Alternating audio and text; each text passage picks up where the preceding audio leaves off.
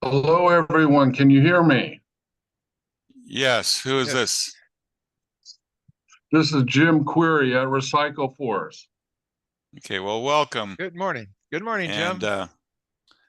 right, so we're going to give everybody about one more minute for people to.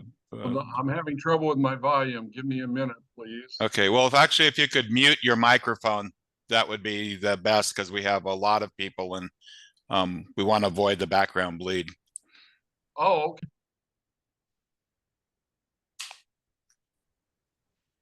Thank you.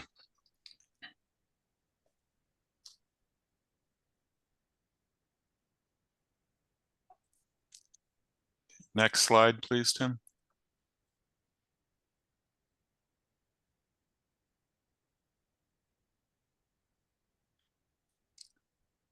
Good morning. We'll be beginning in just a moment, but for those of you who are already in the webinar, it's probably more important that your microphone is off. You can leave your video on or off, depending on what you want to do.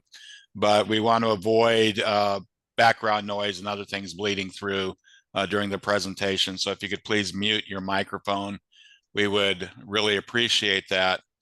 We will have Q&A sessions, not following each one of the presentations, but after the first three presentations and then after the last four. But if you have questions or comments, if you could please put them in the chat room, addressed to all. And then finally, to make sure that we understand who is registered and it matches up to the registration and so that we know who you are, if you could please enter your screen name so that it has your name and your organization or location or however you registered for the webinar, that would be really beneficial to us. Next slide, please. Also, we have Tim Hunter, who is our technical expert. And so if you experience any technical difficulties with the connection, there's a phone number and an email. And also please note that we are recording the presentation and it will be available on the KSU JT tab website. We will also have copies of the presentation available from the KSU JT tab website, and we will be placing that link into the chat box.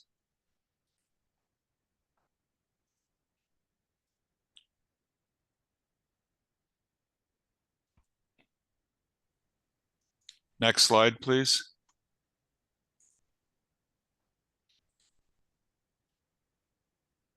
So again, good morning to everyone. Unless you're east of us in the United Kingdom, then it's a little later. But otherwise, good morning and welcome. This is our virtual All-Grantee meeting for 2024.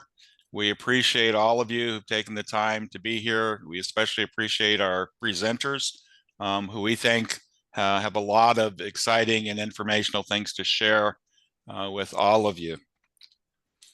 Next slide. So the purpose of this is for the grantees to understand and explore training resources available, to be introduced to new and innovative training strategies and resources. And again, there's an opportunity to network with peer members of the brownfield job training community. So again, we'll have some time during the Q&As, the breaks, and then afterwards, there's a session if people want to stay after and make contact. Next slide, please. So Nolan? we have a full, yes. Nolan, just a second. We had Sherry Calloway is saying that she can't see any slides. I don't know if Tim had a suggestion. Oh, okay, good, good. Thanks. Okay, all right. Great. Okay, so we have a pretty full agenda. So again, we're going to go through some opening remarks and announcements, but then we'll have three of the sessions, Defining Environmental Technology, National Partnership for Environmental Technology Education Resources, and the National Institute for Environmental Health Sciences Clearinghouse resources. And then we will have a Q&A. So if you have questions for any of those presenters, that would be the time that we have a Q&A, and that'll be followed by a break. And then we'll come back with the last four sessions: Environmental Justice Clearinghouse, the Brownfields National TAB resources, and then 2 sessions on artificial intelligence, and then another QA session if you have questions about those presentations. We'll have upcoming events and a wrap up, and then we'll adjourn, and then there's an after hours discussion, which is optional after we adjourn.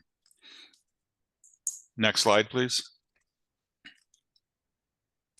So it's my honor and pleasure to introduce Blaise Levin. He's the Executive Director of the KSU Technical Assistance to Brownfields TAB program, Matt Washy, the EPA Office of Brownfields Land Revitalization, and Patricia Overmeyer, the Acting Director of the EPA Office of Brownfield Land Revitalization. Ladies and gentlemen, Blaise Levin. Hello, everyone, and welcome. Really happy you're here, and we're happy to be hosting this. I'd also like to really thank Nolan Curtis, Steve Fenton, and Mike Senu for putting this great program together today. I think we're gonna, have a really comprehensive discussion of resources and brownfield job training things.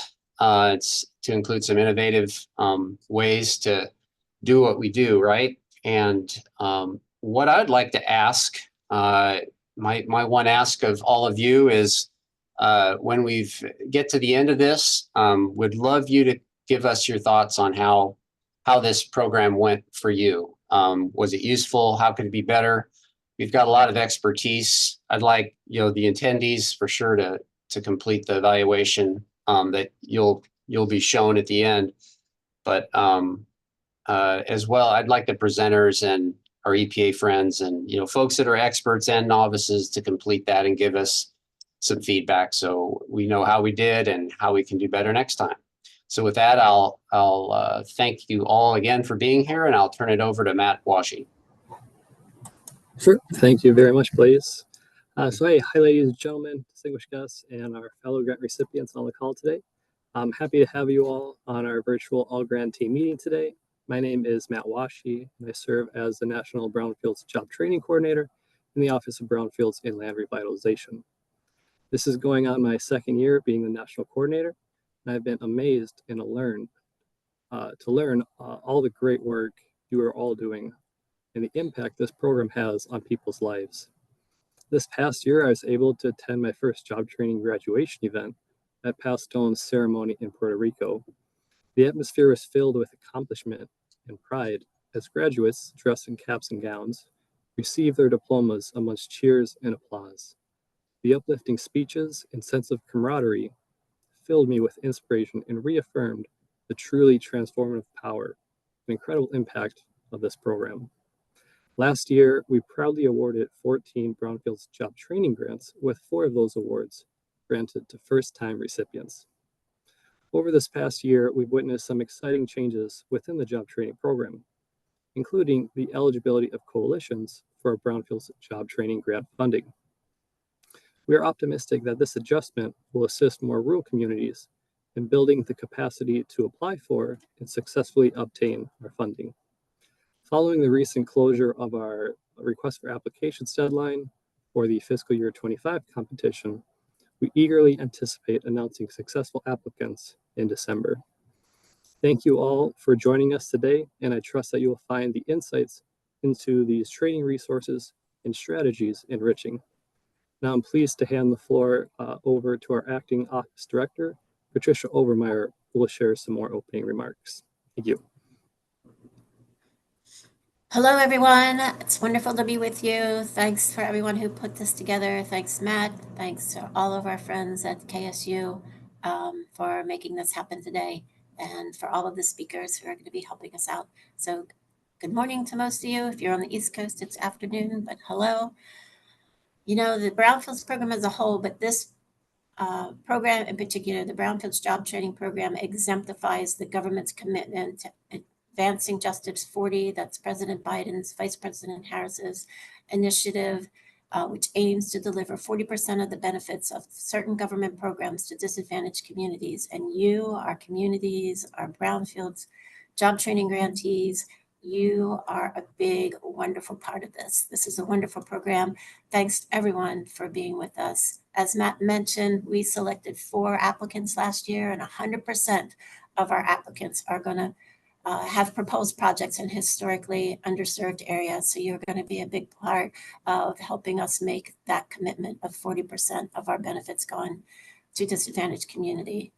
This aligns with the core goal of our Brownfields Job Training program, which empowers nonprofits, local governments, other organizations. This is you, our local governments, other nonprofit organizations. You are recruiting, training, and placing unemployed and underemployed residents in areas that are affected by brownfield sites in the communities that they live in.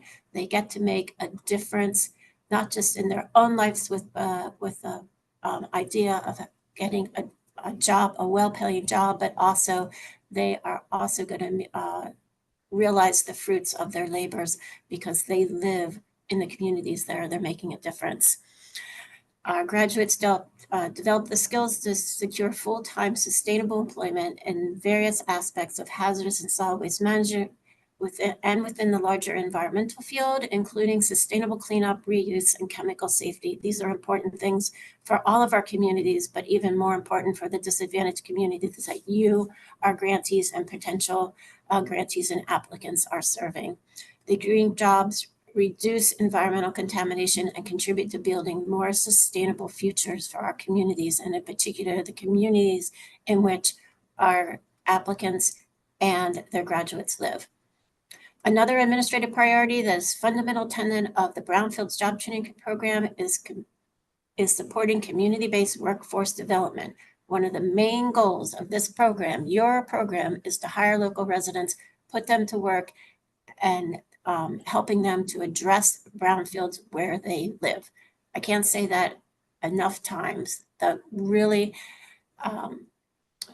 not just the goal, but the heart and soul of this program is to provide workforce development training and opportunities to folks that need employment, and in becoming employed, they're making a difference in the communities that we live.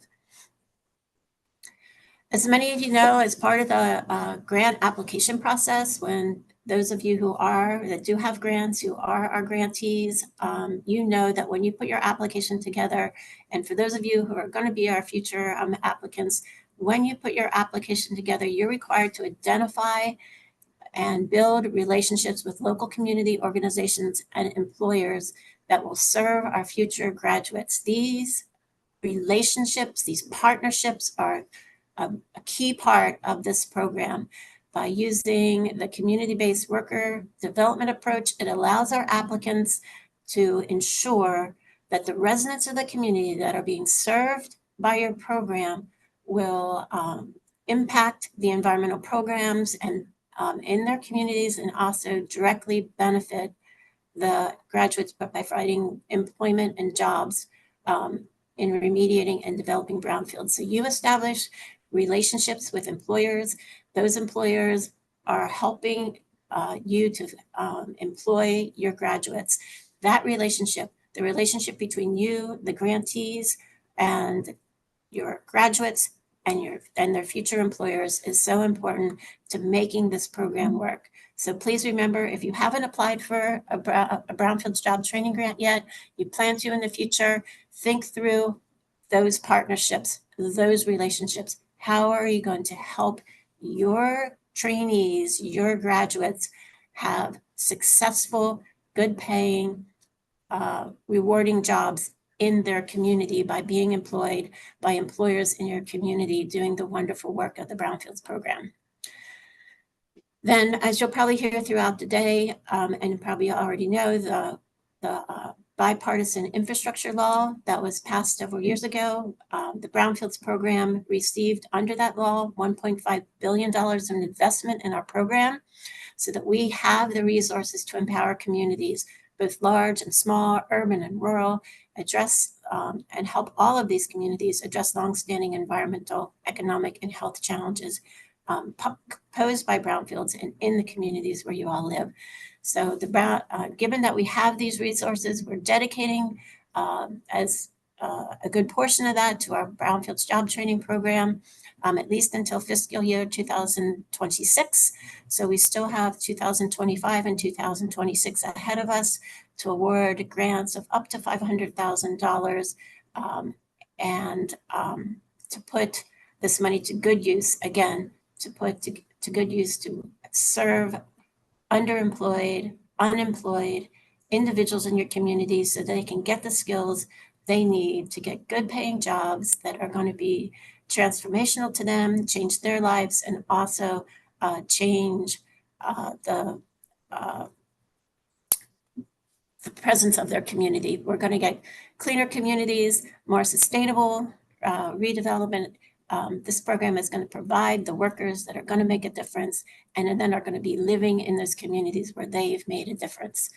I hope all of your discussions today about innovative training strategies, workforce development resources will contribute to your continued success in the world of job training, while also enabling creative solutions, connecting our graduates to meaningful jobs, helping them to get jobs in assessing, cleaning up, and safely reusing brownfields.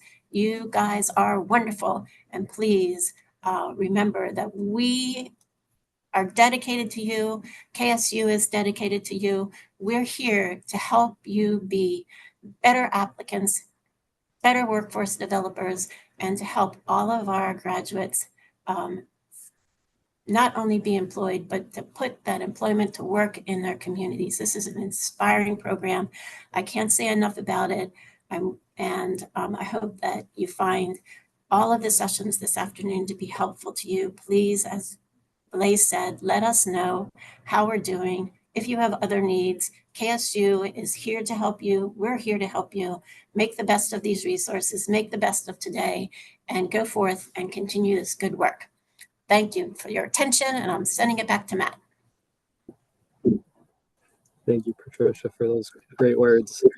So the last thing we have for kind of some opening remarks would be to hear from Tetra Tech and Adapta. But it's just for some quick background as to how we got here. For the past 7 months, KSU or JT Tab, they've been very instrumental in providing this job training technical assistance following the decision by HMTRI or Eastern Iowa Community College to pursue a different direction, thus ceasing the role as our TA provider.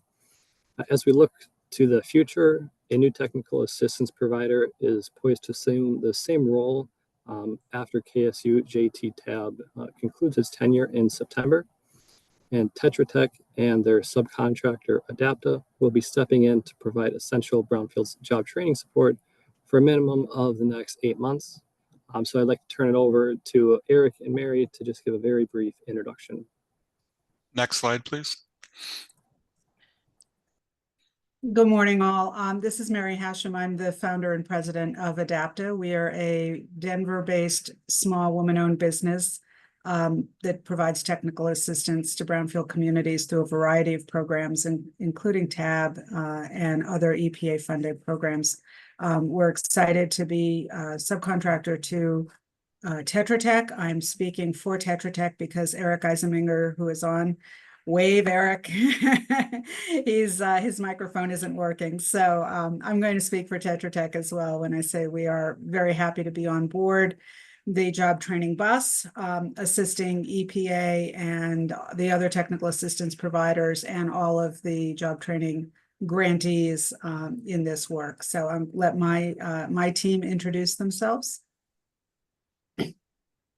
And Curtis, I don't know if, can I share a screen? I have a slide that just shows the screen. Is that the team? Is that possible for me to do? Yes, I guess I'm.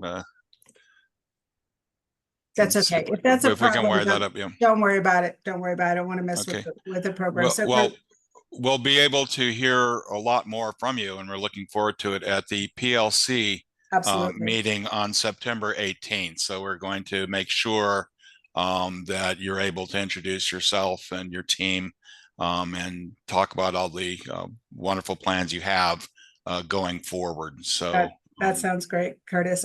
From my team on today is Chrisander Provencher, and of course Eric with Tetra Tech. There are many more supporting us on both sides, but for now we'll leave further introductions to the PLC call next month and just say we're happy to be here and happy to help however we can with this program. okay. And we're happy to have you. So again, thank you very much for coming. We do have one more announcement, and I guess we'll turn it back over to Matt, and if we could have the next slide, please.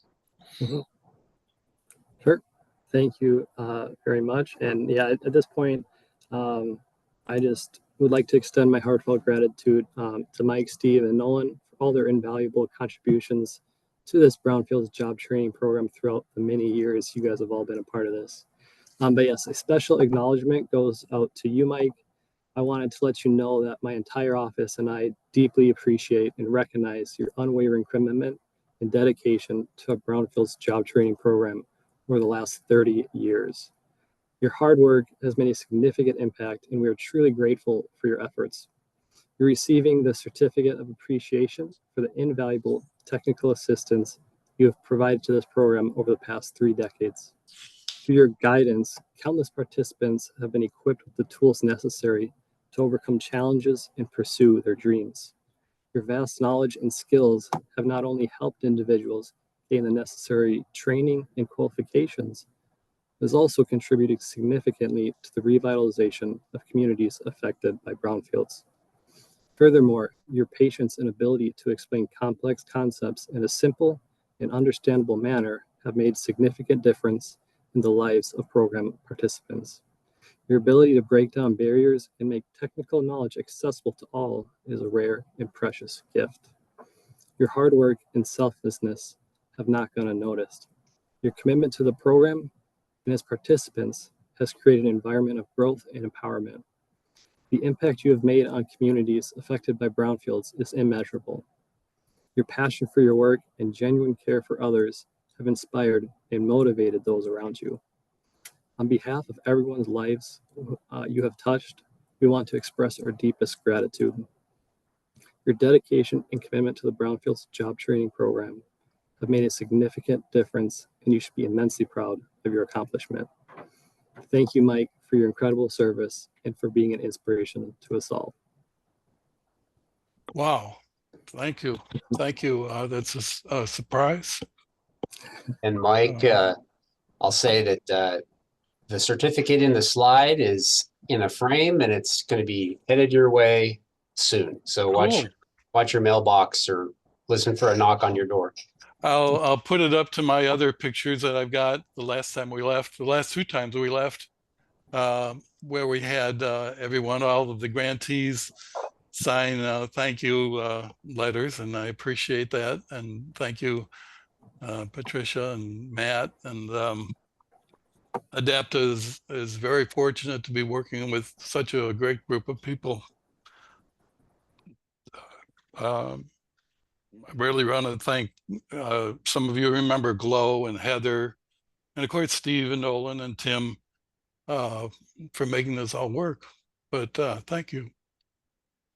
I'll turn it over to Nolan. I think Okay. purposely put you later to see you can recover. And then Yeah. So it was hard to surprise Mike because we had to have like 2 sets of everything so he wouldn't see the one that had his slide in it. Now, thank you, Mike. And again, I think there's a standing ovation. If people had their cameras on, we'd see them all jumping on their desks. We have one more PLC on the 18th of September, so we'll say goodbye then. Right. Okay. Thank you. So anyway, at this point we have next slide. We want to better understand who you are, and this will only take a few minutes. So we have 2 quick poll questions for you.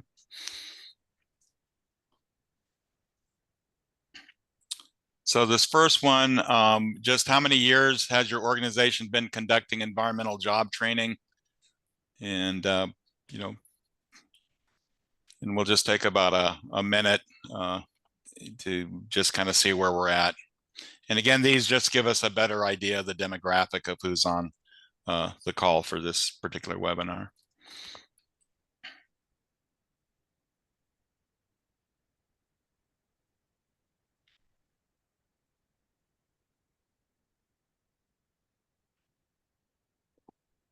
Okay. And then if we could go to the second question.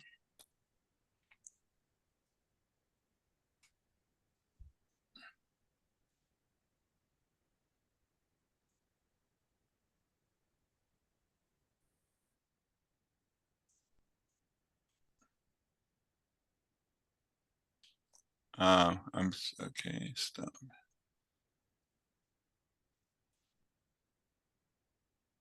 Oops. So the second question is simply, where are you? So which EPA region? Where are you located?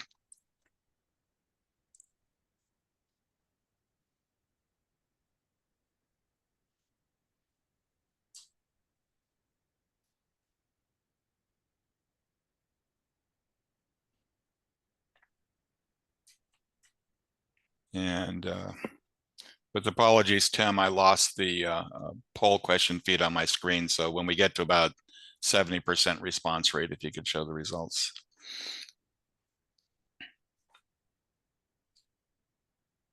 Okay, so let's see, I can't see all the way down. It looks like region 6. So if we have any of the old HMTRI pins, I think everybody in region 6 gets one of the old HMTRI ballpoint pens. Otherwise, give yourself a big pat on the back. But thank you all for participating, and we can move forward to our first session, defining environmental technology. Next slide, please. Okay, that slide. This is a discussion of the National Report on Occupational Career Information in Environmental Technology.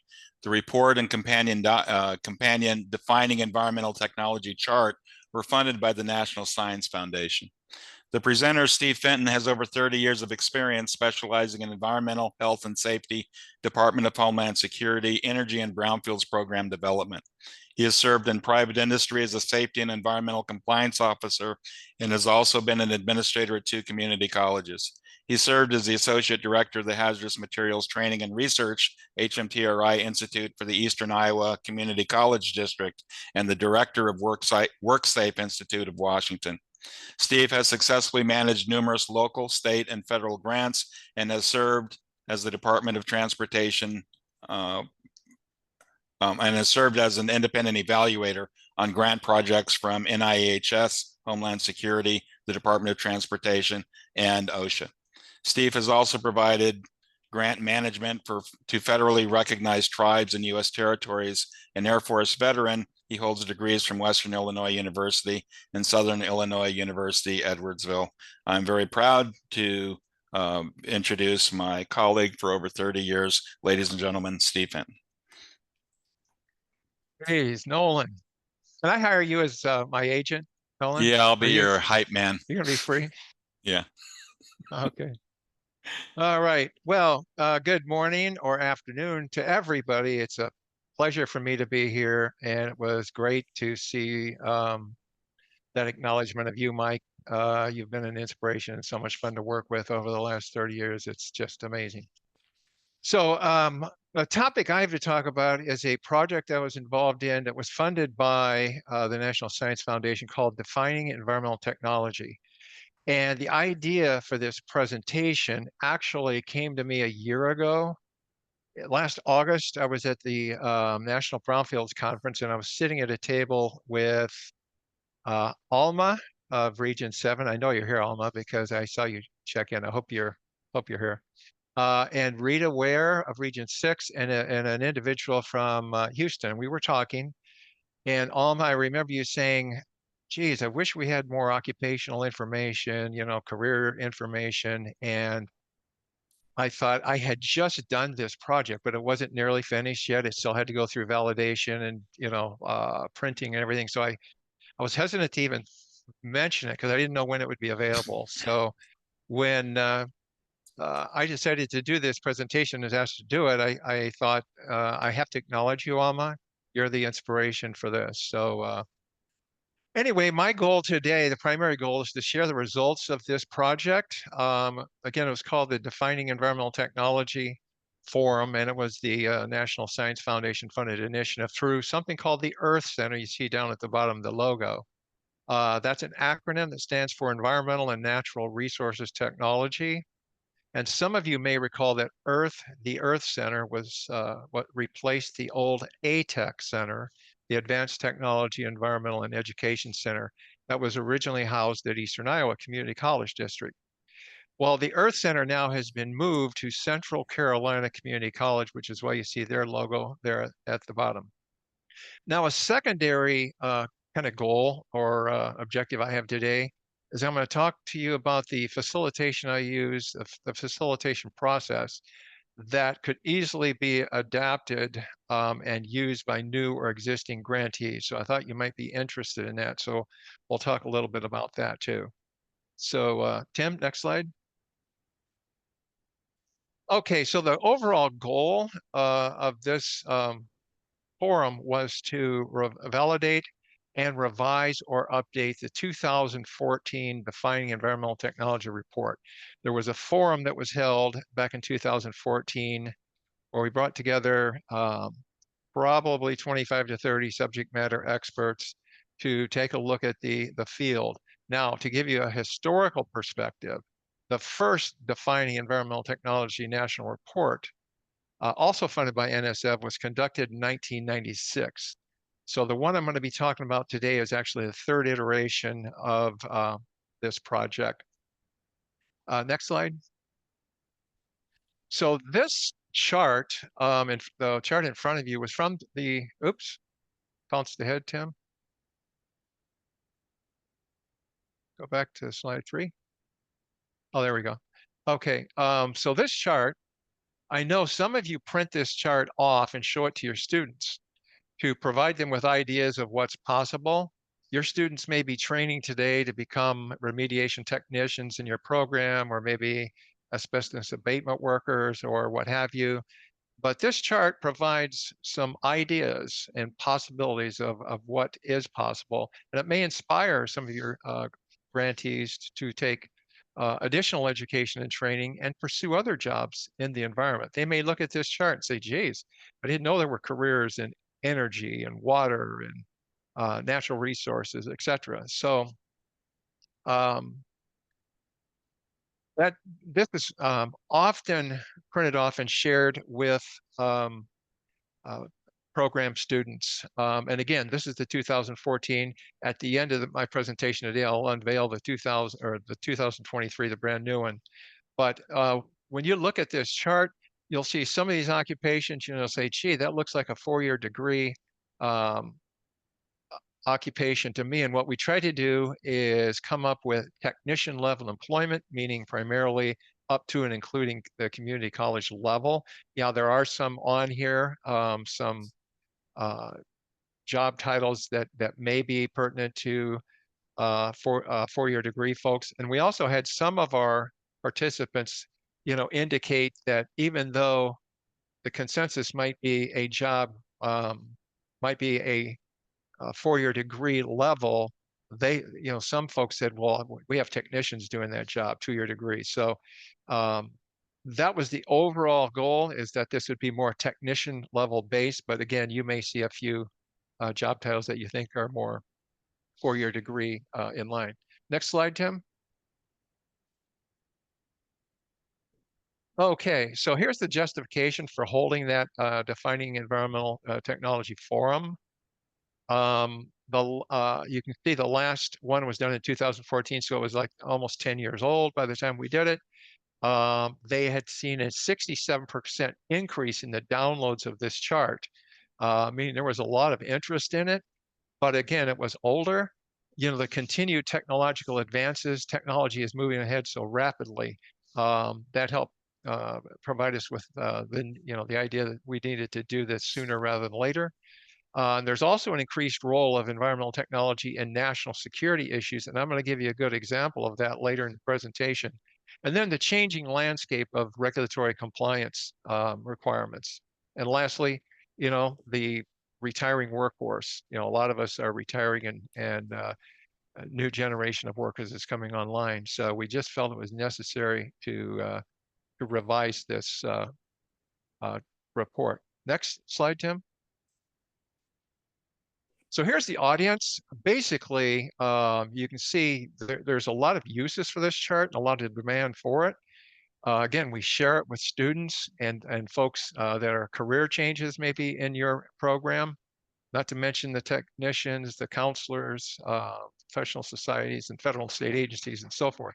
So there's a lot of different audiences for this. And again, a lot of the programs that we have, some of the folks use this to provide information to current students. And you have the career changers, people coming back maybe from the federal, the criminal justice system, are just changing careers. So there's a lot of interest in this information.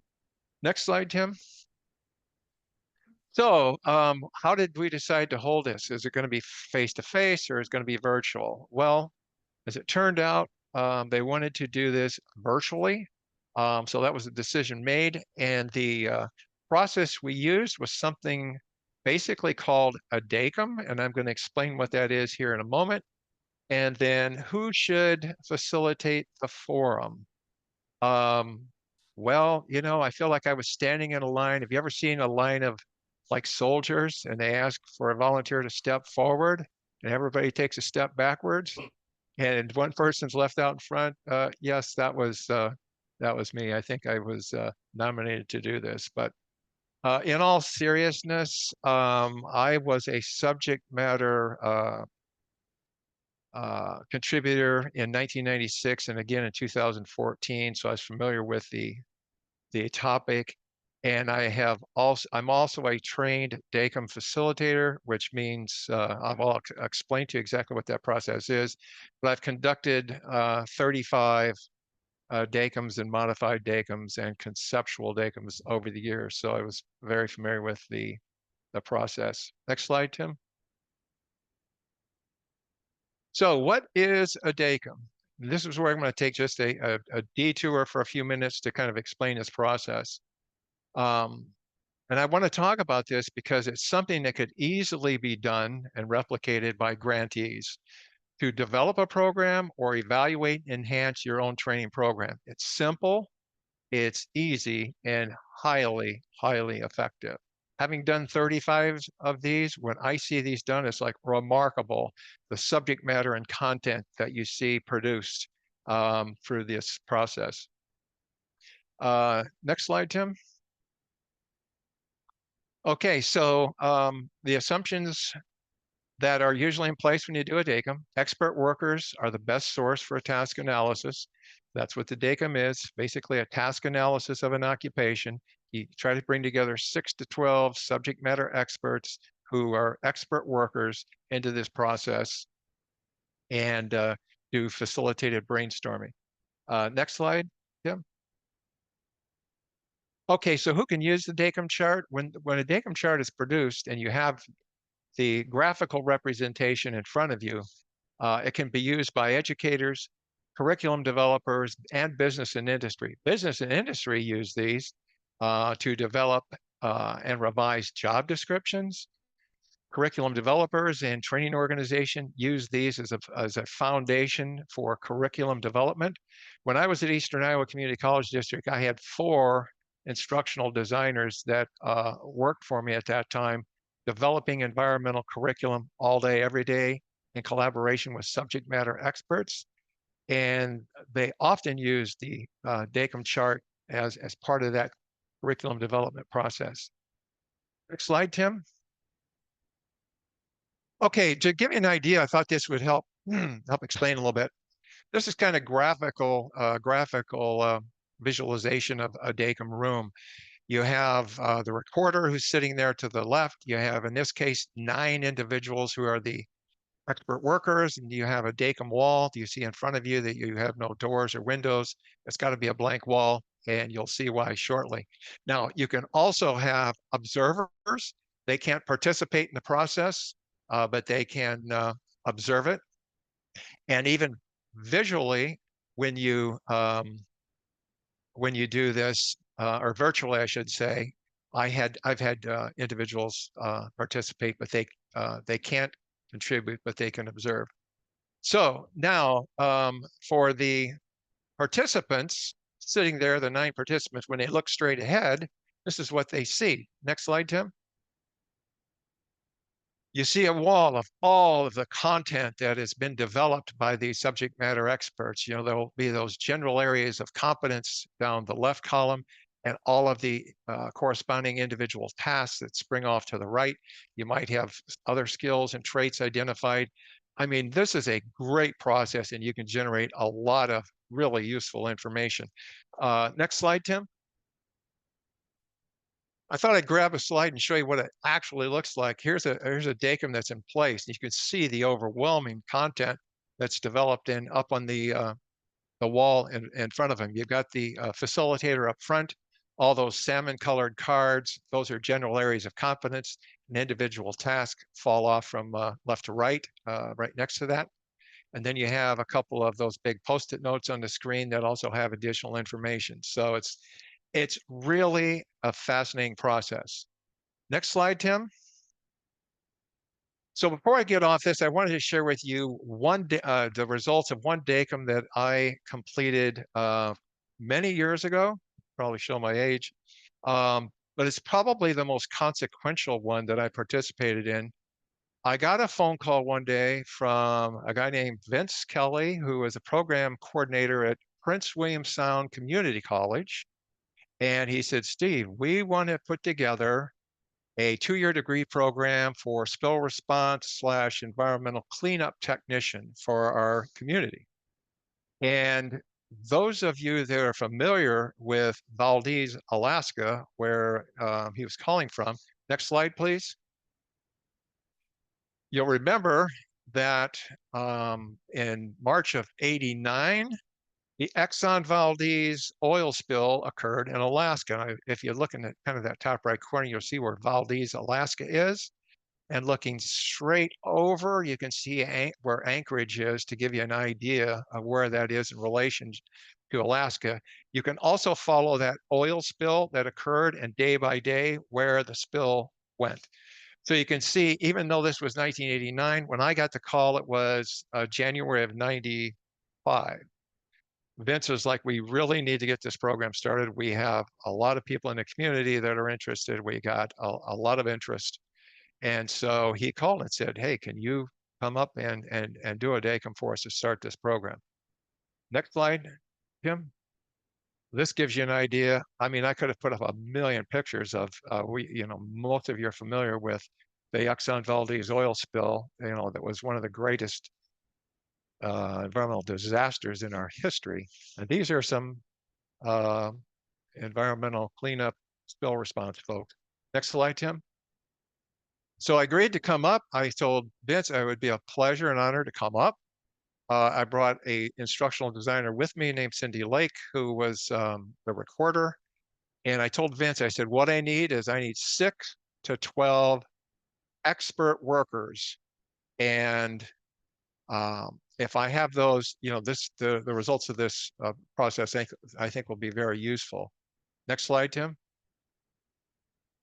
So he put together this fabulous panel, 9 folks that came from as far south as Concord, California, near the Bay Area.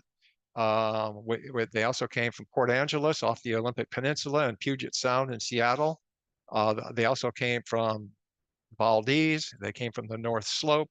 You'll notice the second person was from the U.S. Coast Guard. This was a great panel. And so to kind of move this process along here. Tim, next slide. There you go. So that was the date of the workshop, July 18th and 19th. It was intense. We put together a lot of information. We came up with that 1-sentence description they wanted to use for marketing of the spill response / environmental cleanup technician. And then those 12 areas of competence that you see listed there were going to be all part of the program. Now, I couldn't also show all of the tasks that were associated with each individual area of competence, but it's massive. It's a very, very large process, lengthy. I mean, it's about 3 pages long worth tasks. And when we were done, Vince said, "This is terrific. We're going to start this 2-year degree program." We were hoping this was what the deacon would say, so it kind of validated what they had in mind. And they began their 2-year associate degree program. Now, fast forward to today. Next slide, Tim. The associate degree program no longer exists, but they're still doing spill response classes. And you can see they've also extended that training to Cordova, Seward, Kodiak, Homer, and Whittier, Alaska. They're training all of the fishing fleets. And how do I know about this? Well, our next speaker, Kirk Laughlin, has a grant from the NIEHS. And for several years, one of the sub-awardees was Prince William Sound. And in full disclosure, I was the independent evaluator for this project. So I actually got to look at all of the evaluations that were submitted for this project, which is why I know the exact numbers, 1,475 students. Fantastic. They loved the training. The training consisted of both classroom, hands-on, on the water. They got to use booms. I mean, it was really a very good class. So I just wanted to share that with you as an example of what a DACM is. And again, it's something that can be replicated in your individual programs by talking to employers and asking them, to share, 1 or 2 of their expert workers, and you can develop a curriculum and find out just what the true needs are. It can be a very effective method to not only start a program, but also to evaluate it over time. So next slide, Tim. Okay, now the DACM, we were looking at an individual occupation. Now we're going to kind of turn our attention to the environmental technology field. Now we're looking at the broad umbrella of the jobs underneath environmental technology. I call it the 50,000-foot view. Next slide, Tim. Okay, so here's the characteristics. We kind of call this approach kind of a modified DACM because it uses the same principles. You can see here, a very similar planning process. And the nice thing about this one was we had the 2014 chart. So we had something to start with. Next slide, please. Okay, so some of the ground rules. As the facilitator, you got to make sure that all the members contribute. You don't have one person who dominates the whole discussion. And again, observers cannot participate. All statements begin with an action verb. Why is that? So you know exactly what's the intent is of their suggestion. It's very important that they use action verbs. And then at the very end, make sure the participants only provide information and aren't relying on the internet or the books. This is much easier to police in person than online. But if I see someone I think's looking something up, I'll say, hold on, remember, this is, brainstorming. We're bringing you in for your ideas. Next slide, please.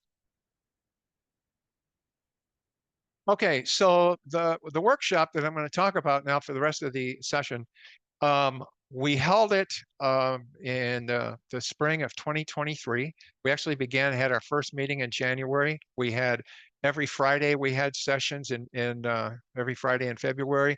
We had additional sessions in April. And then we got to the point where we were just about ready to start writing it. The person who was going to write the report retired. So guess who got to write the report? That's right. I got volunteered to do that again, which is okay. So you can see the reason why I wanted to show you this, though, is there were 27 subject matter experts, and I could just say that and move on.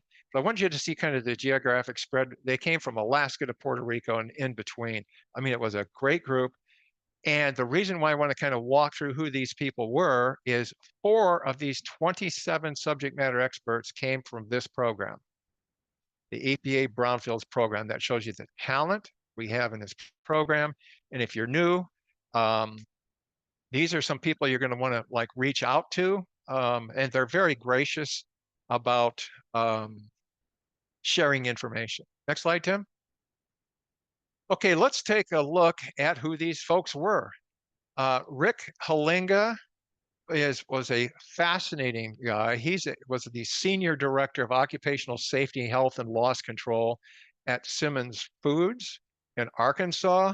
Simmons Foods was ranked as the #1 food company for its size in the United States in 1922 or in 2022. Dale Reet is a safety director for the John Deere Seeding Group at Deere and Company. Their world headquarters is in Moline, Illinois.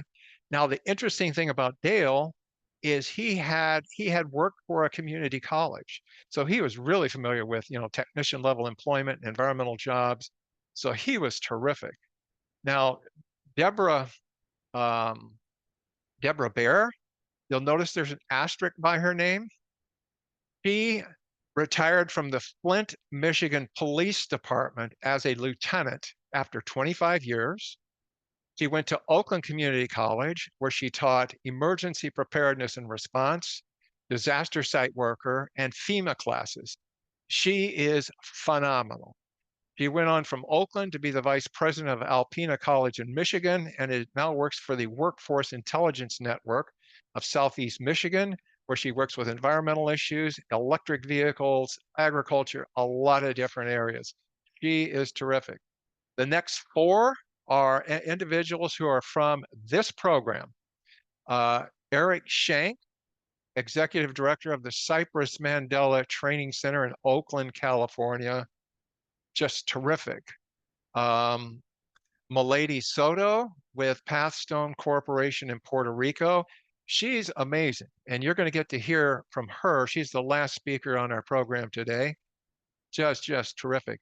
And Janet Hurley is one of my all-time favorites. And Janet, if you're here, you can send me, $5 later. But she wouldn't tell you all this, but she is tremendous. She not only runs the program, the Brownfield program at Santa Fe Community College, she also has been on a number of nationwide standards committees over the years. And she also is an instructor for Los Alamos National Laboratory, where she teaches courses like beryllium worker, chemical hazard awareness, RCRA, and other courses. They love her at Los Alamos, and she does a tremendous job. So she's somebody who is just incredible. And she has so much expertise in different subjects. She was very helpful in this whole process. Dr. Lynn Zender, who is with the Zender Environmental Health Group in Alaska, also a grantee. They do a lot of work with Native Alaskans and do just an incredible job. She's also kind of a subject matter expert on hazardous waste in the Arctic.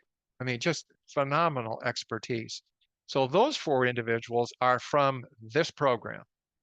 And there probably could have been others, but the point I'm trying to make is this is a very talented group we have of grantees. The last 2 are agency representatives. Paul Dutton, who's a cybersecurity specialist in the Water Infrastructure and Cyber Resilience Division, US EPA. He relayed a story to us about a cyber hacker in 2021. You may have heard about it in Pinellas County, Florida, in the water supply. A hacker tried to get in and actually did, and adjusted the level of sodium hydroxide to more than 100 times its normal limit. A very alert system operator noticed the intrusion and immediately reduced the levels back to what they should be twice. It happened twice. But that kind of points out the importance of knowing about cybersecurity.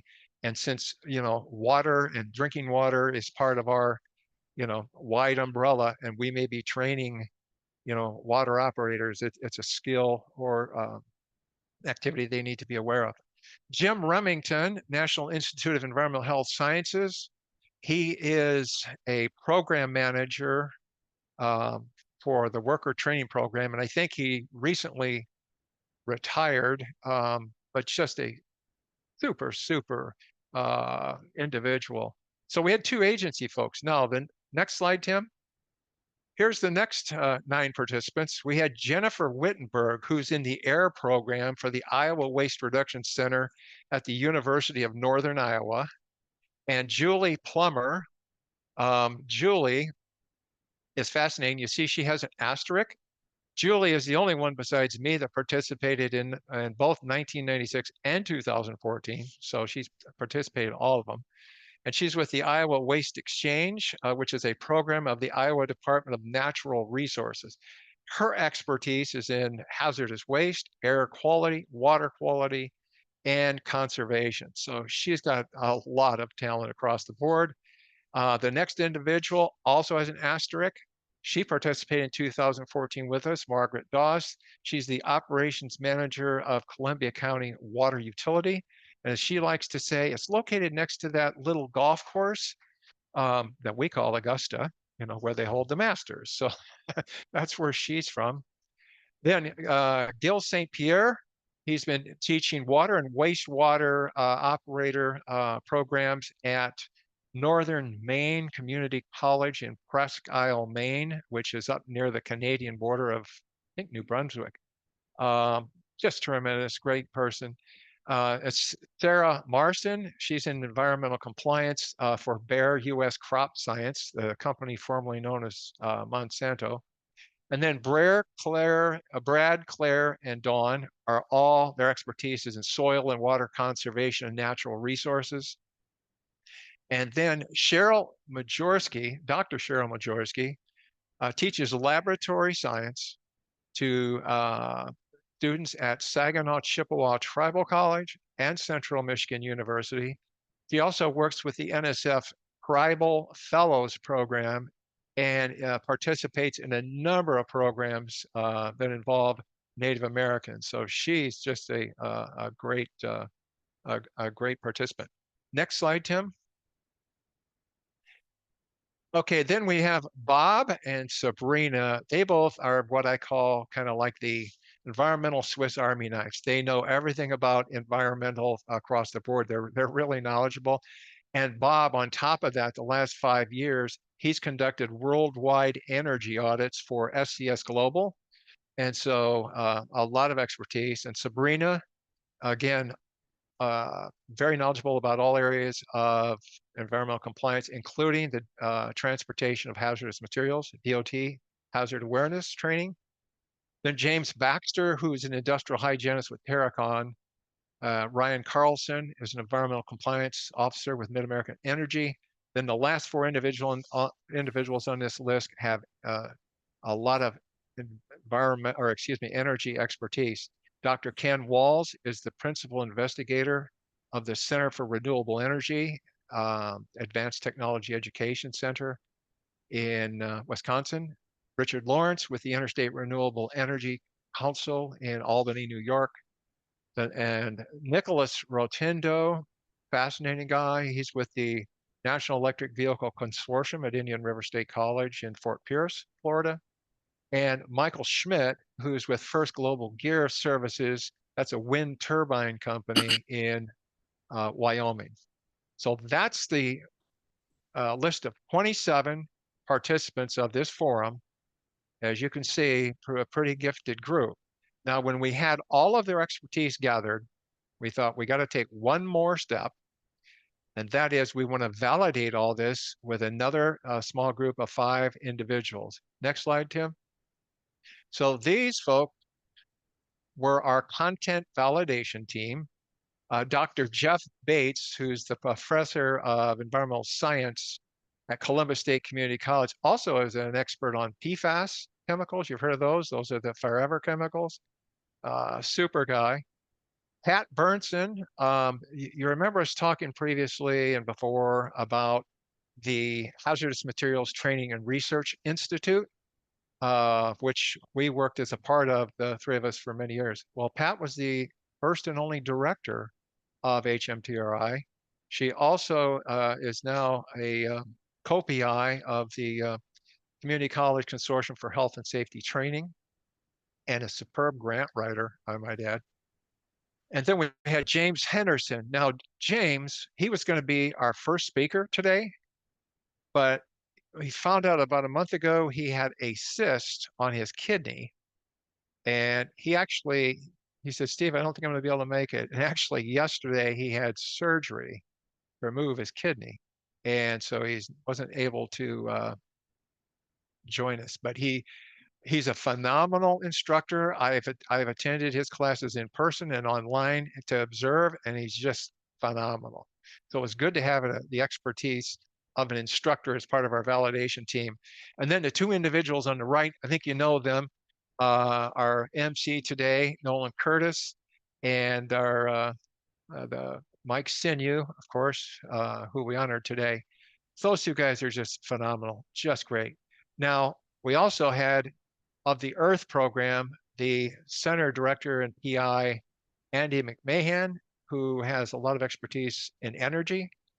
Kirk Laughlin, our next speaker, is also a co-PI, a lot of expertise in environmental health and safety and science, and also was involved in water wastewater in his career. And then Brian Ritter, and also a co-PI of that of the Earth grant, who has a great expertise in natural resources. So that was our team. Next slide, please. Pardon me, Steve. I just wanted Yep. to make sure that we had enough time for your video. Yeah. So, How are we doing? again, I'm just trying to make sure we have enough time for your video. So Okay, I'm moving along here. Sorry about that. Got it. Oh, okay. So these are the goals that were addressed. We basically did everything that we needed to do, including the last two items there. We identified cross-cutting skills that kind of transcend all of the environmental occupations. And then we identified emerging issues and future trends because we thought that was critical, important part of the project. Next slide, please. Okay, next slide. Okay, the results. This is a copy of the cover of the Defining Environmental Technology National Report, 60 pages long. We're going to put a link, Tim will put a link in the chat to this full report that you can download for yourself. Next slide, Tim. Inside, this is just an example, like when we look at air quality, we've got, and this is too small for you to probably read on your screen, but you can, there's a list of job titles and job functions for each of the 14 categories in the report. Next slide, Tim. And then there's a new chart. This is the 2023 national chart. There, again, this is too small for you to probably see, but there's 14 job categories. There's quite a few jobs underneath, job titles, and this is also going to be in the chat box. We're going to drop the link to this so you have that accessible as well. Next slide, Tim. And okay, that'll be actually in the presentation. Both of those links will be in the chat, as well as the link at the bottom, the earthcenter.org, which I wanted to mention that. Now, that site isn't fully operational yet. There's a video on it that's 3 minutes I'm going to show in a second. But bookmark this site because in September it goes fully, it'll be fully operational and it'll have a lot of resources for you. Next slide, Tim. Okay, and if you're curious about DACMS, want to know any more, go to the Ohio State University Center on Education and Training for Employment. We will also put this link in. Tim will drop this in. It'll take you to the DACM International Training Center where you can learn about being trained, in DACM facilitation. They also do training in person and virtually. They also have a big repository of DACMs that have been done in the past. So if you are interested in this topic, there's more coming. Next slide, Tim. Okay. This is just a short 3-minute video really about the Earth Center. Go ahead, Tim, if you can show that real quick.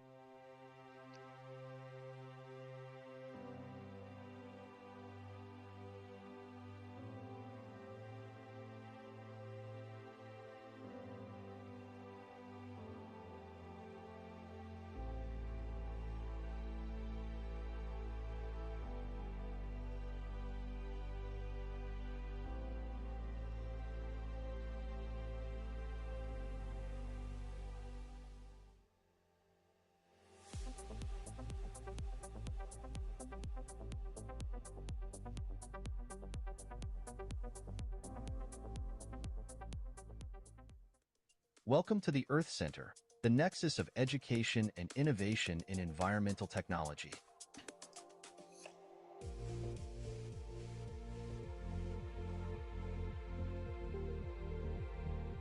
Environmental technology is a STEM-focused career path, utilizing technical skills to address environmental challenges.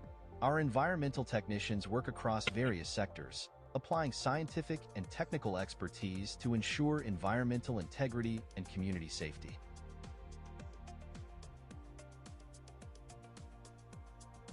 With the support of NSF-ATE, the Earth Center offers mentoring to facilitate the creation and execution of grant proposals, promote collaboration between educational institutions and industry, and assist in the development of effective environmental technology programs.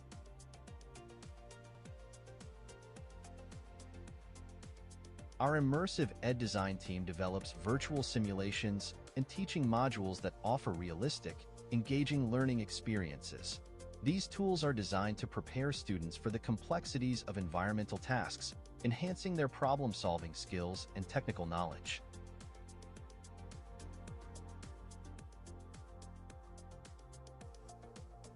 The Earth Center aids institutions in developing environmental technology curriculums through our job task analysis process, ensuring that programs meet the needs of both students and the industry, and preparing graduates for successful careers.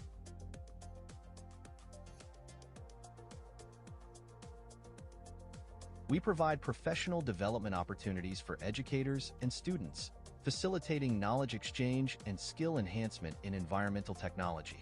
Our programs are designed to be accessible, with options for both in-person and virtual engagement. Join the Earth Center's journey in redefining environmental technology education. Visit our website to discover how you can contribute to and benefit from our programs. For further details, reach out to us at info@earthcenter.org. Connect with us on social media to stay informed about our latest initiatives.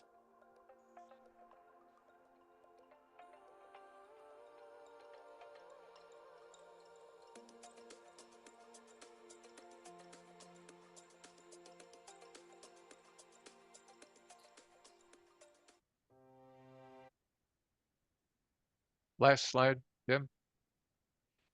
Oh, that's it. I apologize if I went over a little bit, but if you have any questions, I'm going to be around. I think we're going to have some questions, question and answer session here after a couple more speakers, but appreciate the opportunity to talk with you today, and thank you very much. All right, thank you very much, Steve. That was extremely valuable, both in terms of the project itself, defining environmental technologies, and the DACOM process, those very useful tools for people in their programs. Next slide, please. Our next session is a discussion of 2 train-the-trainer opportunities available to EPA Brownfields job training grantees through the National Partnership for Environmental Technology Education, or National PEAT.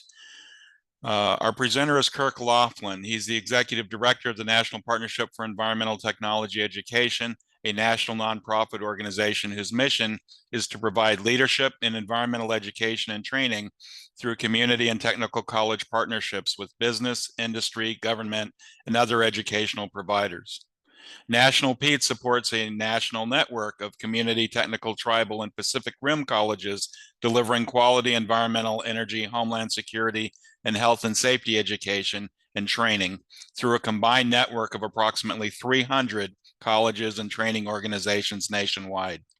National PEAT maintains grants and contracts with the U.S. Environmental Protection Agency, the National Science Foundation, the U.S. Department of Homeland Security, FEMA, National Institute of Environmental Health Sciences, and other environmental education and related organizations. National PEAT is an affiliated council of the American Association of Community Colleges and a strategic partner of the National Science Foundation ATE Earth Center. Kirk is also executive director and a founding member of the National Environmental Safety and Health Training Association, a nonprofit society for educators and trainers most specializing in environmental safety, occupational health, and emergency response fields. It's my honor to introduce Kirk Laughlin. Okay, thank you, Nolan. Didn't realize I had been around that long. Okay. What I want to present is trainer and program capacity building resources that we can bring to the table.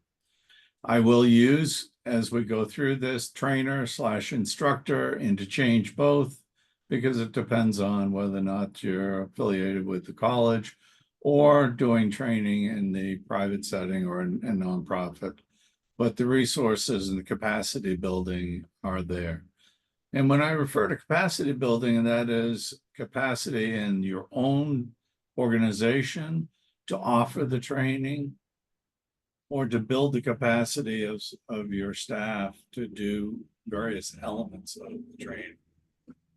Many of you may have to reach outside your organization to provide training, the training resources. And what I'll be talking about today is programs that you may be able to have your folks participate in and then be able to build that capacity within your own organization. Next.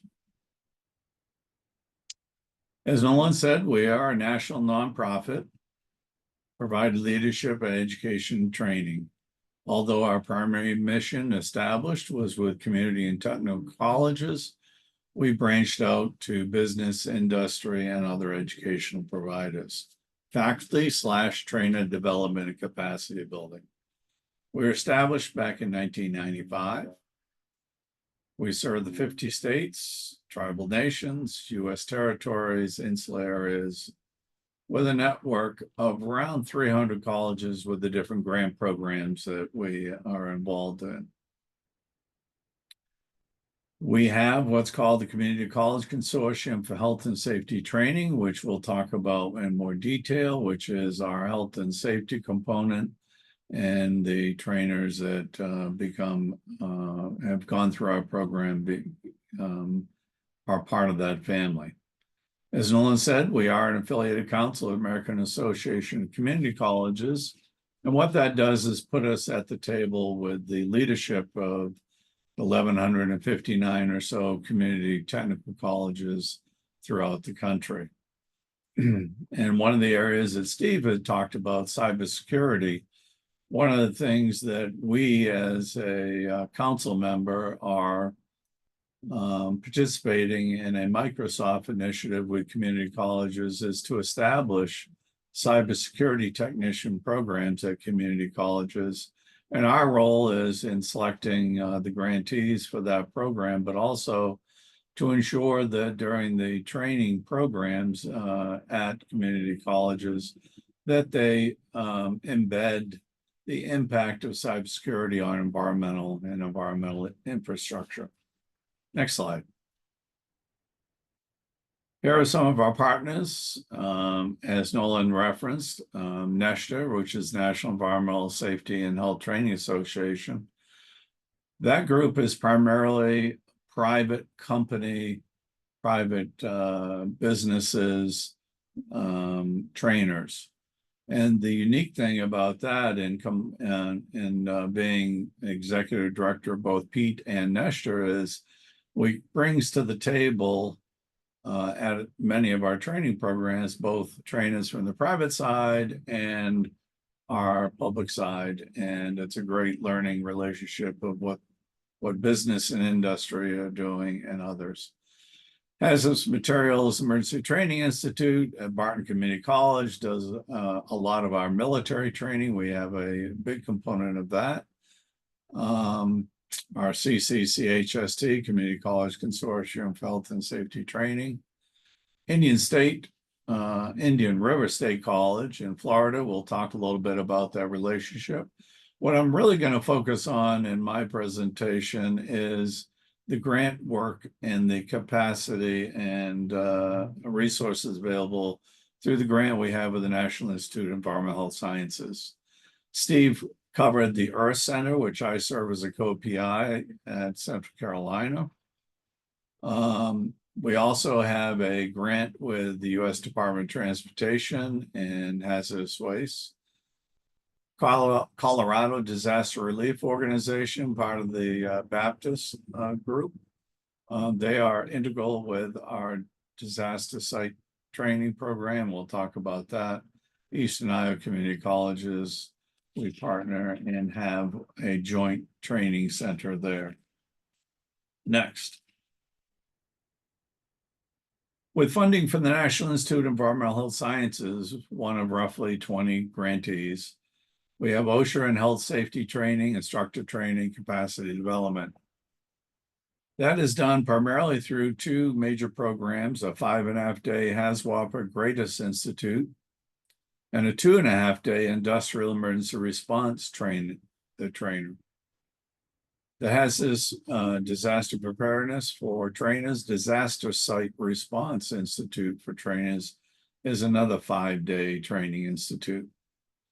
Besides attending the 5 days or 5.5 or the 2.5, each program requires roughly 24 hours of online pre-training requirements for you to attend. Next slide. The greatest, the 5.5-day train the trainer. The certifications include the 40-hour hazardous waste worker, the confined space non-entry rescue, hazard awareness and communications, to name a few. Topics covered are regulations, site characteristics, health and physical hazards, radiological hazards, respiratory protection, PPE, and the rest that I list here. It's offered once a year at our joint training center on the campus of Scott Community College in Bettendorf, Iowa. 2025 will be held in, I have May down here, but it may be April. We're ironing out the details of exact dates now. And it's done by application. The picture here is the actual training center, where it's pretty well outfitted. The balloons are not part of the training, but it just happened to be a birthday of one of the participants. But a good portion, better than 50% of the training is hands-on. And we have enough equipment and supplies, et cetera, to outfit. We typically have between 20, 22 trainers / instructors that participate in this program. Next. Now, our greatest institute used to be 2 full weeks. We heard from a lot of faculty, a lot of trainers, a lot of different organizations that allowing an individual away from the work site for 10 days, or in essence would travel 12 to 14 days, was getting extremely hard. And so what we did is took that back and decided to split it. As I mentioned in the previous slide, 5.5 day is our greatest now.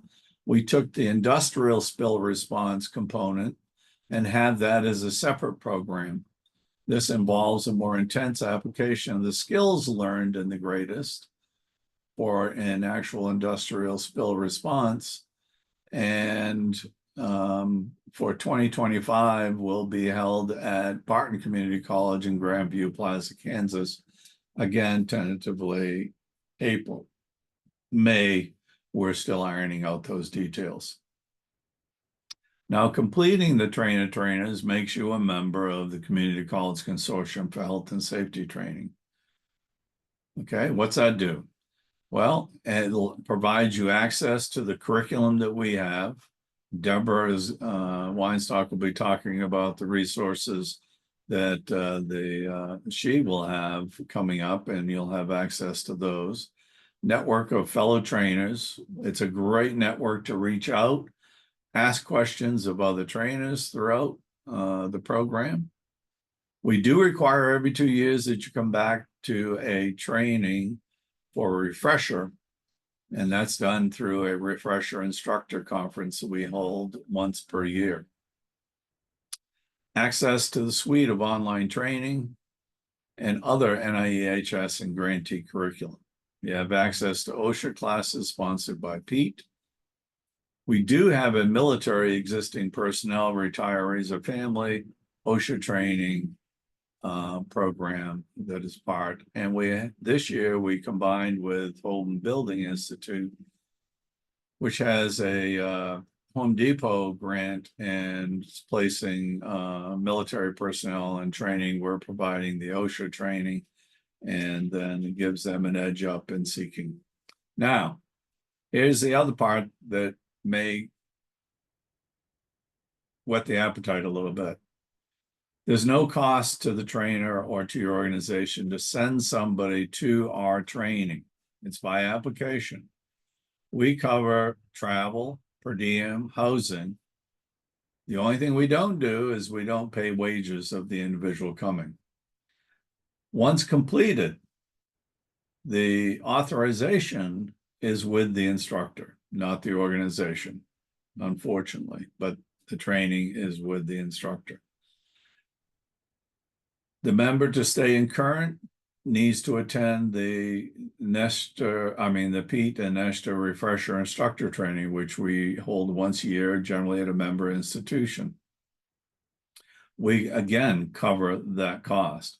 What we ask upon those folks that go through, when you go back to or that trainer goes back to their organization, that you report through our system the training that you offered, how many people, what was the training topic, and that, as with any grant program, it's number crunching and it's documentation, and that's the critical component for us.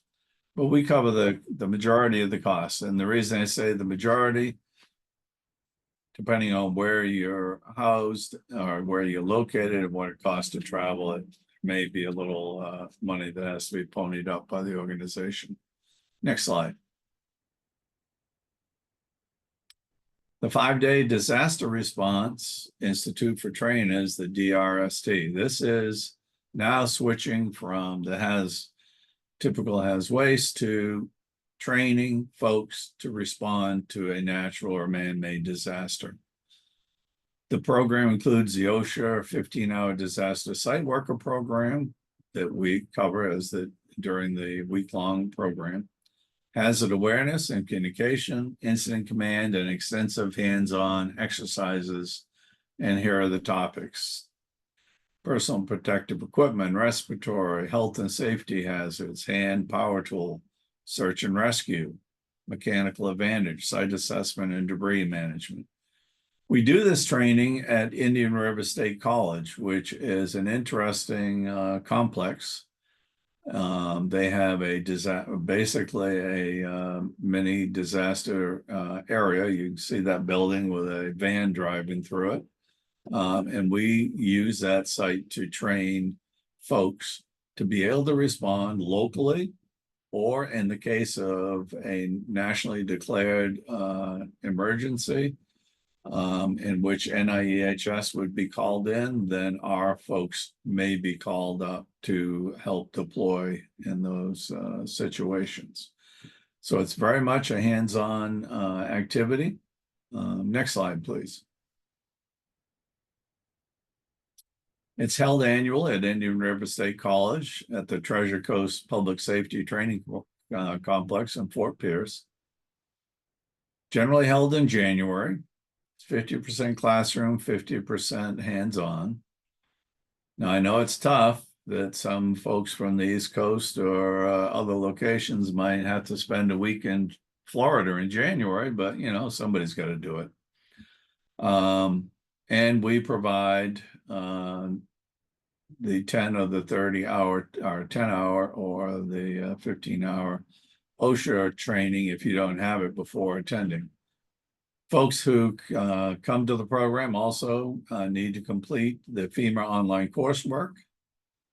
We offer OSHA 10 and the OSHA DSW to tribal colleges and tribal governments as a separate component of this program. Again, what we require or request is when the folks that come through this program, they go into our DMS system and load the training into that.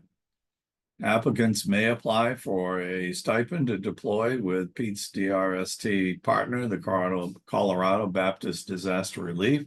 Matter of fact, I'm preparing a deployment request right now to go out to our members for cleanup and fires in Colorado. And you may be able to deploy locally if NIEHS seeks assistance from Pete. Next slide. Currently, we have roughly 134 training organizations that are part of our network. Those numbers go up and down. Who employ over 175 trainers. We're located in 32 states, 2 U.S. territories, and collectively, we complete over 300,000 contact hours of training annually. Now, the DRST that I mentioned in Florida, we cover the same costs associated that we do with the other 2 programs. We cover travel, per diem, housing for that program. Besides the instructor refresher that we do annually, we also offer a minimum of 6 webinars, stay freshers as we call them. They're recorded. Members have access to those on the PCCHST web portal. That way is another avenue for them to get refresher training that we require as part of our program. Next slide. I wanted to put this up because it follows right along with Steve's presentation. This is estimated job growth in environmental technology occupations put out by the Bureau of Labor Stats. As of 2022, if you look down through, look at the growth in environmental science and protection tech. Over 80,500 jobs in 2022 with a projected growth of 6%. Now look at the occupational health and safety tech. Over 138,000 jobs with a 13% growth rate. Those are important stats that you can use back in justifying your programs, but also reaching out to business and industry and government agencies that will be looking for, if they're not right now, occupational health and safety technicians. Next. So I hope this might pique a little interest in the capacity building opportunities that you may want to take advantage of. We have several. And a matter of fact, later on, the speakers, the last 2 speakers are members, and we got several others here who I'm sure will be willing to share their experiences coming through Pete program. Please go to the www.nationalpete.org website. We should have, within a week, all of the dates listed and the applications being posted for the upcoming programs. So without anything further, I'll turn it back to Nolan. Thank you, Kirk. And this is an amazing and tremendous opportunity for your organizations to grow their capacity, your own capacity, and in terms of your trainers and controlling both content and cost. And you know, again, it's just one of those opportunities that's too good to miss or too good to pass up. So we really thank you, Kirk, for your many years of service and work with National Pete and the many other organizations that you've been a part of. Okay, we have one more session, after which we will have an open Q&A and then a break. So session 3, next slide, please. Session 3 is on the NIEHS Clearinghouse resources. This is a discussion of the numerous resources housed at and available from the National Institute of Environmental Health Sciences. There will also be a discussion concerning the recently released report, Impact Evaluation of Workforce Development in Disadvantaged Communities, the NIEHS Environmental Careers Workers Training Program. Our two presenters, Dr. Deborah Weinstock has spent more than 30 years working to ensure that American workers are safe on the job through advocacy, consulting, and program management. Her experience ranges from developing and implementing issues advocacy campaigns to involvement in policy development. She has extensive experience working with government, labor, community-based organizations, academia, and the private sector. She is the director of the National Clearinghouse for Worker Safety and Health Training, where her primary responsibility is ensuring that workers and employers have ready access to information on the hazards they face in their work. She is the author of numerous reports and journal articles on key safety and health issues. Dr. Eric Prasad is a health specialist in the worker training program of the Division of Extramural Research and Training at the National Institute of Environmental Health Sciences. Dr. Prasad is primarily responsible for supporting evaluation efforts, fostering communication of the program, and administering and analyzing grants related to the extramural training program. Prior to joining NIEHS, Dr. Prasad evaluated multiple initiatives as a contractor to NIEHS, starting with the NIEHS WTP, opioids, and the workplace training program, and responded to the COVID-19 pandemic by providing expertise in evaluation. Ladies and gentlemen, Deborah Weinstock and Eric Prasad. Thank you, Nolan, and thank you for the honorary doctorate that you just bestowed on me. I appreciate that. Though I expect people like Eric who actually have one might not be so excited. Anyway, hello, everyone. I want to thank Steve, Mike, and Nolan for inviting Dr. Prasad and myself and to present to you today. And I'd like to thank my colleague, Kenda Freeman, in advance. Kenda will be posting relevant links into the chat for you as I go along. Next slide, please. Okay, so today I'm going to give you a little background on the NIEHS Worker Training Program and explain what the Clearinghouse is.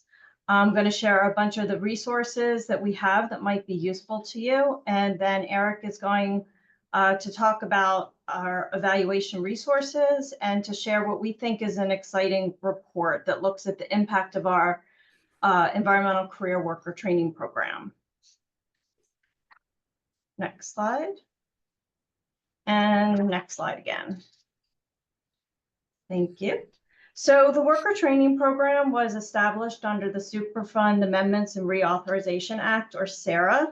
And the program prevents work-related harm by providing health and safety training for those who work with hazardous materials or hazardous waste and respond to or clean up from disasters. WTP funds 18 nonprofit organizations across the country to develop and deliver health and safety training. The grantees are labor, academic, and community-based organizations, and most are consortia with multiple partners, such as Kirk just presented with Pete. WTP and its grantees partner with federal, state, and local agencies, academia, unions, and community-based organizations to deliver health and safety training primarily to workers, but also to community members. Next slide. The program has multiple components, including the Hazardous Waste Worker Training Program, the Hazmat Disaster Preparedness Program, the Environmental Career Worker Training Program, and the DOE Nuclear Worker Training Program. There's also a Small Business Innovation Research, or SBIR program that provides grants to develop e-learning projects such as virtual reality and handheld device applications. The program has trained more than 5 million workers to understand how to protect their own health and safety on the job. Thousands of those workers have been trained to provide response and recovery activities in response to natural and man-made disasters, such as the World Trade Center attacks, Hurricanes Katrina, Sandy, and Harvey, Deepwater Horizon oil spill, as well as Ebola and COVID-19. We've also provided workforce development and job placement for nearly 15,000 workers through the Environmental Career Worker Training Program. Next slide, please. The WTP network is diverse and collaborative.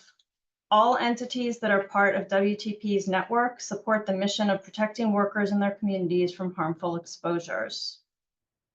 The network includes the grant recipients, also referred to as grantees, and these are all, again, nonprofit organizations that are funded by the NIHS Worker Training Program. They oversee and deliver worker health and safety training. Then we work with health and safety advocates, unions, and other organizations, and they collaborate with the WTP grantees to deliver training and share resources. We collaborate with federal, state, and local agencies to share resources, and this helps expand the reach of the program.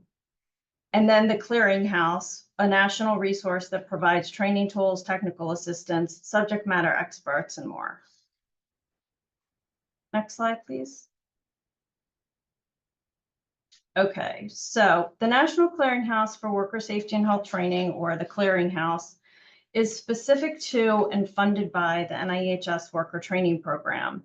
It was established in 1988, just shortly after the initial grantees were awarded their grants.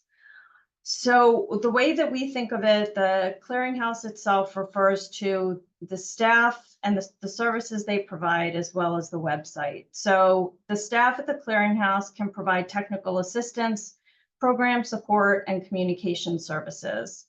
Broadly speaking, the Clearinghouse staff support and serve the WTP program staff, the grantees, the trainers, interested groups, and the general public.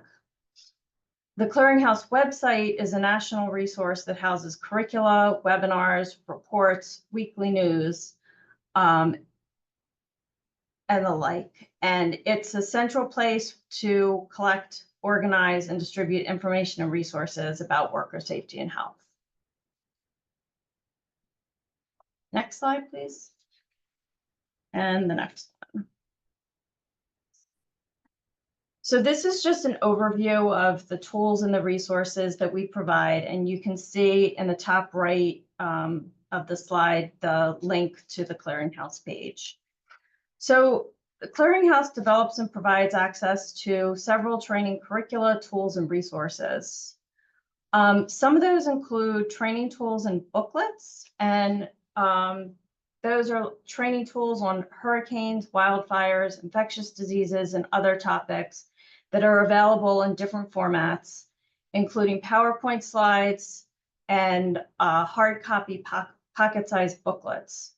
We also have a curricula catalog on the website that you can search by grantee name, by topic, and by language. We have a mobile app that allows easy access to all of the training tools that are available in PowerPoints and in booklets. This is very useful for workers and volunteers who need this information in areas with limited internet service when they're actually responding to a disaster. We have fact sheets that share information about specific hazards like urban flooding, COVID-19, fentanyl and opioids, and other topics.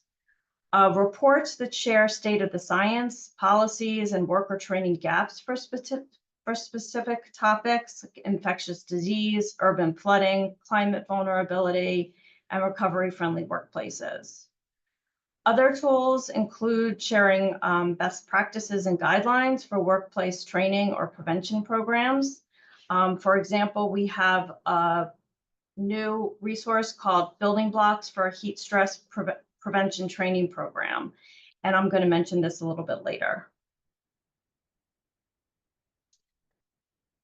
And all of these materials are available on our website. And we encourage all of the grant recipients and all of their partners to use and adapt these tools for training in their target audiences. The materials are also available to some extent in Spanish and in other languages, as we've had the resources to do that. Next slide, please. Our disaster preparedness and response tools cover a wide range of topics. You can see them on the slide here. And they have, we've developed those initially. It was based off of scenarios, Department of Homeland Security scenarios. And otherwise, they have just sort of come up organically to fulfill a need.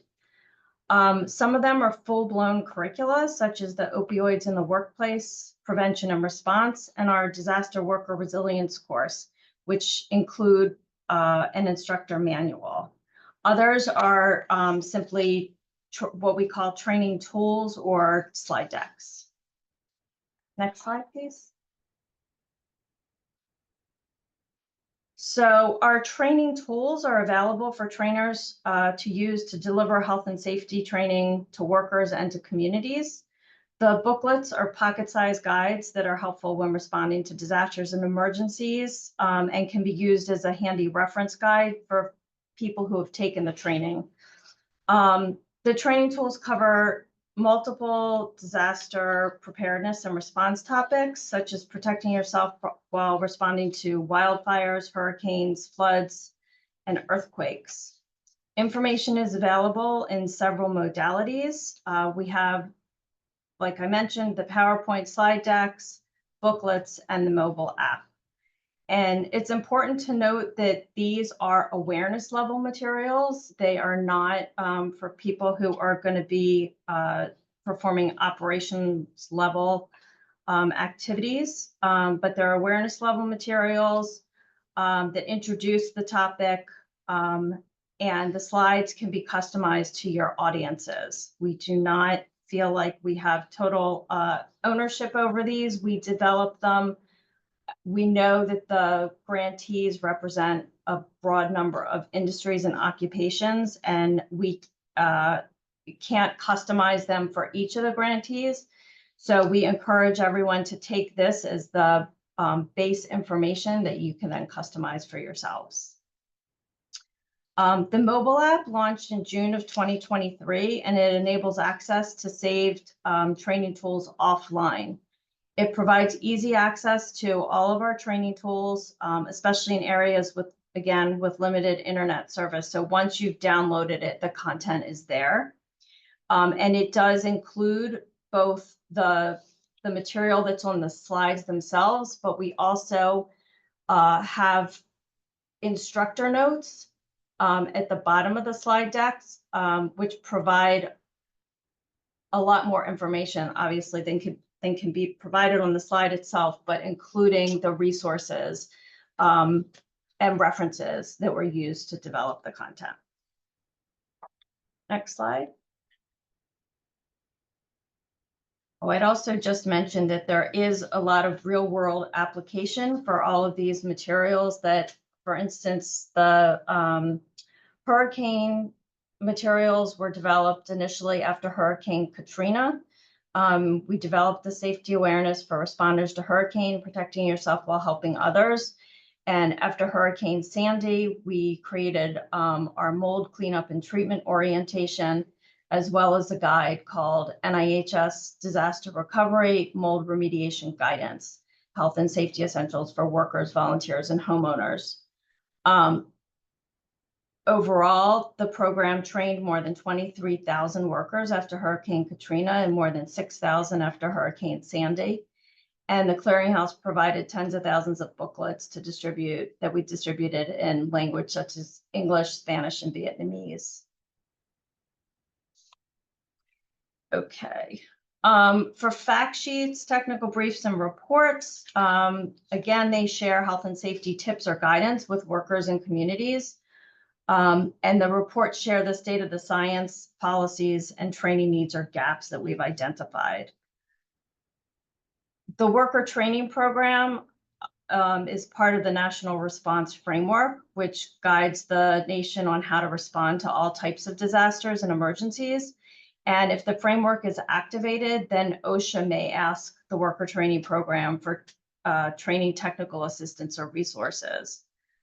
Recently, in response to Hurricane Beryl in Texas, OSHA asked us for thousands of copies of the post-disaster debris removal fact sheet, which is the one in the middle of the screen here. And this is a fact sheet that is commonly requested by OSHA following disasters such as floods and hurricanes. Next slide. There are other types of tools available on the Clearinghouse website. Many of these provide checklists, best practices, and guidelines for workplace training or prevention programs. For example, during the COVID pandemic, we developed the workplace checklist for prevention in non-healthcare industries. And this checklist was developed to help employers, unions, and workers in non-healthcare facilities assess workplace exposure, identify prevention and control measures for SARS-CoV-2. More recently, we developed the building blocks for a heat stress prevention training program. And this tool was just recently released on May 31st, which was National Heat Awareness Day. And it's available in English and Spanish. Next slide. So we use an iterative and collaborative process to develop all of our training tools and resources. This involves collaboration among the WTP staff, the Clearinghouse, grant recipients, subject matter experts, including industrial hygienists or infectious disease experts, other SMEs, and safety and health professionals and communication specialists. We just wanted to give you here an example of this collaborative process that we used to develop the building blocks for heat stress prevention training program. And as part of this process, we conducted a literature review of peer-reviewed articles, white papers, reports, and other publications focused on occupational safety and health, heat, illness, and injury prevention, and the intersection of key exacerbators for heat stress over the past 10 years. And we also used focus groups and a review process to gather suggestions from WTP staff and the grantees, as well as SMEs. Next slide.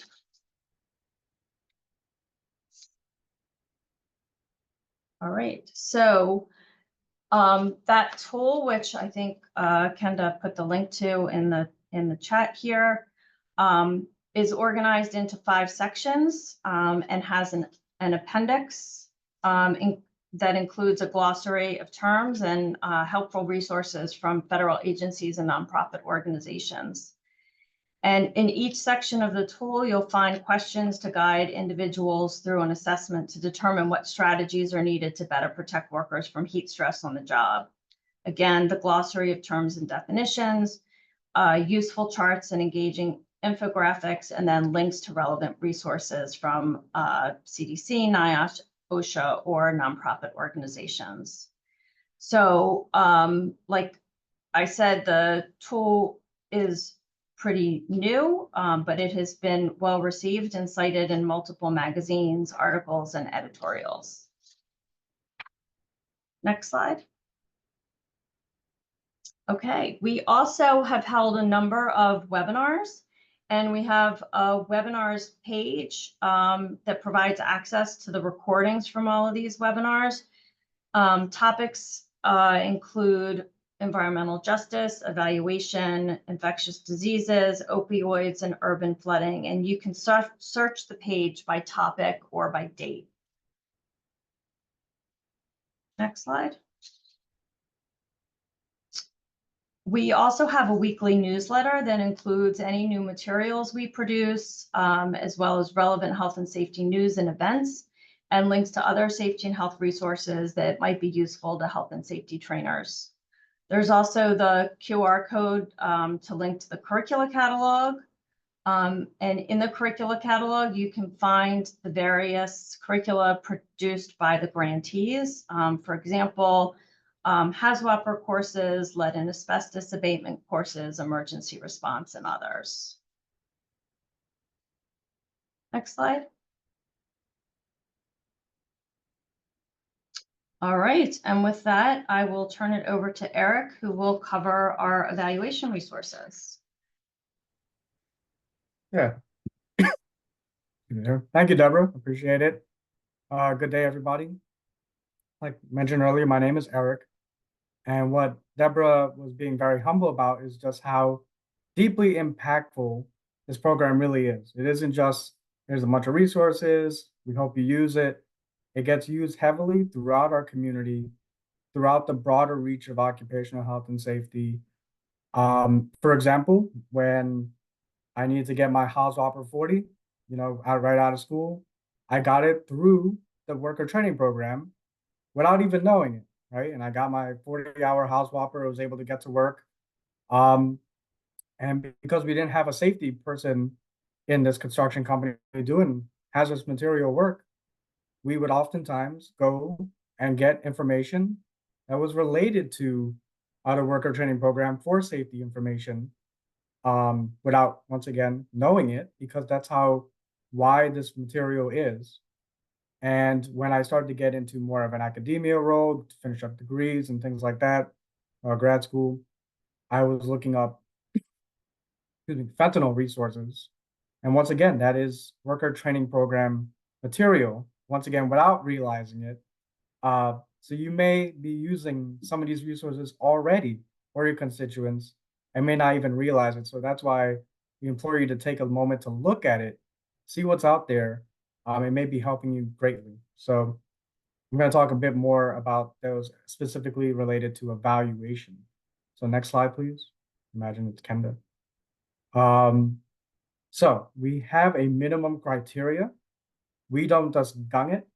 We have a very well processed out idea of what we think of evaluation, what we think of training, what we think of high quality gold standard kind of training, not just doing training for compliance sake, but for doing it for the sake of actual education and training of a worker. And you can learn more about that material. I think Kendall will put that in the chat. And we make sure that evaluation is a required component of our program. And that we do this by collecting information both qualitatively and quantitatively to better understand the impacts of the training program. Next slide. And sorry, I have a bit of a cough. The evaluations that we conduct are really to help us better understand the challenges that we're having, not just the successes, right? We want to know what is going wrong and what we can do to fix it. And one of those ways is by having an evaluation community of practice. Deborah alluded to earlier that we have these webinars, and these webinars are not just Zoom burnout meetings. They are meetings that bring people together, bring our grantees, bring the community together to discuss these really critical topics in very critical times. And we use this evaluation community of practice, for example, during COVID-19, to bring people in together to talk about and how to engage each other on innovative ways to do evaluation, for example, during COVID-19. And we're continuing to do that now with disasters and such. And you can find this information, and we encourage you to take a look at it, as well as our training evaluation webpage. Next slide, please.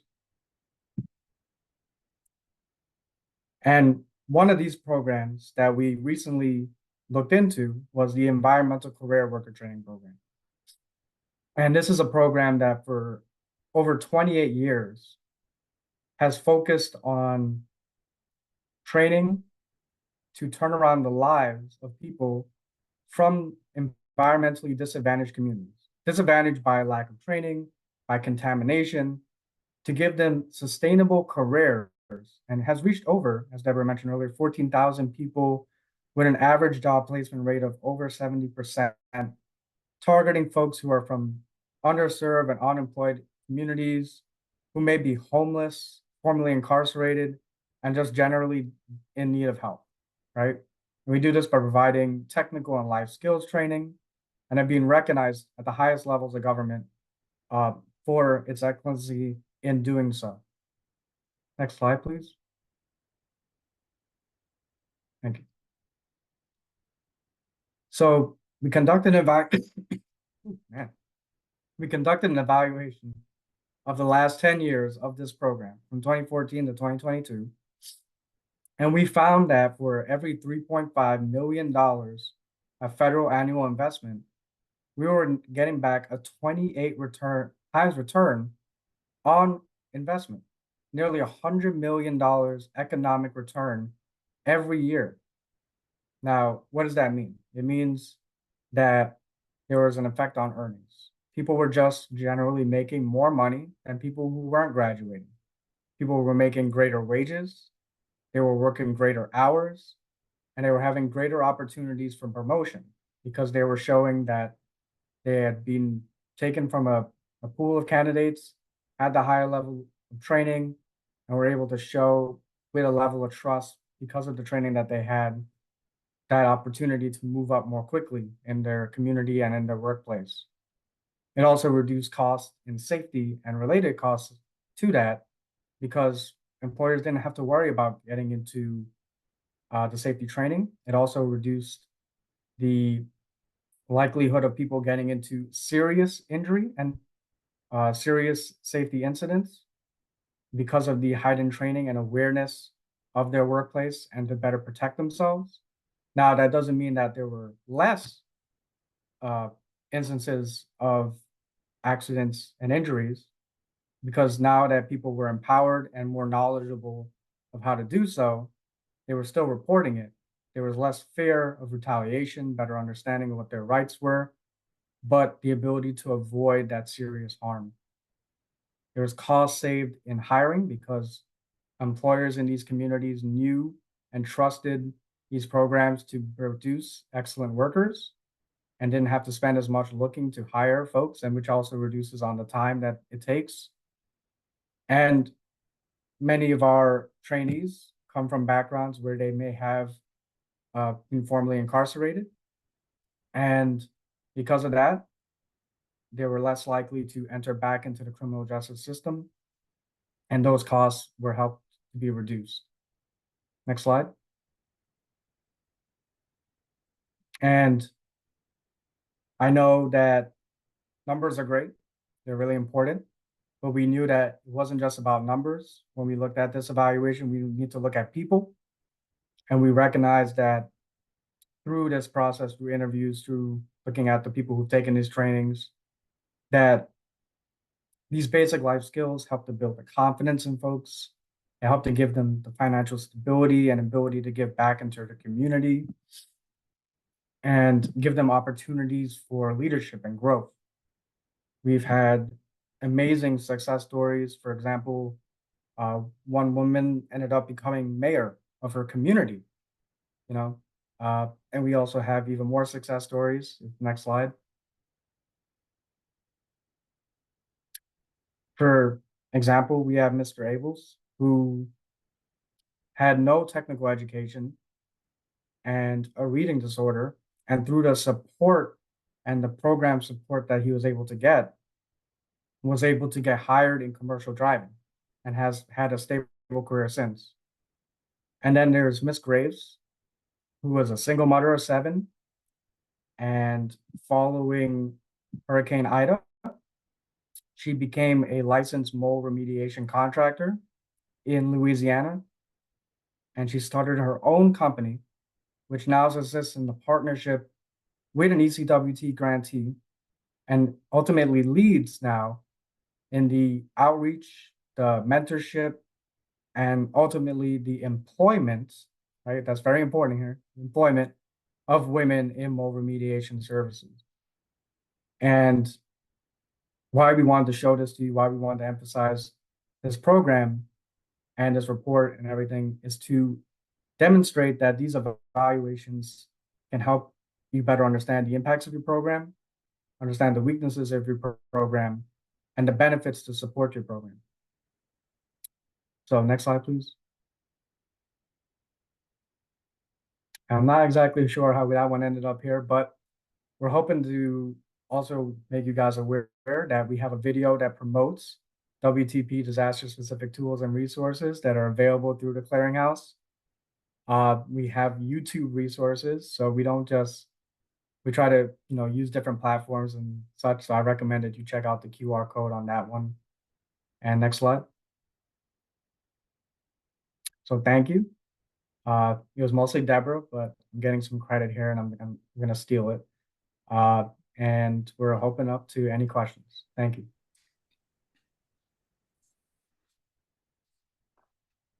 Next slide, please.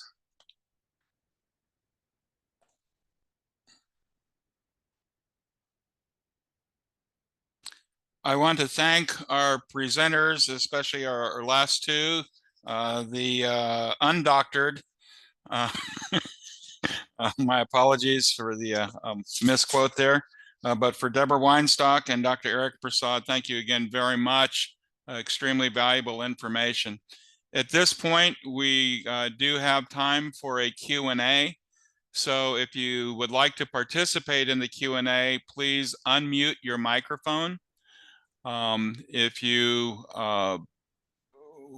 want to turn on your video so we can see who you are, and then you can either raise your hand or enter a question into the chat room. And I'll ask my two colleagues, Steve Fenton and Mike Sinew, to help moderate the chat room. Or if you just have a comment, if you want to raise your hand, we'll try to find you and see what we can do. Nolan, Deborah Love has her hand raised, I think. Okay, Deborah, do you have a question?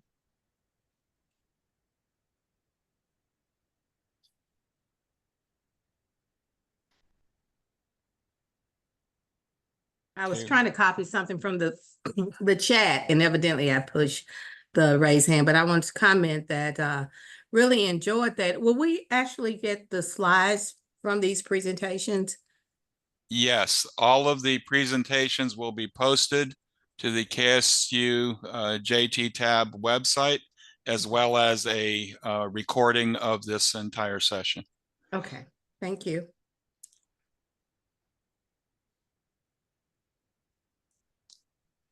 Anyone else? Alexandra Hughes? Hi, hello everybody. Can you guys hear me? Yes. I had a question earlier about on page 5 and page 6 in regards to train the trainer.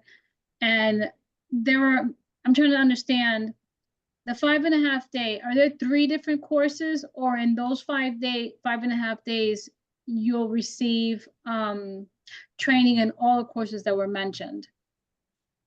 I know this was separate in Florida. Right. The disaster site worker program is the 1-week program in Florida. And that's what I addressed with that. 50% hands-on, 50% in the classroom. Then there is the 5.5 day, greatest training, and everything that was included under that 4 topics will be included in that 5-day, along with heavily hands-on training. Everybody will suit up and perform. The 2.5 day is an extension of the 5.5 day, focusing more on industrial spill response. And that would be primarily the actual ongoing spill response that folks would be doing. So it's more intense, again, heavily hands-on. So those are 3 separate programs. Okay, now the application, are you only allowed to apply for one of them, or can you apply? We recommend that you take the 5.5 day before you take the 2.5 day. And then the disaster, you can apply for that separately. Okay, so the disaster, could you do the disaster in the same year, or you have to wait for another Sure. year? No, you can do it in the same year. Okay. And the calendar for the greatest and the disaster. It'll be April. Well, we haven't defined the actual week yet. We're working on that right now, and I hope to have that figured out in the next week at the latest, and we'll publish it on our website. And that will include the prerequisites? Yes. Okay. Yeah. All right, I think that's all for now. Thank you. You're welcome. Oh, Kirk, I think somebody asked about prerequisites for those courses. For the disaster site worker, you've got to have an OSHA 10 card or an OSHA 30 before you can come to the program, because part of the week long you'll be doing the OSHA disaster site worker program, and the OSHA 10's required prereq. For the disaster site work, for the greatest, you will need to go through our 24-hour online HAZWOPER program, and then a couple of FEMA components, which are all online. It's about probably 30 hours worth of prereqs that you'll have to complete.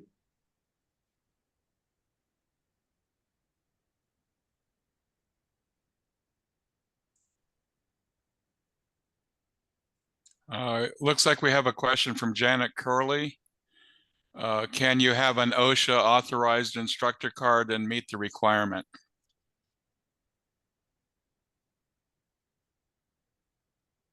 I will defer that to our specialist, who unfortunately is not here, but I believe so.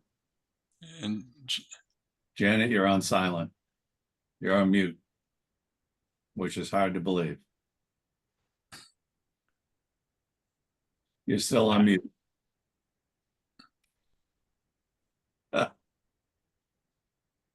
I think you might have the wrong microphone selected or something. I don't think you're muted, but we can't hear you.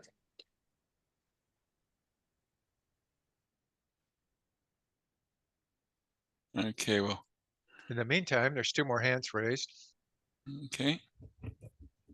I can't see them, so. Jolly, can you come off mute and ask a question? Yes, hi. Thank you Hi. so much. This is my first time being involved with this particular outreach, and I'm trying to get the full spectrum of what it is that I would need to grasp from this program here in order to get funding. Is there a pathway that I need to go through, or is there some material that I need to read?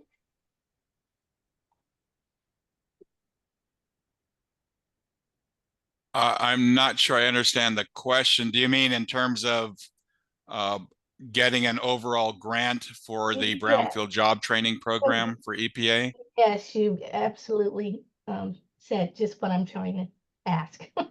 Okay. There is a process for Brownfield Job Training. Right.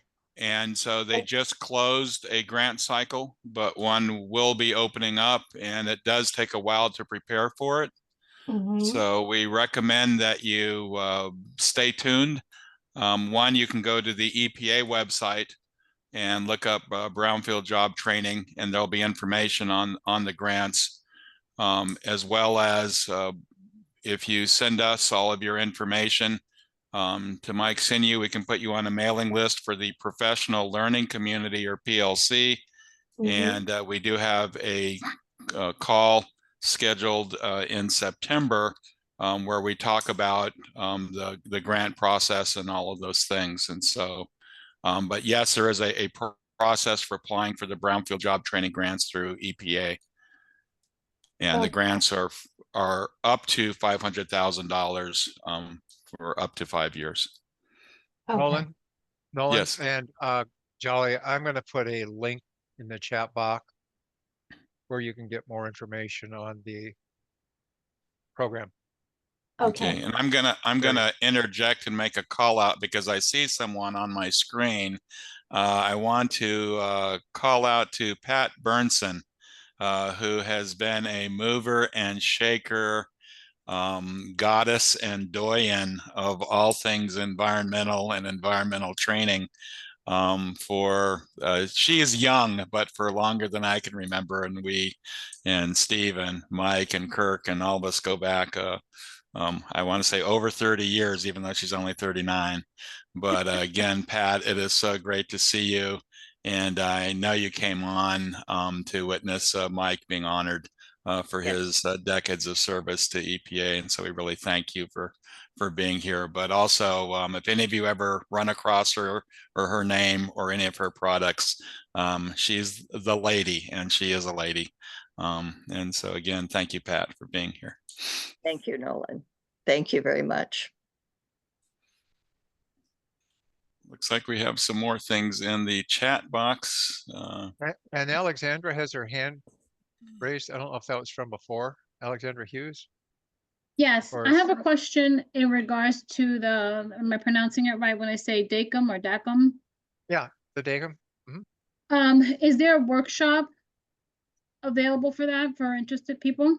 Yes, well, they have DACM training sessions through the Ohio State University DACM International Training Center. They have them in person. I think they even have them virtual now. And I'm not sure what the schedule is, but the link that I put in the chat box for the Ohio State folks is a good place to go. Okay. And then the other resource is once the Earth Center goes live with their website, I think it's going to be early September. If you bookmark that site and talk to them, they may have some additional information too. There's a possibility they may even do DACMs, but I'm not sure what their parameters are. Okay. But to get trained on the process, yeah, I'd recommend talking or going to the Ohio State website. Is your report going to be on a PDF available for public view? Yes, it's going to be, and Tim sent the link out for both the report and the chart. And they're both going to, you can just go, they're on a Google Drive right now. Eventually they'll be housed at Central Carolina at the Earth Center. But I just right now you put them in the chat, Steve, along with your Ohio State. Okay. So they're there now, Alexandra, in the chat. Right now? Yeah, they're Okay, there I now. see it. I see it. You got to scroll back up. I think Tim put them right after my presentation, but I yeah, just put new ones in, Steve, so it's the last ones there. Yeah, I got it. Thank you. Okay, there you go. All right, perfect. Thank you very much. Sure. And again, Mike and Steve as my spotters because I have a limited screen here. Well, you know who I see, Nolan? I just want to say hello to. Yeah. Also another one of our favorites, Abby Wolinski. I see you on the screen. How are you? So go ahead, Steve. No, I was just going to say we really appreciate all the support she's given us over the years too. Her and Jake from Auberly in Pennsylvania, Pittsburgh. So. Okay, I did have a question about a break, and so the Q&A will continue, but we do have a break, and amazingly, we're actually running nanoseconds ahead of schedule, which has never happened before in my lifetime. But at any rate, we will resume promptly at 2:30, so you're welcome to stay on and chat. Network with each other, ask questions, but we will resume at 2:30 Eastern time. So all of you Central and West Coast people don't take off, hang in there. So we're looking at, maybe about a good 15 minutes here, and then we'll see you back here. Please remember to mute your microphone after the break so we don't get the bleed through, but you're also welcome to stay on now. And we'll continue with the Q&A or just general conversation. Thank you. Janet, did you ever get your microphone fixed?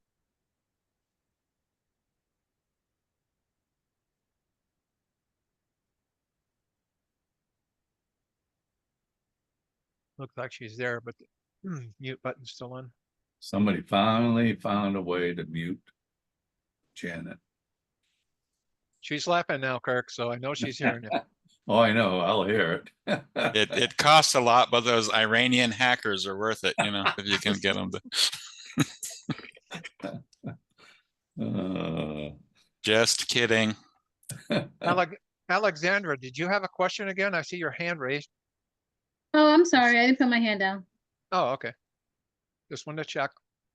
Hey, I'm just doing a quick sound check. This is Blaze. I've been switching microphones and headphones and stuff. Can you hear me? Yes, we can.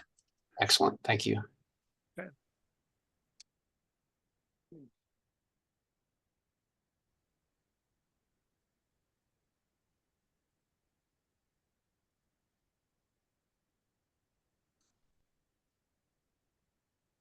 Nolan, Yes.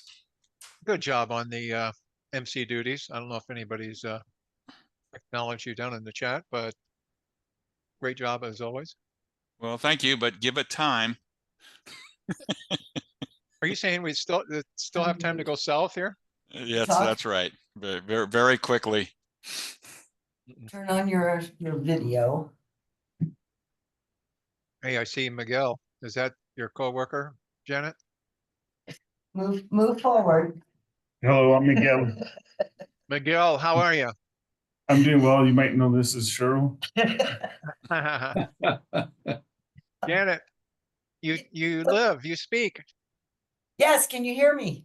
Yeah, can. yes, now we can. So we're gonna have to for some bounce reason that the check. microphone. Yeah, the microphone's not working on my computer. In the other states, if you have the OSHA authorized instructor card, because we don't get the OSHA 30 or the OSHA 10 card when we go through the instructor program. But like in Nevada, they will allow us on the site. So it can substitute for the 30-hour card generally. I will defer that and we can check with James Henderson. Okay. Yep, not a problem. Yeah, I just wanted to double check because I don't have an OSHA 30 card. Well, I've taught a lot of those classes, you shouldn't have irritated the instructors. Well, I have taken my authorization at 6 of the OITs. So You've been kicked out of 6, huh? Miguel's laughing. Yeah. I see someone has their hand raised, Nolan. Cassandra. Hi, Cassandra. Hi, I just wanted to say hi to Miguel and them. I met them in Dallas. Hi, how are you? I'll be reaching out to you guys probably sometime next week, but I just wanted to say hi. Hi. And thank you so much for the information that you shared in the meeting in Dallas. It was very informative. I really appreciate you guys. Thank you. Cassandra, did you oh, she bounced out. I was going to ask her if she did you this is Steve again. Did Hi, you Steve. hi there. Did you submit an application this time around? No, I did not because I didn't know it was available to me. Oh, I just started about 3 months ago as the Brownfields manager for the city of Houston. And so I did a deep dive. Even though I have 30 years of grant writing experience, I did a deep dive into brownfields, and I was fortunate enough to attend the regional last month. Well, but I good will luck next going time. Thank you. Right. I don't know if you were referred. We did 2 earlier webinars on the application process. I think I caught the tail end of one. Emily at Region 6, she was the one who basically gave me the go ahead to apply. We had a roundtable of stakeholders here when Emily came to visit last week. We had Houston Community College, Texas Southern University, and several others when Emily came down, and we hosted it here at the Houston Public Works Building, just because I had conducted a feasibility study so that we could possibly apply for the 2026 grant award year. And so we all came together. So all of this information is exactly what we need. And I am like so excited Okay. because I did not know these resources were available. So I've just been sitting here writing stuff down, taking pictures, and just quietly absorbing all of the information that you all provide. I am just so excited to begin a consortium with my fellow Houstonians, both corporate and education, to try to start something. So, okay. yeah. If you go to the KSU JT tab website, there will be a link in terms of video and download material from those first two webinars. As Okay. well as a link to an EPA webinar, but those are all on the application process, as well Okay, as other thank you. information, but those might be. No, and I just put those in the chat box as well. Okay, thank you, Tim. So I do have a Houston question. Is Huber's Seafood, did it survive the pandemic? It survived everything else for the last 100 years downtown. It'd be a old jazz and oyster spot. I don't know, but I can look it up. All right, so I'm not sure. shout out to Tigers and Huber Seafood and all things inside the loop. That was a long time ago, but good luck in Houston. Thank you. I have a question. I was trying to locate my raised hand and could not and can't find it. Hi, our organization, we missed the current grant that just closed, and so we're looking to apply for the next round. We work with justice impacted individuals, former incarcerated adults in the construction legacy sector. However, we focus now on clean energy, retrofitting, and so forth. And we're very much interested in training in brownfield training. So I know there were a lot of information that was provided regarding the trainer with Pete. But I also want to know the various training that's available for those who are in the disenfranchised community, focusing on Justice 40 communities and justice impacted individuals. So that's what I'm interested in.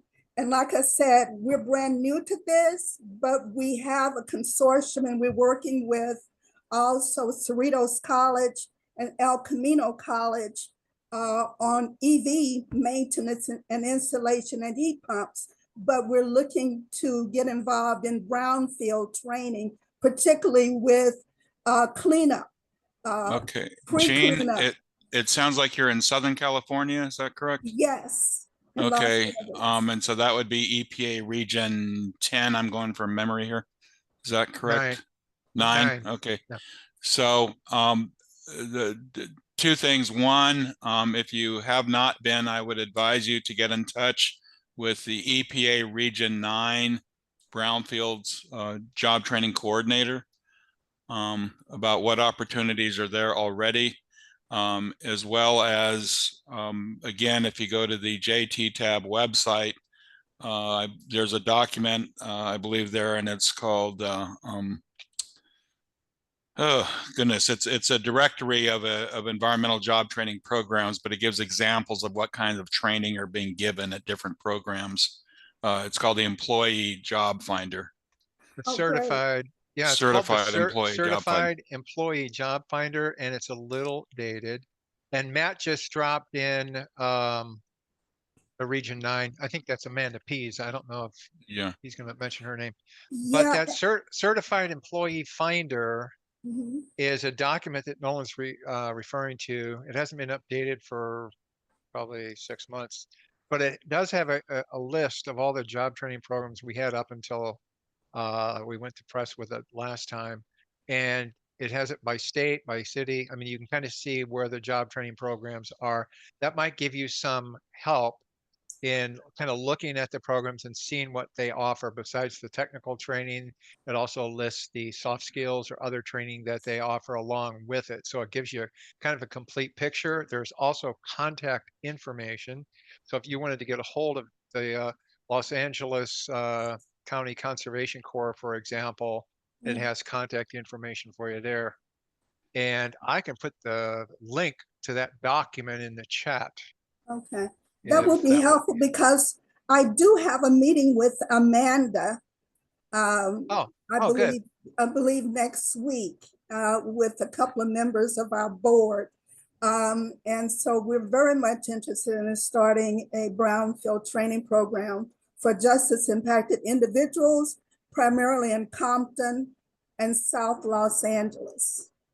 Right. And in that document, there are also programs that deal with similar populations. So you can see what they do in terms of wraparound services and other soft skills and support services. And the contact information for the people running those programs would be very beneficial because they'd be happy to share with you a lot of the ins and outs and things that they've done. And each program is unique. But you know, some things are more successful than others, I think is the best way to put it.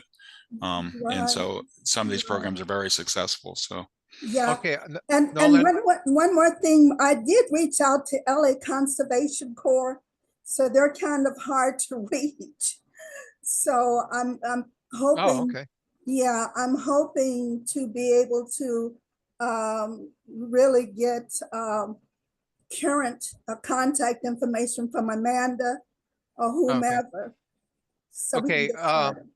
Gene, I also just put that Certified Employee Finder in the chat box, so you'll be able to take a look at that.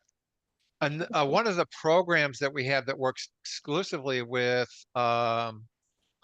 those individuals that you're referring to, you know, with the coming out of the justice system is Recycle Force in Indianapolis. They have a great program, and you can take a look and find them in that document that I just sent you, but they do a really good job working with that same population that you're talking about. Great. Sounds good. Thank you. Very, very informative information. And I'm glad Amanda did recommend that our organization, Anchor of Hope, attend this meeting. awesome. Glad to have you. Thank you.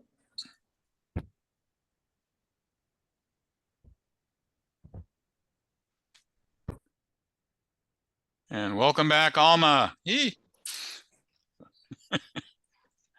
Can you all have Miguel put his email in the chat? For whose?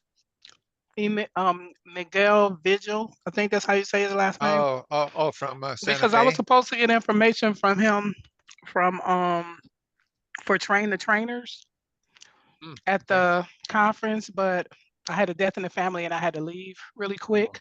So I just wanted to make sure that I got both his information as well as, I forget the lady's name that works with him.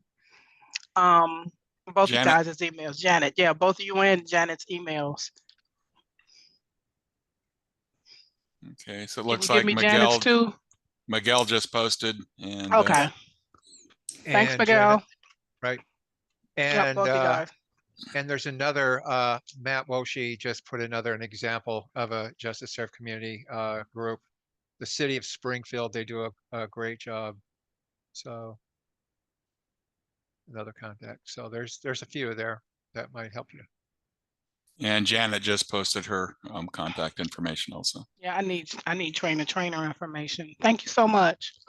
You bet. Okay. Won't be long now. What do we got here?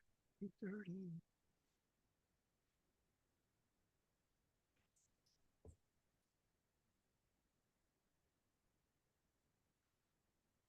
Okay, I'll please ask everyone to please remember to mute your microphone. And next slide, please.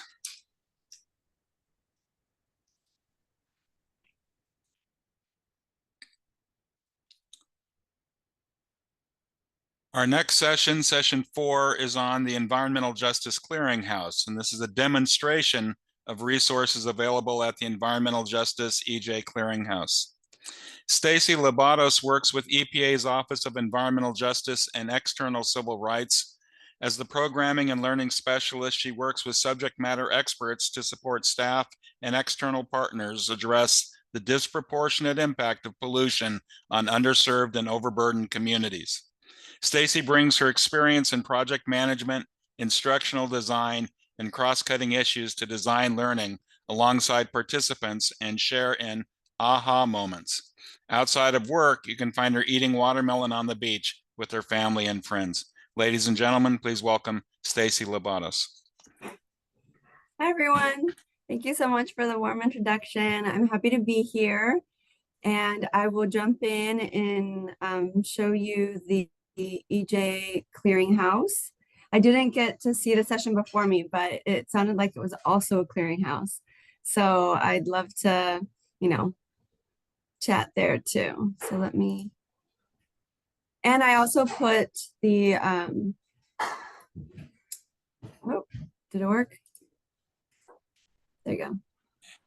And I also you're put the live. chat, put the link in the chat in case you wanted to scroll around as well. So this is EPA's Environmental Justice Clearinghouse.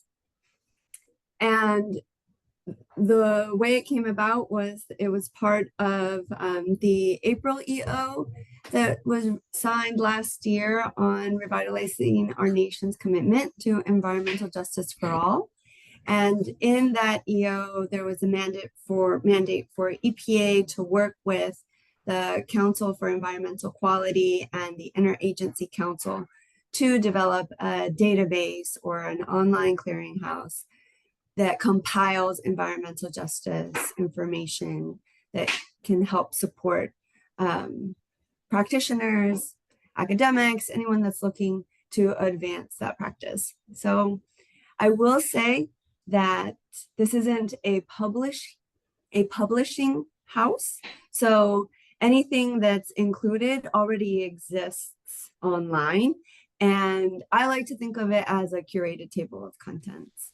I'll tell you more about how we developed the database, but just to go through it to show you what's in it. So one of the things that we did in terms of the development process was think through how people could access the information. We had to be careful to not recreate the way that EPA organizes this information. So we have these categories where you can click and that information will pop up. If you want, you can also search for something specific and it'll pop up under any of the categories. It'll give you a description as well. So those are two ways that you can search for information, and basically the information that's included is anything that has been submitted. So up above here, there are two forms. So if there are resources that you would like to be included for consideration, there's a form just below all of the resources that you can use here. So if you see, something that is missing, or something that could be valuable, or something that people are looking for, we have a few, required elements here. Basically, what category this fits into, the title of your resource, the language, and the URL. If you have the resources in multiple languages, please just say yes and include that as well. This isn't required, but if you do have it, we'd love it. Again, this is also not required, but when we did the pilot for this, one of the requests was for more filtering options, and this keywords can help identify information or tag it in different ways so that it pops up for better user experience. And this will go in this column here on what the description of the resource is. So what happens after you submit it is you should get a confirmation, a little pop-up saying, okay, it was submitted. The EPA team will review the resource. There's a number of things for it to be compliant on a federal website. And right now, what is included is information either by a federal organization or an organization that is federally funded or a partner or something like that. Those are going up now, but we are including everything with the aspiration that we will be working to include any of the public material. The second form that's included here is feedback.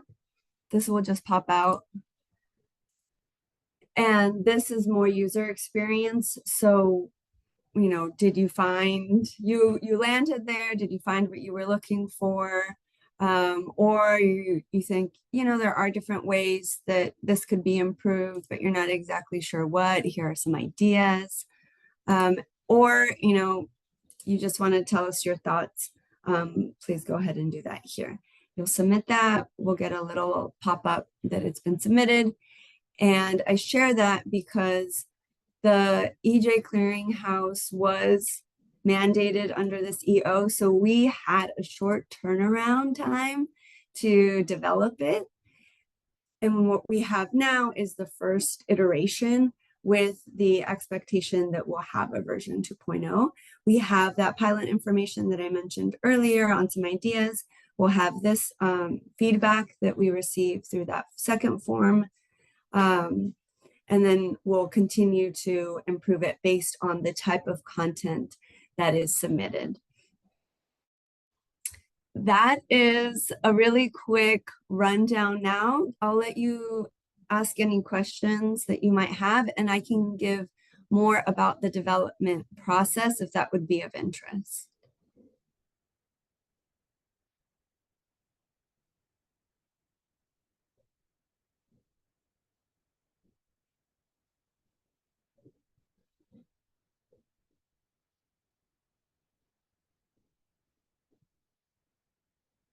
Can't hear anyone. I'm going to stop sharing so I can see you all.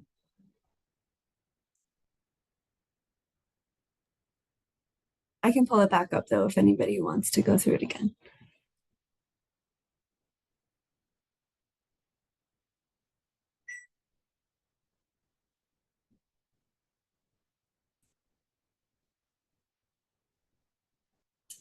Okay, I'm sorry I had to step away. Am I?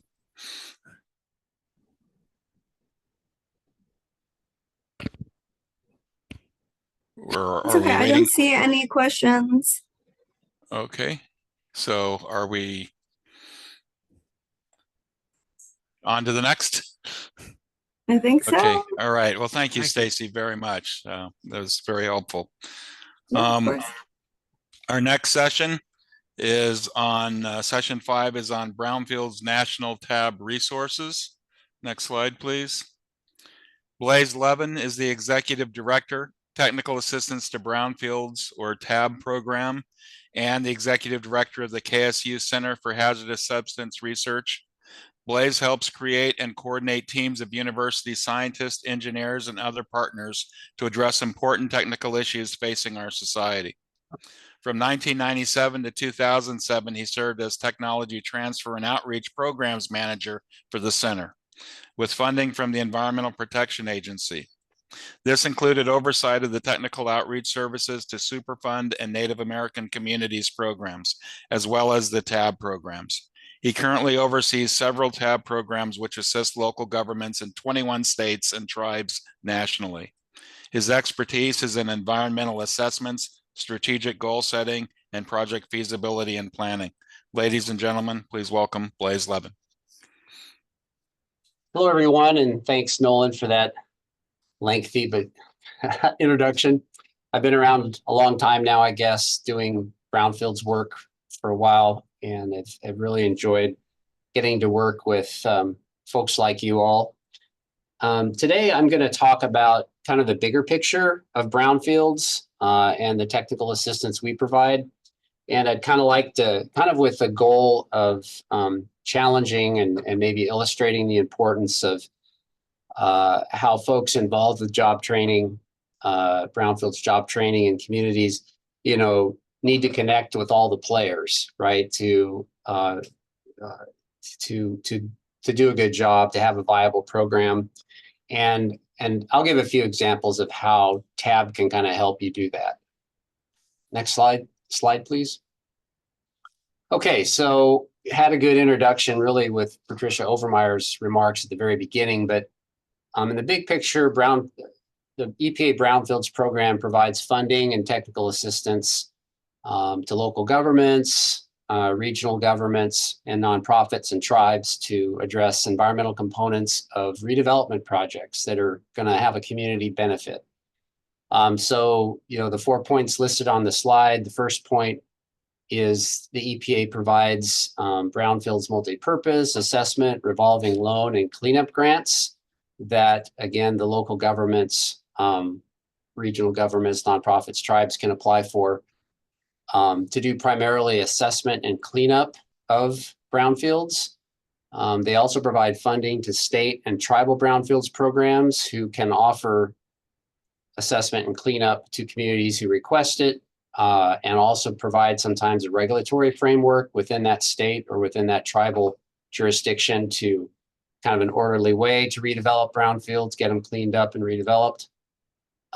They certainly provide funding for brownfields job training programs, those we've been talking about today.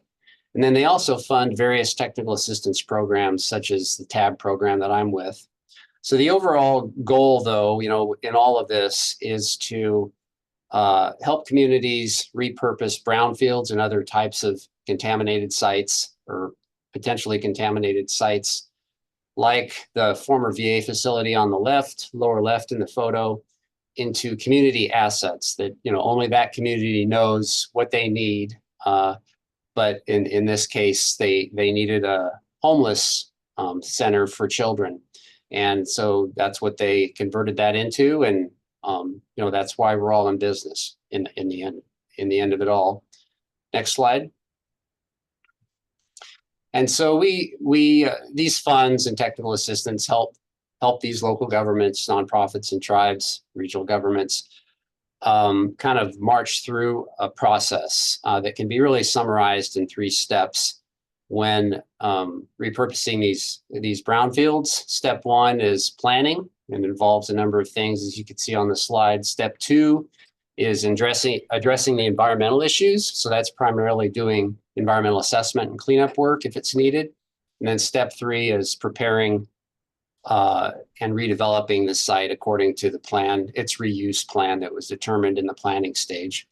And kind of as we all know, the environmental technicians, the graduates of your job training programs, are either employed by grant recipients, you know, that have the cleanup and assessment money as staff, or they're employed as contractors that the grantees hire to do the assessment work and cleanup work.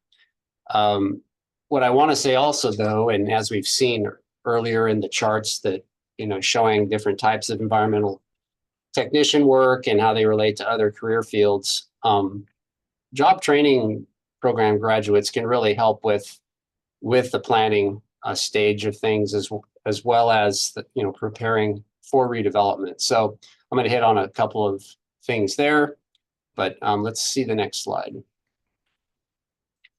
So kind of in our view, when we're providing technical assistance to the cities and counties, regional organizations, and tribes, it seems like, brownfields job training funding isn't, it's not millions of dollars, and it's spread over 5 years. So it's, it's a limited amount of money, but it certainly can supplement existing workforce training programs well by helping build in the environmental health and safety type training and certifications. And of course, by helping recruit and train unemployed, underemployed folks from a community that, that are impacted by these contaminated sites. And again, it's a broad variety of career fields kind of depicted in this photo here. Next slide. And again, sort of the ideal fit when we're trying to introduce stakeholders in the community for job training programs seems to be where there already are local brownfields programs. So cities and counties, nonprofits have these assessment and cleanup grants, so they're well connected to the states who have that. So they're actively wanting and actively doing reuse planning, assessing, cleaning up sites, so that there's a demand for workforce folks to help with that. And then also in cases where there's existing community and technical colleges that may just want to beef up their environmental and safety type curriculum. And then of course, in cases where there's the disadvantaged individuals that are interested in this career field. And kind of point of showing this slide too is this can certainly be in urban areas where there's maybe lots of brownfields, lots of cleanup sites in concentrated areas, but it can also be in rural areas, widely dispersed abandoned mine sites that have small communities next to them. So certainly the rural areas can't be overlooked, shouldn't be overlooked. And if you're from a rural area or a tribe, you should certainly consider taking advantage of all brownfield resources, but especially perhaps the job training ones if you're in an area that has some brownfield activity and people doing it. Next slide, please. So the Technical Assistance to Brownfields program, it's a national program. 6 entities, including Kansas State University, have funding to provide this technical assistance. It's free to communities who request it. The assistance, the websites, when you have these slides, you can click on any of the provider names there on links and get connected to who provides that in your region.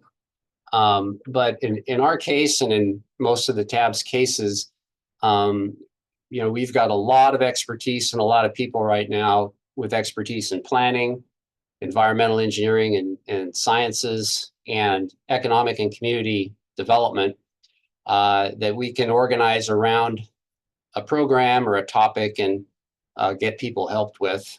We also help with, certainly recently we've been helping in a big way with job training technical assistance with Mike, Steve, and Nolan.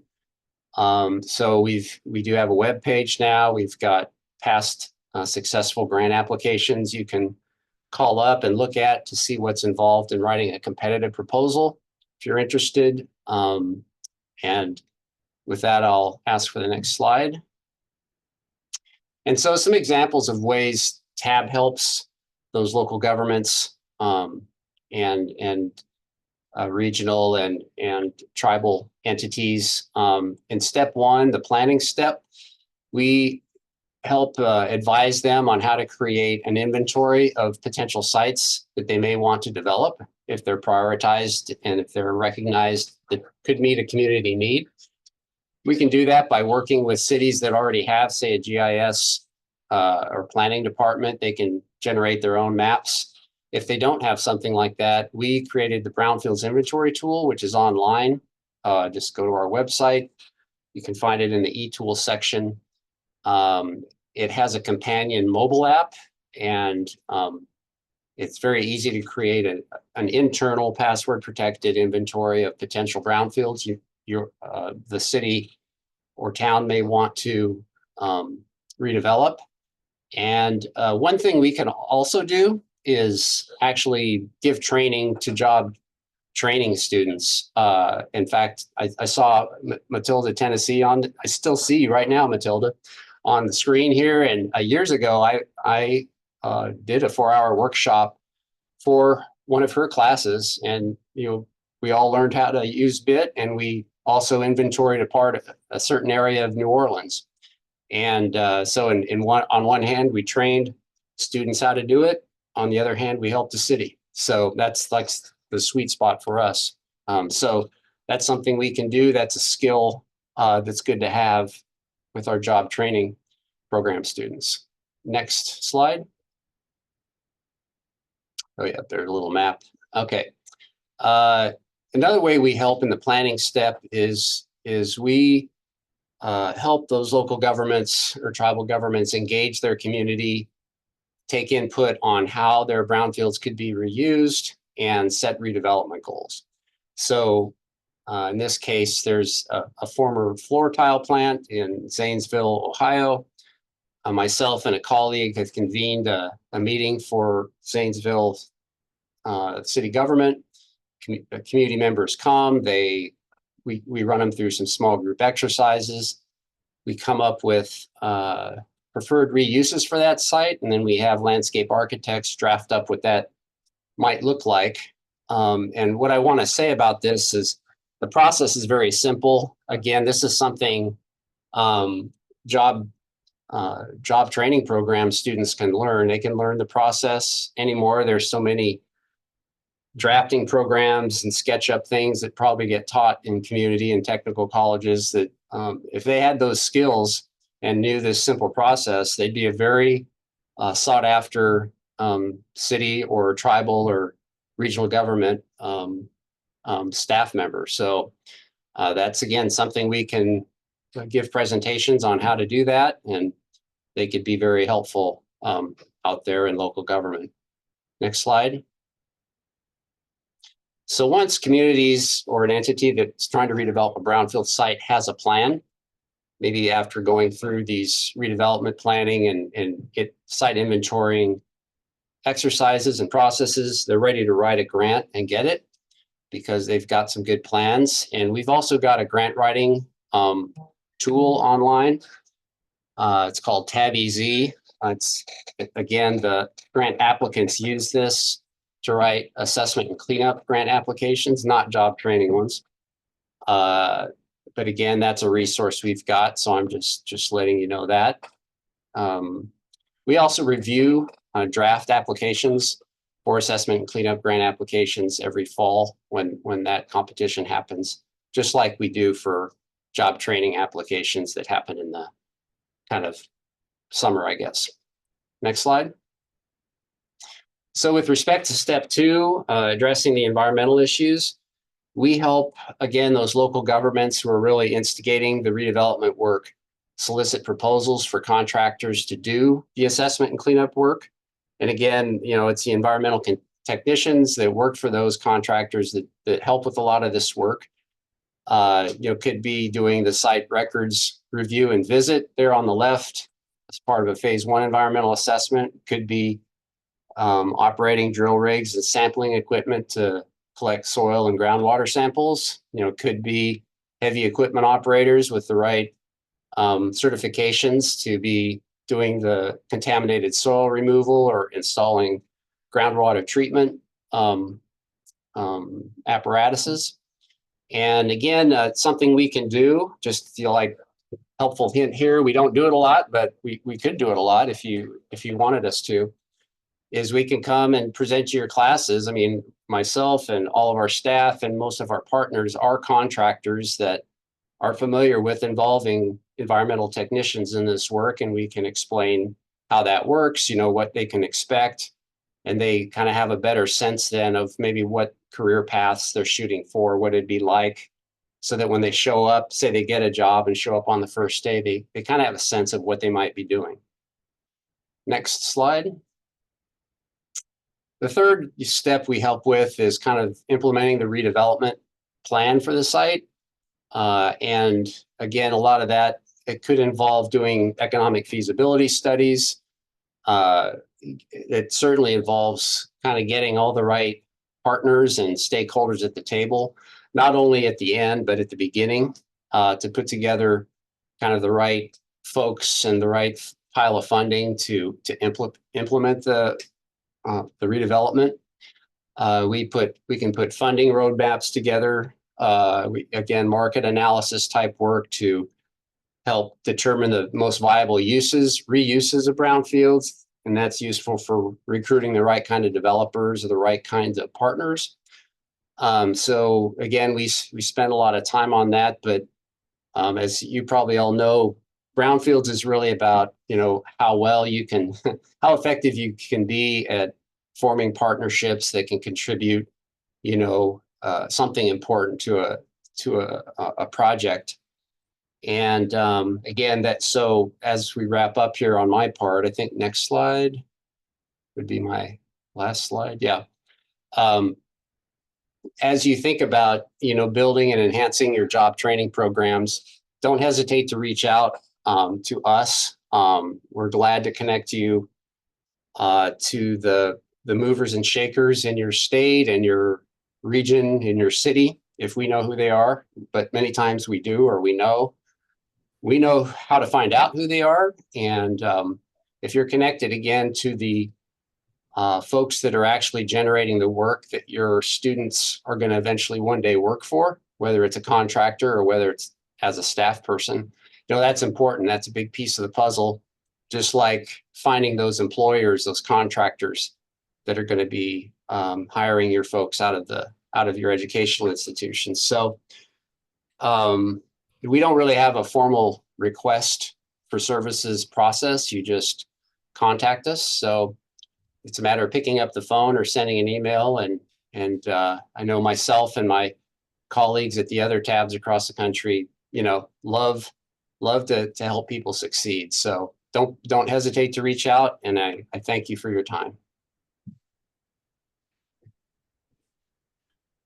Okay, thank you, Blaze. We really appreciate that. And we certainly appreciate the work that all of the different regional tabs do. And certainly your role as executive director for the technical assistance to brownfield program. So again, if you are in the zone where you will be submitting an application for the fiscal year 26, this is an extremely important resource for you for the entire arc of your application process. Our next session, number 6, on artificial intelligence, part 1, the emergence of artificial intelligence in job training programs. This is an overview of how AI is becoming an important part of environmental health and safety training with demonstrations. Zach Schnell is an innovative educator and AI trainer who is transforming the way people learn and work with AI. As a leader in both environmental science and environmental health programs at Pamlico Community College, Zach equips students and professionals with skills in AI tools like Chat GPT, as well as critical safety and HAZWOPER training.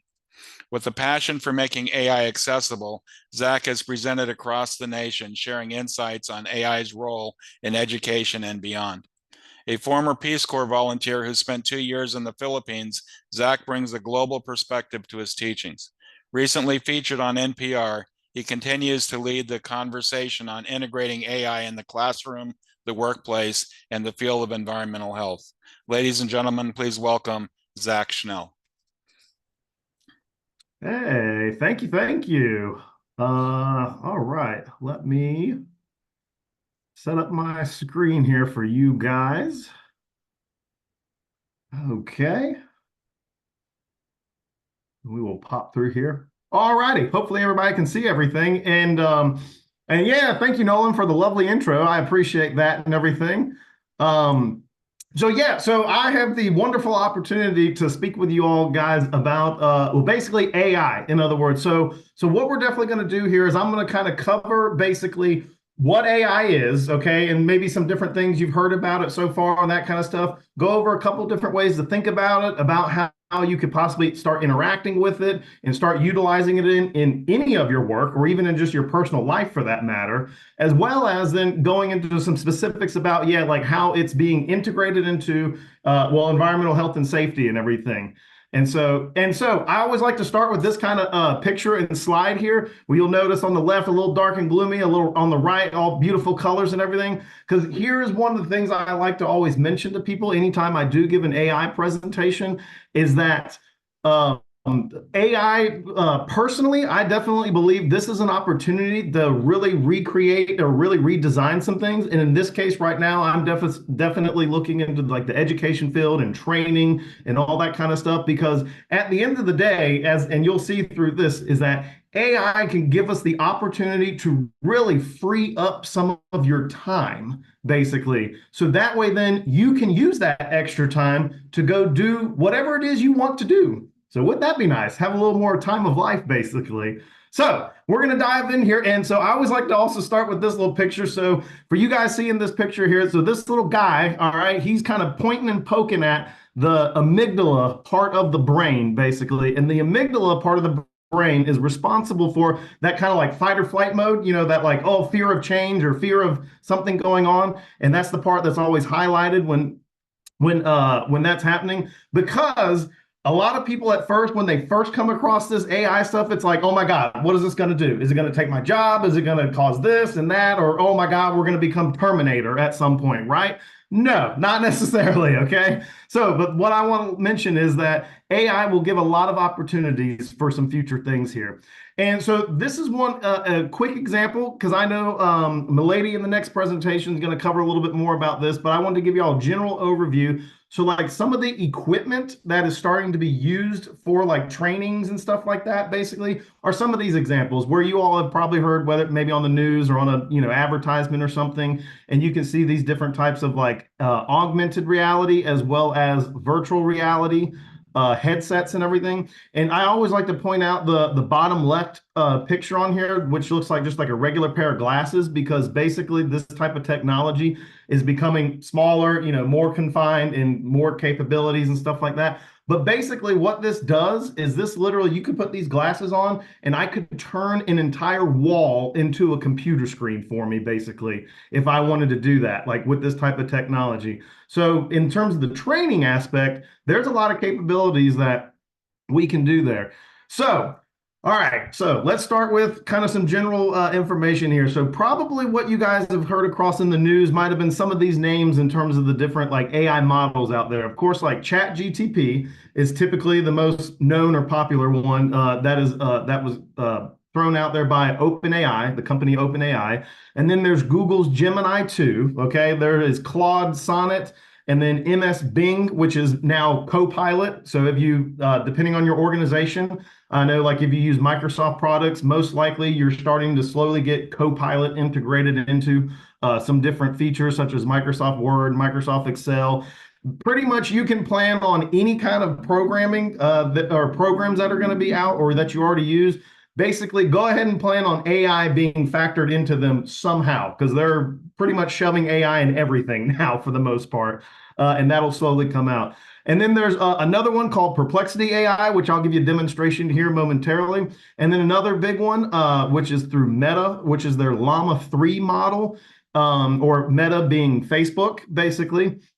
And so these are typically the most common ones, basically. Now, because here's the thing to keep in mind. There are a lot of other open source models. And what I mean by open source is literally they are free, meaning you can go to the website and download it and use it however you want, basically. So yes, there are paid versions of all these things, but there is also technically very free versions of these things as well. And it is quite a competition going on in the space in terms of like new AI products and that kind of stuff, because of all these free models that are forcing the paid models to become better and quicker. Because at the end of the day, if you have something for free, right, and it does all the same stuff as the paid program, why not just use the free one? So there's a lot of competition going on.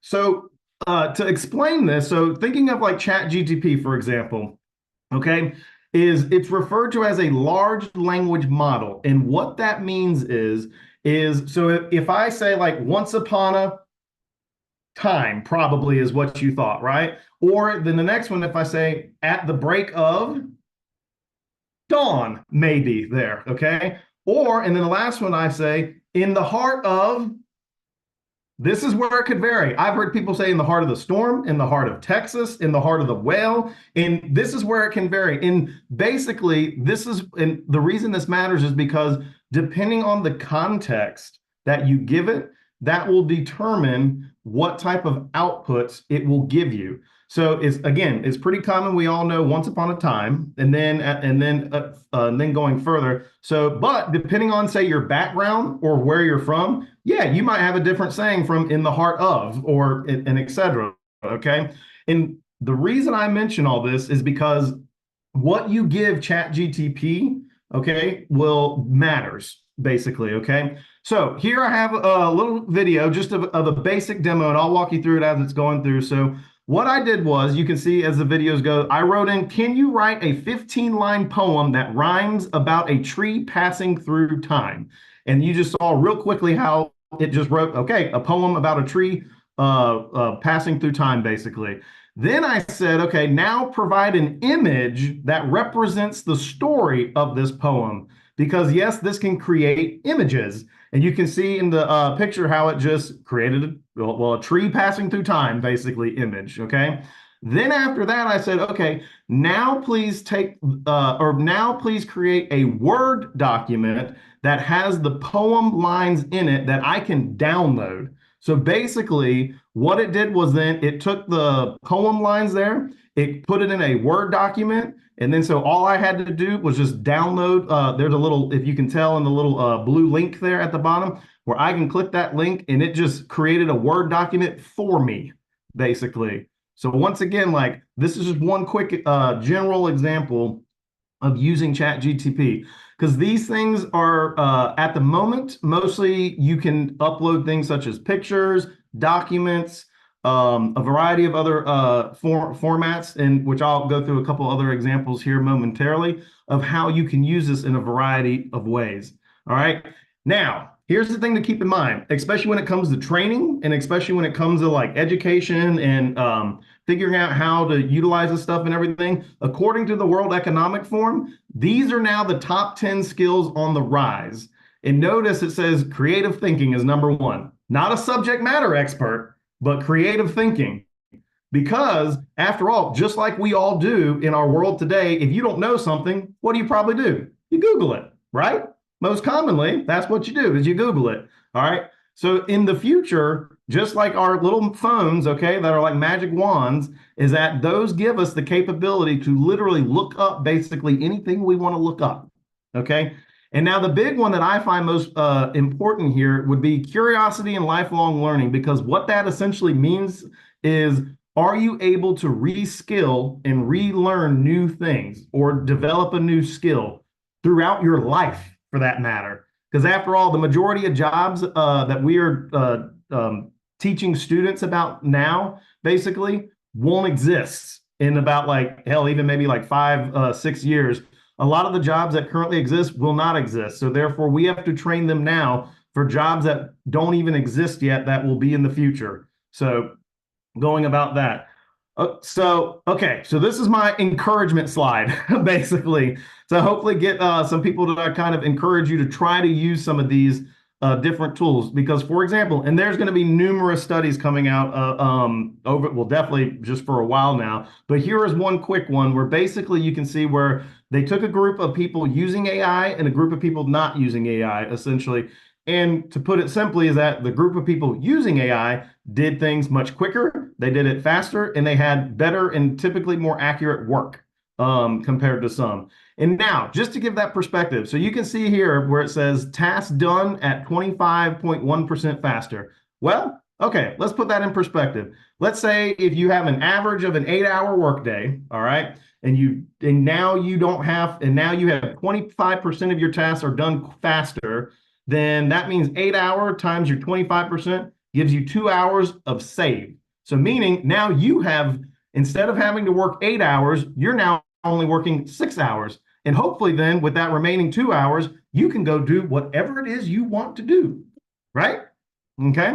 So definitely different ways to see. And of course, this is showing where a lot's going to continue in terms of being able to continue to create more pieces of work efficiently.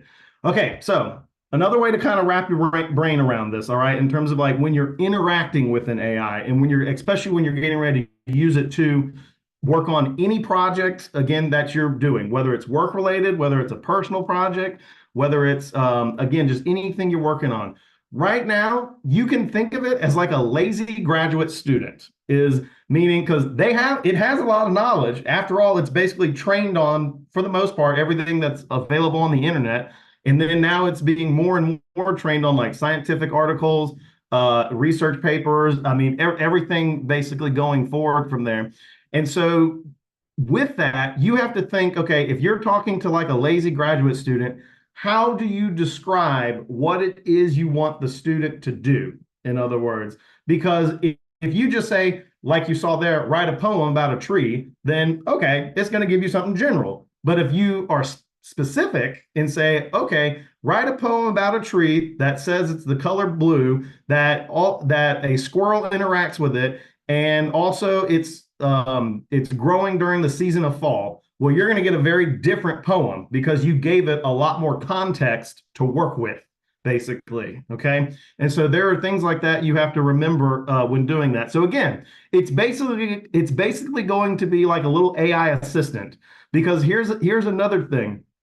In about probably like 5 to 6 years, every single person on here will be a computer programmer. And what I mean by that is you will literally have the capability to just say on your phone is literally just vocally just speak to it like you would just naturally, like I am right now, and basically say, hey, you know what? I want you to design a game, like a video game. I want it to be set in the world of Zelda, and I want the bad guy to be Pac-Man, and I want to upload a picture of my dog to be my companion in the game. I want the game to take me about 4 hours to play, and then I also want the jazz music to play in the background. Oh, and also include a narrator in the game that teaches me about what the water cycle is.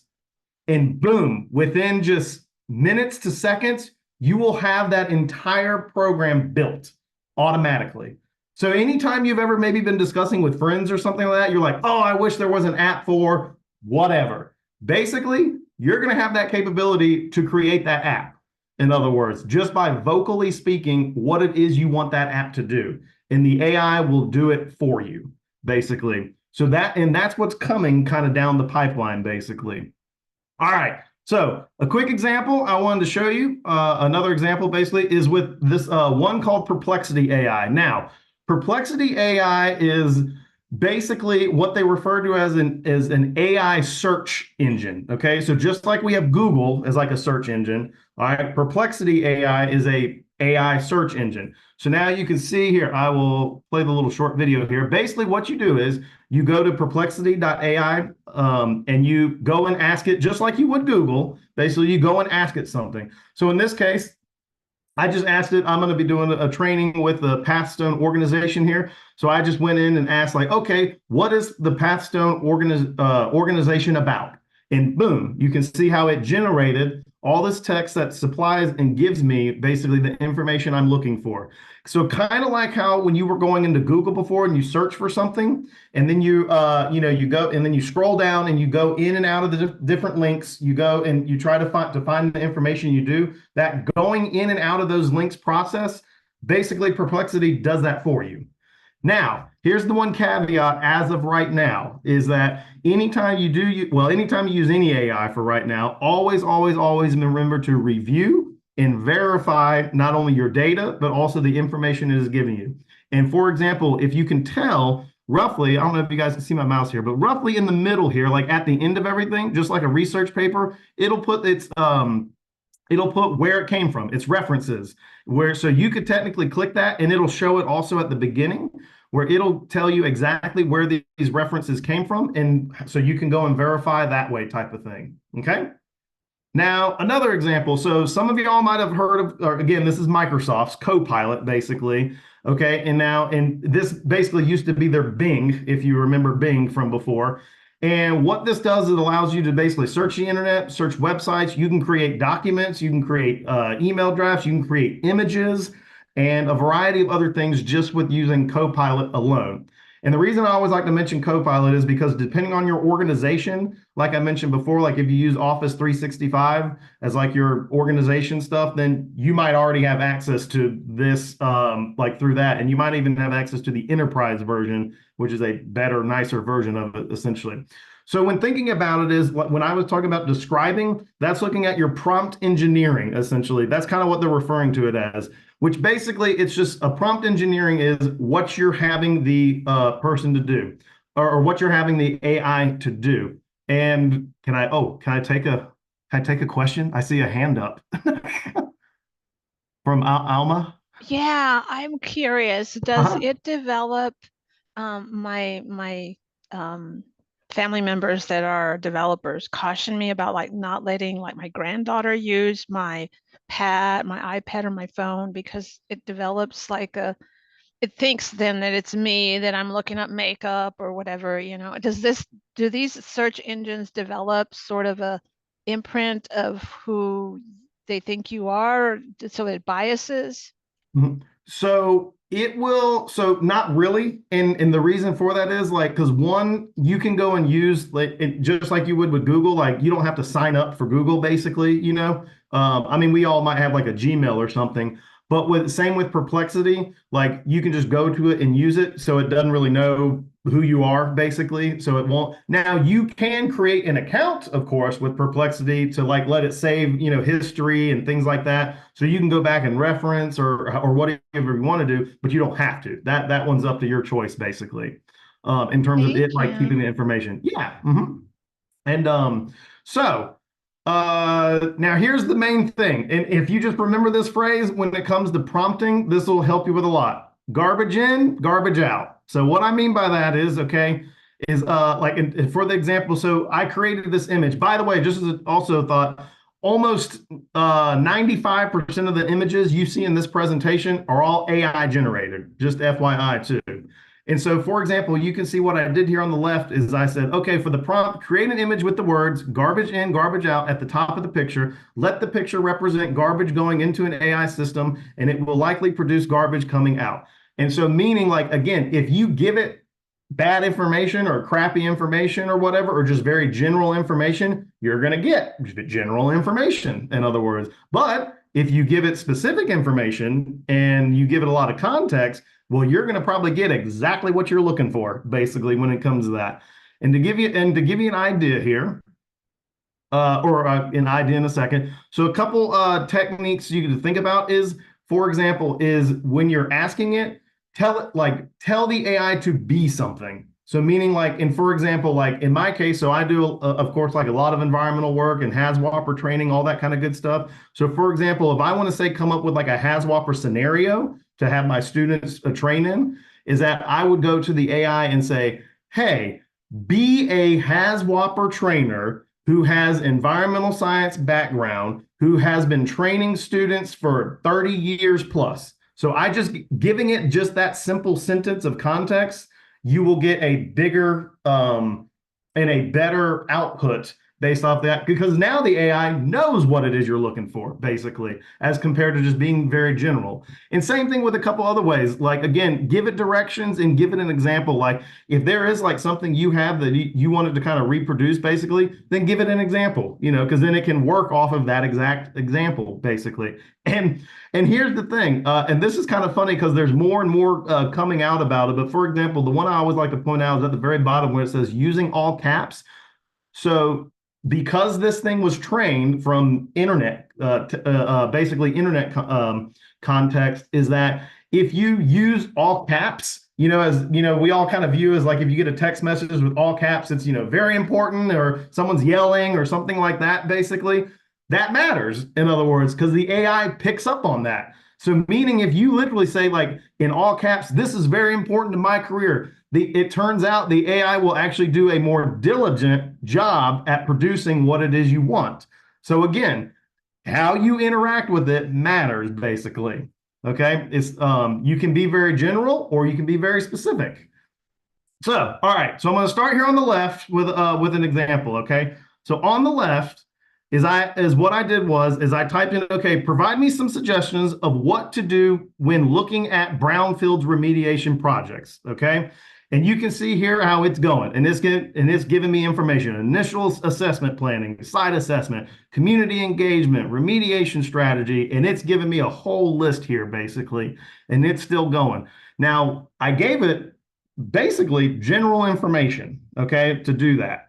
And now, so it's doing that. Now, okay, on the middle one, I gave it a little bit more information. I said, okay, as an expert in environmental health and safety field who specializes in brownfield remediation projects, provide me some suggestions of what to do when looking at a brownfields remediation project. And you can see how, I mean, it's going to mention same, similar stuff because it's brownfield there, it's, you go by guide, but it's listing it in a different manner, and it's also providing a couple other different types of feedback as well from there. Okay, and giving and providing that type of information again, just like because I told it I want it to be a HAZWOP or a brownfields expert, in other words. Okay, and then on the last one here. Okay. So what I did was I told it, okay, I want you to be an environmental health and safety field expert again, who specializes in the remediation projects. Now I want you to provide me some suggestions what to do. But then I told it, I said, okay, please present this information as if you are speaking to a group of experts from EPA and include as many environmental jokes as you can. Be sure to start off with an environmental joke, in other words. And so you can see when I did that, it changes. It responds to how I told it I wanted to. You can see up there, why did the environmental scientists bring a ladder to the bar? Because they heard drinks were on the house. And there you go. And then you'll notice as it's going, basically under preliminary assessment side of assessment, again, it gives the information. And then at the end, under each little section, it has an environmental joke because I asked it to give me that. So again, what you give it matters basically, okay? And how you want to react and to utilize it. And again, just as a reminder, technically, okay, like you could go to any one of these now, and again, at the end, you say you want this information, you can, of course, just, copy and paste it over into like a Word document or something like that. That's very common. Or once again, because the capabilities are getting better and better and better, where basically you're going to, you can go through and click and say, hey, create a Word document that has all this information in it for me so I can download it, and it'll do that there. So now here's the other thing, and because this is one of the crazy things. Let's say let's say you're just working on something and you have no idea where to start, okay, on the project. Well, ask it and tell it that. So like if you're stuck, okay, like working on something, like in this one, I said, okay, I would like, just as an example, I would like you to help me brainstorm ideas for a class I'm going to teach. I didn't tell it what I was going to teach. So it says, oh, okay, well, what are you going to teach? Are there any specific outcomes you want to achieve? And then I said, okay, yeah, I want this class to be about water quality. Can you provide an example of a prompt, okay, that I can use for an AI system? So I'm actually having it provide me a prompt that I can copy and paste, use later, which this is the output it basically did. It says, oh, sure, absolutely. Here's a detailed prompt for an AI system to help you get started with your class in water quality. And you can see at the top left where it says prompt, and it goes through, and then it says and then going there, like where each yellow arrow is, you can see like, okay, here's the primary spot, like course objectives, key topics, engaging activities, assessment methods, and then the list goes on. So I could technically use this and go from there. Okay. So another kind of technique to think about is when using this is, because this has been very handy for me over time, is again, with whatever it is you're doing, with anything you are asking it to help you with, for example, you could type and say, okay, I'm working on a project that is going to be about brownfields. And so, but before I do this project, ask me 3 questions that would help provide more context for you as the AI. So meaning at the end, so that way it will now ask me questions that I might have not even thought about in order to give it more context. So I'm giving it that context. in order to keep going, basically. Okay, so again, just a reminder, just to put a couple quick ideas. You can have this help you write draft emails. You can upload a document to it. Say like a let's say you're reading like an academic journal or something like that, and you're just like, I just don't really know what this means, basically, like what they're saying here. Well, you could technically put that journal, okay, into the AI system and then basically talk to that document as if you're having a conversation with that. So from there, you can actually talk with that document and see and basically say, hey, you know what? Well, I read this part in the thing. What does this mean? Oh, and do me a favor. When you tell me what this means, explain it like I'm a ninth grader in high school. Again, you can explain it to me in whatever manner you want. Okay. So you could use it with proposals or maybe helping write grant documents or coming up with discussion questions or whatever the case is there. Now, so this is something kind of new because this literally came out last week and I've only been kind of playing with it a little bit, but I wanted to point this out to you guys. So all I did was, so there's this new image generator called Flux, basically, and apparently it does not have essentially like copyright issues on it or anything like that. So meaning that is how I literally got a picture of Spider-Man doing Haswhopper work. In other words, like as compared to some image generators, if you type in Spider-Man to do something, it'll say, oh no, can't do this because, it's, can't do this because it's a copyright issue or something. There's ways to get around that technically, but this is just an example to show you. Now, think about when I say image creation. So meaning again, like say you're doing a training or you want to really show something visual, but you don't have a picture of it. Go to it and describe what that picture is so you can show it, in other words. So essentially, like using your imagination, if you've ever had pictures or videos or things like that you felt like you wanted created, well, you're about to get the opportunity to create it now, like and very easily, basically. Okay. Now, the other thing I would like to point out with all this is that here's the thing to remember. These AI systems that we're currently using are literally in an infancy stage. Like this is like the baby step. In other words, like what you're going to be using now is going to be the worst version you ever use. It's only going to get better and better and better and better and better. And as it gets integrated in society in a variety of ways, which it already has. And here's a couple examples. Okay. Oh, actually, but before that, just because I'll make sure I got enough time. But this video, you can see.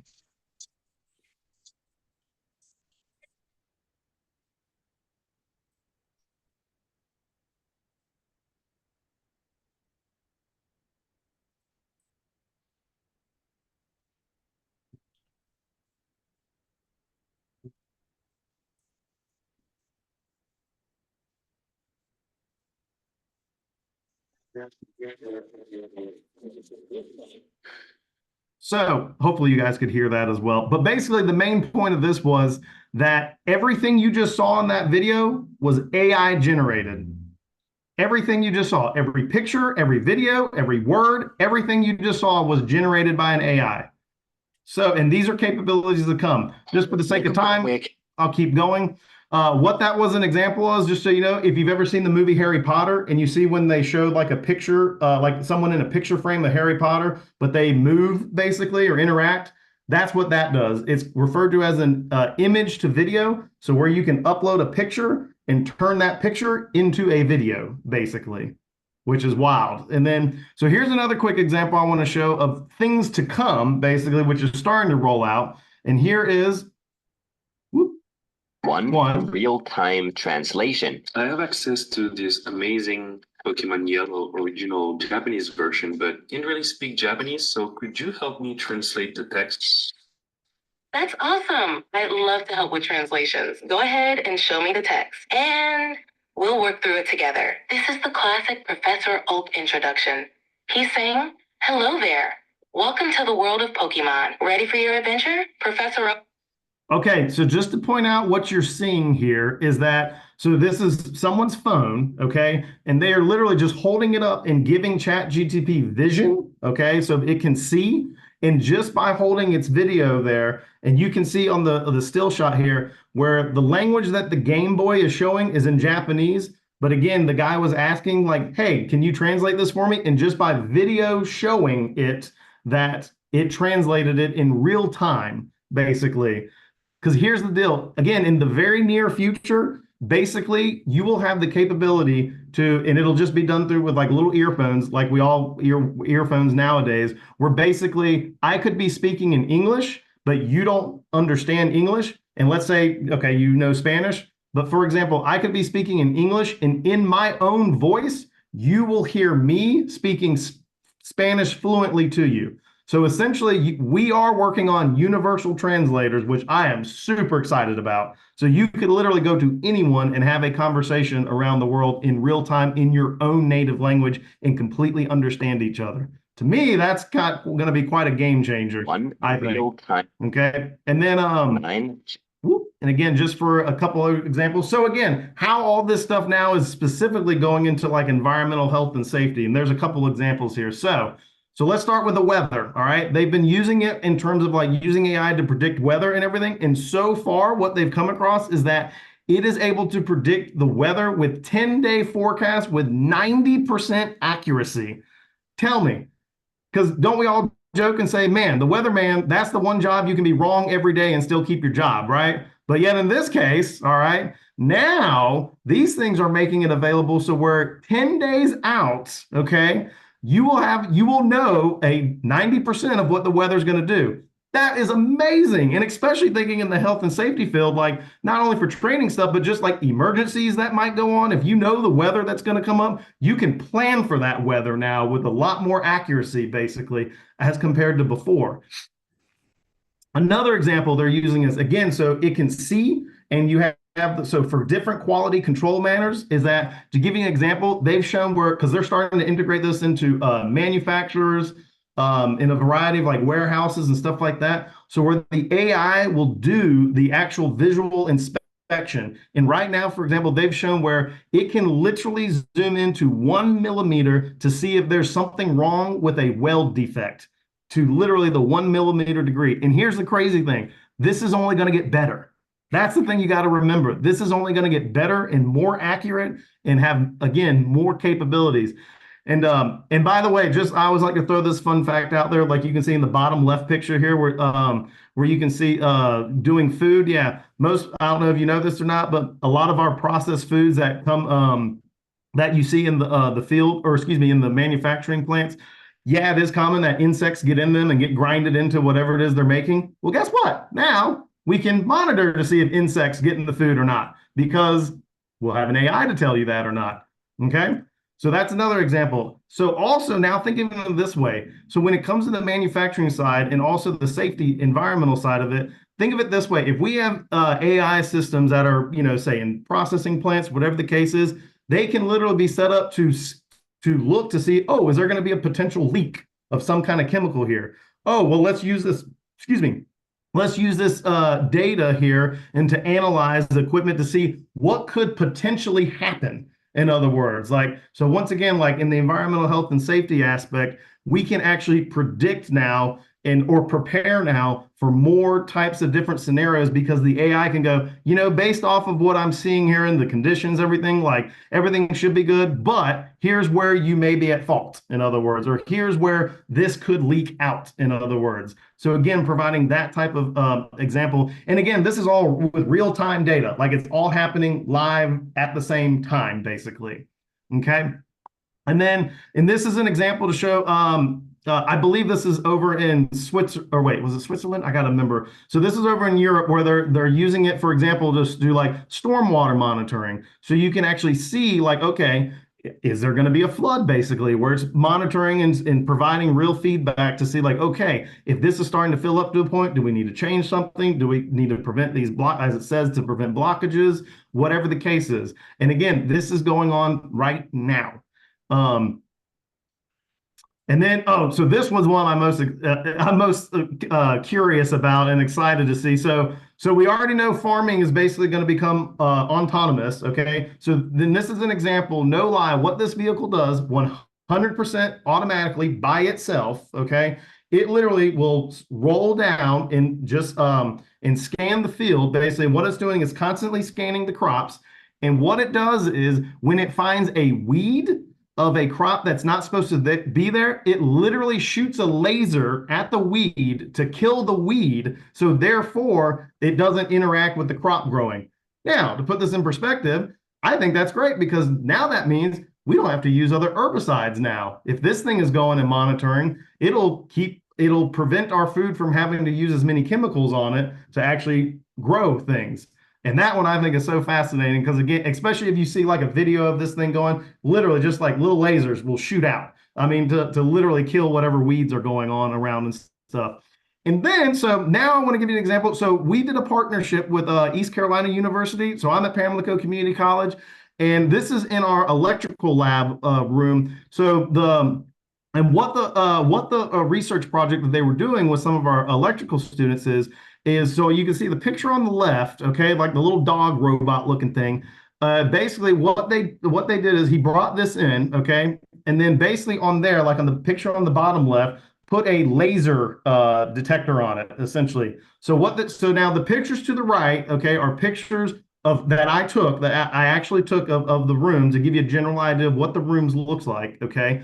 Because then what they did was they took this robot and let it, again, automatically by itself walk around the room and scan, okay, to then create this, a virtual layout of that electrical lab room. Now, the parts you see in gray are things such as like for example, in the middle here, that's like just big tall cabinets, okay? So like certain things that are in gray are basically either like maybe cabinets or storage piece or on top of a desk that it couldn't quite see. But you can see how it provided this. Now, what does this mean? This means now I have a virtual layout of our electrical lab that, technically speaking, in the future, I could say to a student, okay, you have the layout. Now you go home, use your virtual mask, use this thing to practice, to, well, virtually practice, okay, on the electrical systems, basically. And this is just one quick example of that and everything.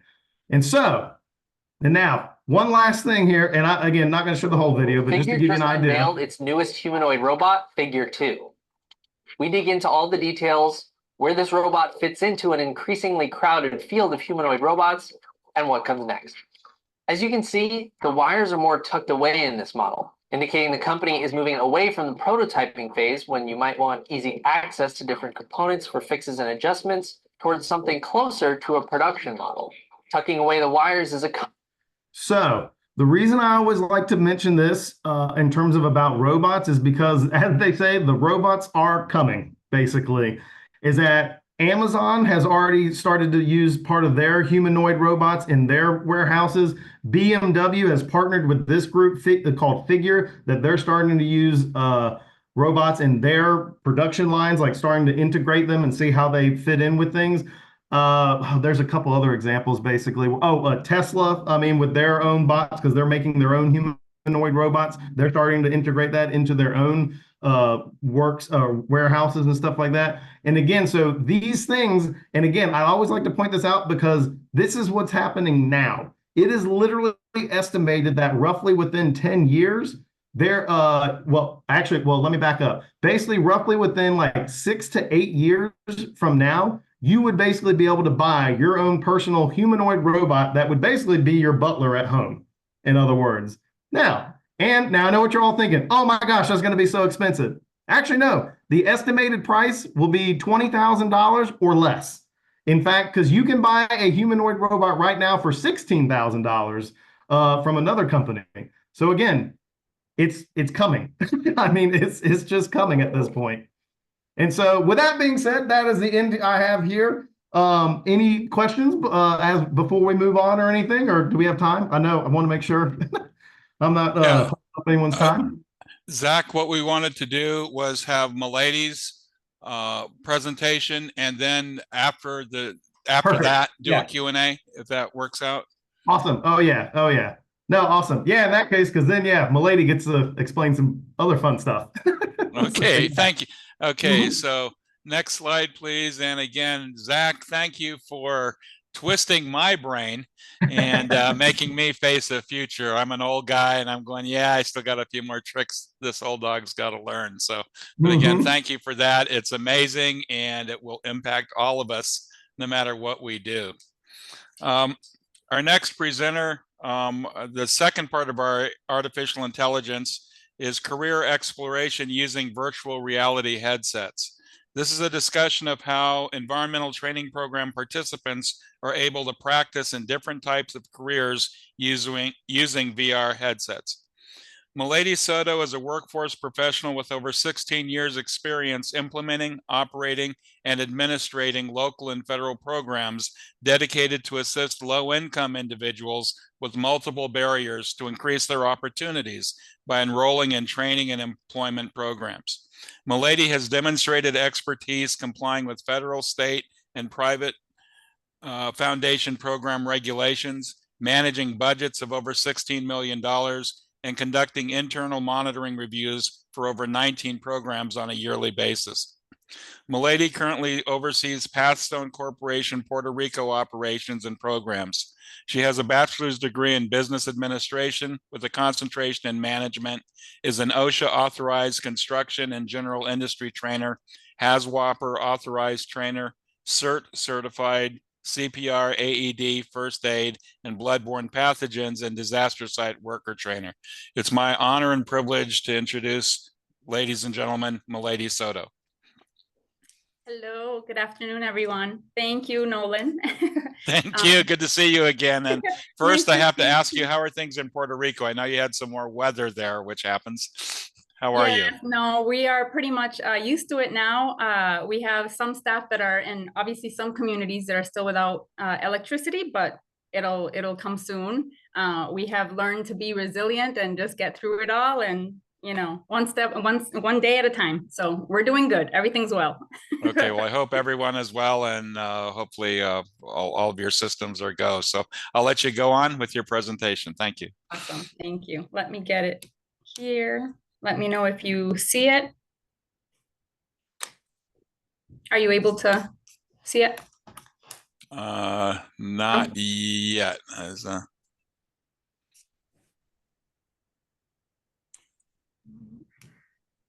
I'm not able to share, so. You should be able to, Milady. Okay, just found it. Can you see it now? Yep. It's coming. There you go. All right. Perfect. Okay, so good afternoon, everyone. Like Nolan said, my name is Milady Soto. I work with Pathstone Corporation, Puerto Rico, and if some of you might not know who we are, we do have a lot of workforce development programs in Puerto Rico, in addition to our health and safety programs. So it was really interesting to hear Zach, and Zach, I don't know if you mentioned it, but he's actually here in Rochester, New York with us. I'm in New York today because we have a conference going on, and we're going to be talking about artificial intelligence and what we've been able to do with virtual reality. So the information I bring you today is what we have been doing in terms of being innovative with our participants, so they are able to explore different careers and not necessarily being, under with an employer for many reasons. Most of them transportation, low income, lack of resources. So this is one of the ways that we have been able to tackle that challenge and be able to serve our participants better. So the objectives of my presentation are to demonstrate the benefits of why we're using virtual reality for career exploration, let you know some reasons and effective strategies that have worked for us in implementing virtual reality, and showcase some real examples. So I actually brought some pictures and some videos of some of our participants actually using the virtual reality. The reason why we are using this is obviously it demonstrates to the participant they're having like a real life experience, kind of. It's through a simulation, but it feels really real. Before we let our participants use it, all of our staff were able to take this training and be able to use the Oculus equipment, which is what we use now, and the experience that they, it's real life. So when you put it on, basically you're in the room, you feel what's going on, and if something sparks, then you think it's going to jump on you. So basically it's really it's interesting. So it's a lifelike simulation of what it is for the work environment, and it allows our participants to experience the daily tasks. In terms of hands-on learning, They enable our participants to practice and engage with job-related tasks specifically, offering deeper understanding of what skills are actually required. And it also helps us train our participants with those certifications or those specific skills that they might not have at that moment. It also showcases a diverse range of careers. We are able to use over 150 different types of jobs. So depending on what type of job they would like to explore, we are able to download that type of simulation. The people that we work with, we have a contract with Transfer. That's the company that we're using right now. And at first, when we began using the virtual reality, obviously this is an ongoing changing, and they continually update it every day. So we're able to let them know what our participants are actually requesting to learn, and they're able to experience that. They can also explore different career paths without the real world risks. So it makes it easier to experiment and make informed decisions on where they would like to actually continue their training. It can lead to better engagement as well and retention of information. Our participants have loved the Oculus equipment. It's something different, it's something innovative, so it's not something that they've been seeing. So it has been, it's worked really well for us. It has also made it possible for participants that may have physical or geographical constraints to be able to take part in that type of exploration. And the applications are able to provide scenarios to practice the specific skills, and it helps the users gauge their suitability for various roles. So maybe if they were thinking about being a welder, to be general in terms of one of the simulations that we use, and they're in that experience and they don't like it, they're able to, before going into real world, or they can decide if they like it or not, so they can make those informed decisions. And last, it's cost effective as well. Like I mentioned, in terms of transportation, we provide on-the-job training to our participants as well with different employers, but sometimes we don't have employers in the specific areas where our participants want to practice the skills. So through this, they're able to practice. So in our strategies, we have incorporated the virtual reality into career counseling, different classroom training, and we actually have brought it to some job fairs as well. So we bring our equipment and we're able to let others experience what it is to be in that simulation. We have actually developed some curriculum modules that include the virtual reality career simulations as well. I mentioned we partner with the VR content providers. They have listened to what our needs are. We have been under contract with them for about 2 years now. And when we began with them, they didn't have their simulations in Spanish. So obviously I'm in Puerto Rico. The services we provide are to participants that mostly speak Spanish. So they have been able to make, right now there's about 28 simulations that are explained in Spanish, and they continue to translate them continually. So they've been great in terms of listening to what our needs are and being able to work with that. They tailor the virtual reality experiences to specific industries or career paths. So based on the needs of our participants, and develop different scenarios that reflect the real world job tasks and environments. And before, like I mentioned before, we have our staff provide the virtual reality or the simulation in that classroom training. Our staff have to go through it. That way they understand what our participants are going through, and they're able to explain it better. And after they go through the experience, we obviously collect feedback and measure what impact it has made in terms of what skills they have learned, or what other scenarios they would like to try. So this is the type of equipment that we use. It's the Oculus Quest headsets 2.0.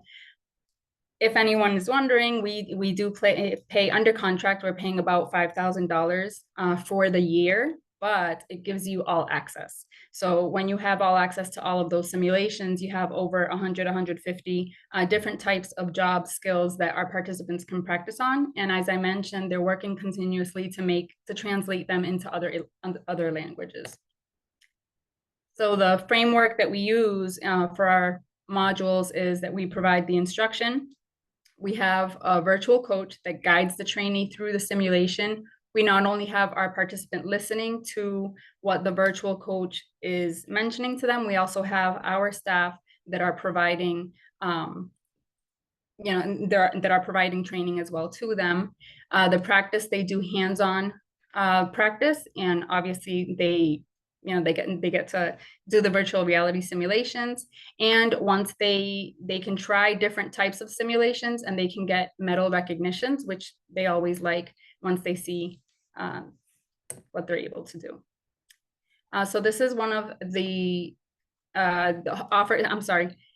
offering the hands-on simulations that shows the different career paths, allowing job seekers to explore their career options. Some, to mention a few, are architecture, construction. In construction, we have different occupations. Electrician is a very famous one within our participants. They like to try a lot the electrician because many are scared of the sparks and many are scared of that. And then once they go through the simulation, they decide if they want to get additional training. Welding is another one. Information technology, manufacturing, transportation, distribution. So a lot of the pros, that the reason why we like the virtual reality, it expands the learning opportunities for our participants in particular. They, through practical experiences from real jobs that are in high demand. So we also make sure that most of the practice that they get in the simulations, because we have to place them in employment after they go through our program. So basically not only the brownfields, but every other program that we have, they go through an individual assessment, and then that's when they go into the training. And later on, we have to place them in employment. So we want to make sure that the simulations they work with are ones that will be, a career path they would be interested in. So this is a module example. If the discipline in this case, it's manufacturing and construction, the skilled trades. So they would have different modules. For example, the first one would be plant safety. And after they finish that plant safety, they would go over to construction, and then measurements, blueprint reading. So depending on what they choose, it gives them a set of different modules that they would have to go to, and they would get those certificates for the different ones that they complete. These are some of the simulations that are available in addition to the ones I already mentioned. There's some for medical assisting, pharmacy. We have had some computer simulations, secretarial, medical. So pretty much you mention what it is that you want to try, and you can try it with the virtual reality, which many times we're unable to place our participants directly with employers since they don't have a lot of experience, but through here they can get some experience. These are some of our participants in simulation. These specifically are from our Brownfields job training program. And here, many of them, as I mentioned, they have done construction. They have done cleanup. There's some that have done work agriculture. So depending on what type of job they want to follow, that would be what they do. Here's some more pictures of our participants. And I have a couple videos. Here are the videos. I'm hoping that they run. You're going to hear speaking in the background. Obviously, they're speaking in Spanish. This is live through a training of our participants. And I won't play the entire thing, but at least so you get to see how they explore it.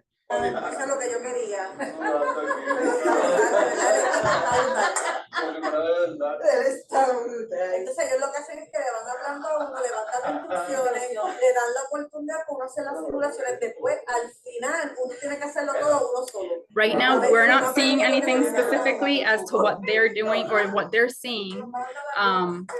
But we have gotten some equipment in order for us to connect the Oculus to a specific television, and not only they're being guided inside with the training, but we're also going to be able to see what they are seeing in their Oculus. So it's one step at a time as we get all the equipment that we need to get there, but we will be able to see what they're seeing on a television.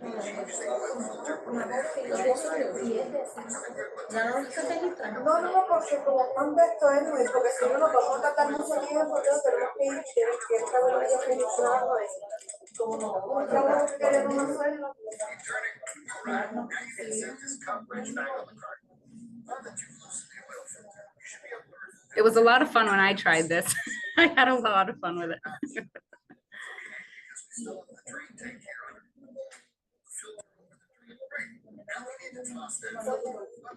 Cuéntame lo que ves. So they're asking him to let them know what they're seeing. El filtro nuevo no me lo han dado. He's waiting for a filter. Ya mismo cae aquí. Y que te va explicando. Y después al final tú vas a ver que tú vas a hacer todo tú solito. So he's saying that he's trying to put like a filter on and he's waiting for them to give him the filter, and he's like, the filter is gonna drop. So pretty much it's he's waiting for it to explain, and he's obviously it's like if he's in the room. Like whoever hasn't tried it, it's really hard to explain because you have to like put it on and you have to see, but it's so real. And then we have this one. Sí, por eso se supone que tiene herramientas encima de la mesa. Sí, y ahora. So he was looking for his tools. He's inside the room and he was looking at the shop.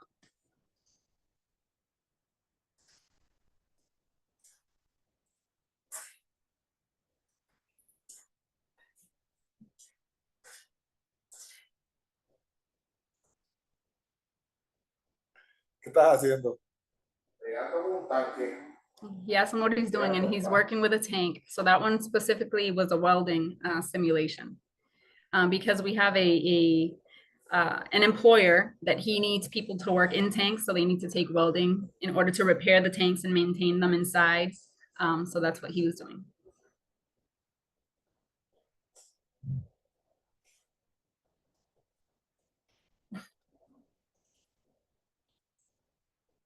So basically that's what we see with our participants right now, but that's one of the main reasons why we have our own staff go through the simulations first before our participants are able to do it. In terms of what is coming in the near future, as I mentioned, they have already started translating a lot of these simulations, thanks to the feedback that we have gotten from our participants, because through the simulations, it's pretty easy to understand what they're telling you to do in English, but some participants, it's a little harder where we have to guide them more hands-on. So we do need to see what they're doing. So when we have that actual television we can connect to and be able to see what they're doing at the same time, so it'll be much easier for us. So the translations are definitely coming. I understand they're going to be completing 14 more by the end of this fall. And that's through the relationship that we have been able to develop with them. They're also adding 14 additional new career exploration simulations this year, many of them having to do with waste sites and brownfields and being able to clean up, remediate some areas. Lead and asbestos is a new one that they're going to be doing as well. And we have one of our programs serve specifically participants that have worked in agriculture before and they want to learn new skills or obtain agriculture upgrades and excavators. They already have the forklift. So pretty much it's whatever simulation you want to try and obtain and you want to play around with, then we'll be able to get it. And if they don't have it, they obtain it. But this has been our experience in terms of the career exploration. The feedback from our participants has been really positive, and we not only provide these simulations and they're able to do it in Puerto Rico, but we have 9 other states that we have direct services and workforce development programs, and we're able to do it in those states as well. So I know it's something that's growing. I know that at first we were all a little, I would have to use the word scared because it's a little bit scary when Zach was showing his presentation right now and I would see those robots that look like dogs. That to me is from a movie. I mean, I've seen movies where those dogs are and they're bad dogs, like they're looking, to hurt people. So it is kind of scary to be able to see and observe like all of what this artificial intelligence is doing. And the reason why we have Zach here in New York and the reason why we're doing the virtual reality is because we know that the technology is changing quickly. We know our participants need to obtain the skills and understand, because we need to let them experience this as well. So they get it through our program and they're able to see, all the changes that are coming out. So I don't know. I know that you guys said you're going to have questions. That was my presentation. I know it was short, but to the point. All right. Thank you, Milady, so much. Next slide, please. So first of all, I want to again thank you, Milady. You're on the cutting edge. You're the tip of the spear. You and Zach, and you know, you're not just doing this, but you're influencing and educating us as to what's possible. So we do have time now for a Q&A. So for Zach and Milady, or for our other presenters, Stacy on the Environmental Clearinghouse, or Blaze on the TAB program. So again, to participate in the Q&A, if you would please unmute your microphone. If you would turn on your camera so we can see you, and then you can raise your hand or put a question in the chat room. But I'll start off with a question, which I think some people kind of hinted around. So if we were looking at one set of the goggles, one set of the hand tools, I guess a monitor, and then the monitor where the instructor could see what the participant is doing. That's sort of the hardware side of it. And then there's like a licensing and or software side of it. How much would you estimate that hardware side is per student, roughly? Personally, I don't know the cost per student. I can tell you that our cost for the equipment, since we have it, it's kind of like a lease. So, because I mean, I don't want to own the equipment, because if there's any updates, I'd rather for the company to work on it. So we are paying $5,000 per set right now for the Oculus. And that is for the entire year. That covers all access to all types of simulations, and whatever translations that they complete and they put, will have access to that as well. I would say that to have the additional equipment, right now, I do have to say that we have been able to, National Pete has helped us a lot. I wasn't able to be here while they were presenting, but I definitely have to mention it, and I mention it in every single presentation that I do. They have helped us identify so many resources. They have been such great partners in order for us to get the equipment we need to make, you know, this training type a reality. So we have had a lot of help, and I would say that in terms of getting the other equipment needed besides those 5,000, I would say maybe about 2,000 or 3,000 at most to have everything, you know, the television, because it has to be a smart TV in order for you to connect it, maybe the cable. So I would say about $8,000, but that's not per participant. It's for the actual equipment itself. Okay, and so for that $5,000, how many sets do you get? One or multiple? One set. Okay. One set. Yeah. And then I think I saw one question in the chat room. Someone wanted to know about what was the student feedback or the the people in the program. Right now, our students, many of them, all we have received is positive feedback. Honestly, the students love the experience. It really is really fun. It's mind blowing when you actually get to put this equipment on, because you're in the room. I mean, you transform yourself in the carpenter and the electrician, in the, you know, in the waste site worker. So basically it's like you're in the room, and that's why when you see them walking or turning around, it's because they're in the room turning around, and you know, that's what they're seeing. When I tried it, I did an electrical one because I'm really scared of electricity and all of that. So I did want to try that one because I don't want to be near electrical. So when I put the equipment on, I had to repair. It was like a board where I had to repair it, and there were sparks flying. So it was funny when I was doing it because I thought the sparks were going to fall on me. So I'm going like this with the Oculus. So everybody was laughing, but it's because it's so real. You think so. I would love to be able to, if I'm with you guys at any point, I would bring my equipment with you so you could try it and be able to experience that, because it really is hard to explain if somebody hasn't put on this equipment. That's why my nephew is one that he has virtual reality equipment at his house, and he likes to play those games with his friends. And it's like, then you understand why they want to be so many hours on it, because it's so real. It's like if they were doing it. So the feedback is really good. Okay, and then the other feedback question was from employers. How do they feel about this type of training and system? With employers, you can the employer will always say, you know, it's virtual reality. It's not real. So maybe in terms of their feedback, it's a little bit more maybe not as positive, but they do see it with good eyes as the participant has at least explored the simulation, and it's a type of job that they want to explore in terms of when they're on the actual job. So with employers, it's maybe a little harder to get them to love that type of experience because they want to see the participant hands-on in their shop or in their areas.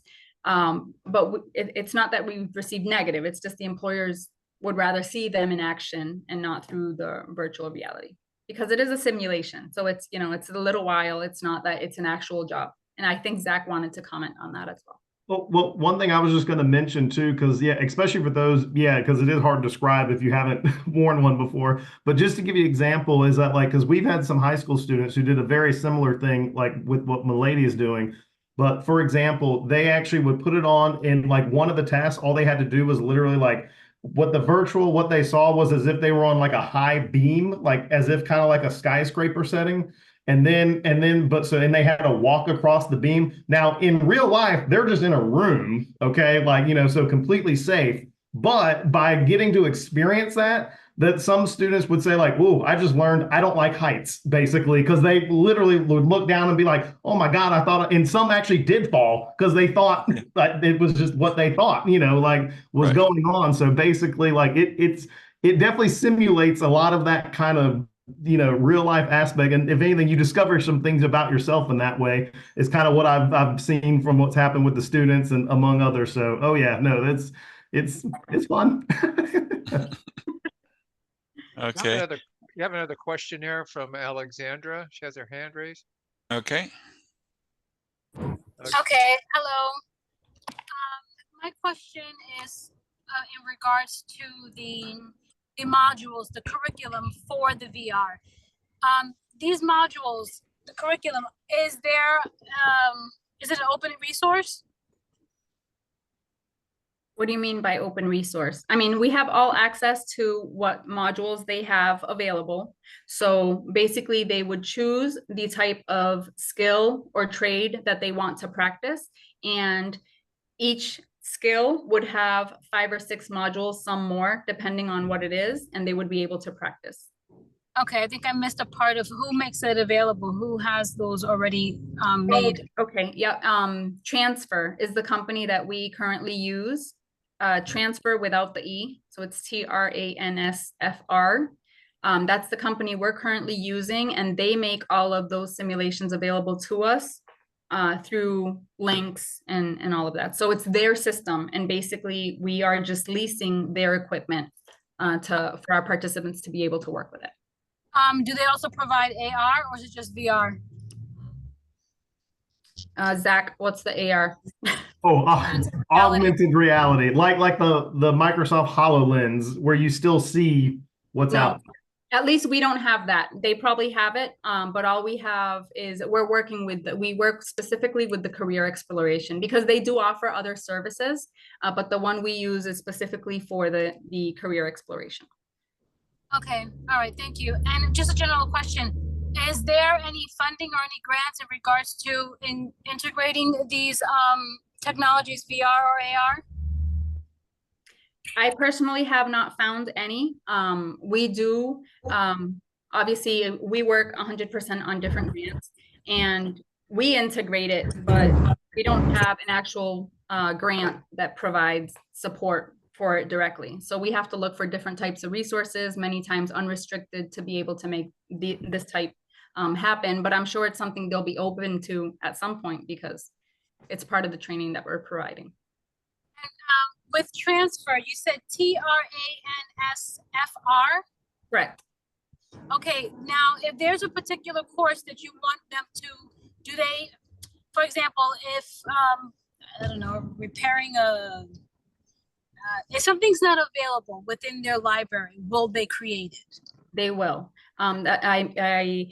right now they did not, when we started with them, they didn't have anything available in Spanish, for example, and they have already translated many of their simulations because of the feedback we received, they received from us. They didn't have any in agriculture, and that was some feedback that we gave them as well, because we serve a lot of participants that are going for agricultural upgrades, and they are working on that, and that's part of the new simulations that are going to come out in the fall of 2024. So they're definitely open, or at least have been open with us to those suggestions, and whatever suggestions we have given them, they have worked with it and made new curriculums for us. So yes. Okay, that's perfect. Thank you very much. Great. And Mia Harvey has posted the website for transferinc.com into the chat. So. Thank you, because I couldn't figure out where to find it. Yeah. Thank you. And I don't want to get too far ahead of ourselves, but one of the things is that I'll have a disclaimer at the end, but EPA does not endorse or recommend any of the products that are being presented. So I just want to make that note, just in case somebody gets the wrong idea and I get in trouble. That's why I mentioned unrestricted funding, because a lot of them will not pay for this. Yes. Yeah. So what you're saying, this is not allowable cost for an EPA job training grant, right? As of yet. It's allowable in terms of we can do it, but they will not pay for it. We can't use the resources. Okay, it's not allowable expense. Okay. Allowable expenses. Right, but mostly we're saying it's not an endorsement. We're not allowed to endorse any particular product or brand or company. So again, I'm a little bit limited on my screen. I don't know if anyone else's hand is up, or if Mike and Steve can help me out here. Yep. I don't see any. Okay. Any other questions from anybody on any topic or anything that we went through today? This was very interesting. Very interesting. Okay. So Kirk, again, thank you. I see Kirk's hand is up. Kirk? Yeah, I just wanted to share that through our program, we are also, and matter of fact, Zach is helping out on it, is we're developing a simulation for hazardous waste response. And it will be available when we're done at no cost. And it's basically going to be a way for folks to prepare and enter a hazardous waste site, identify it, and suit up through augmented reality. And so, they can make all the mistakes they want during that versus going in real life. So that's currently under development.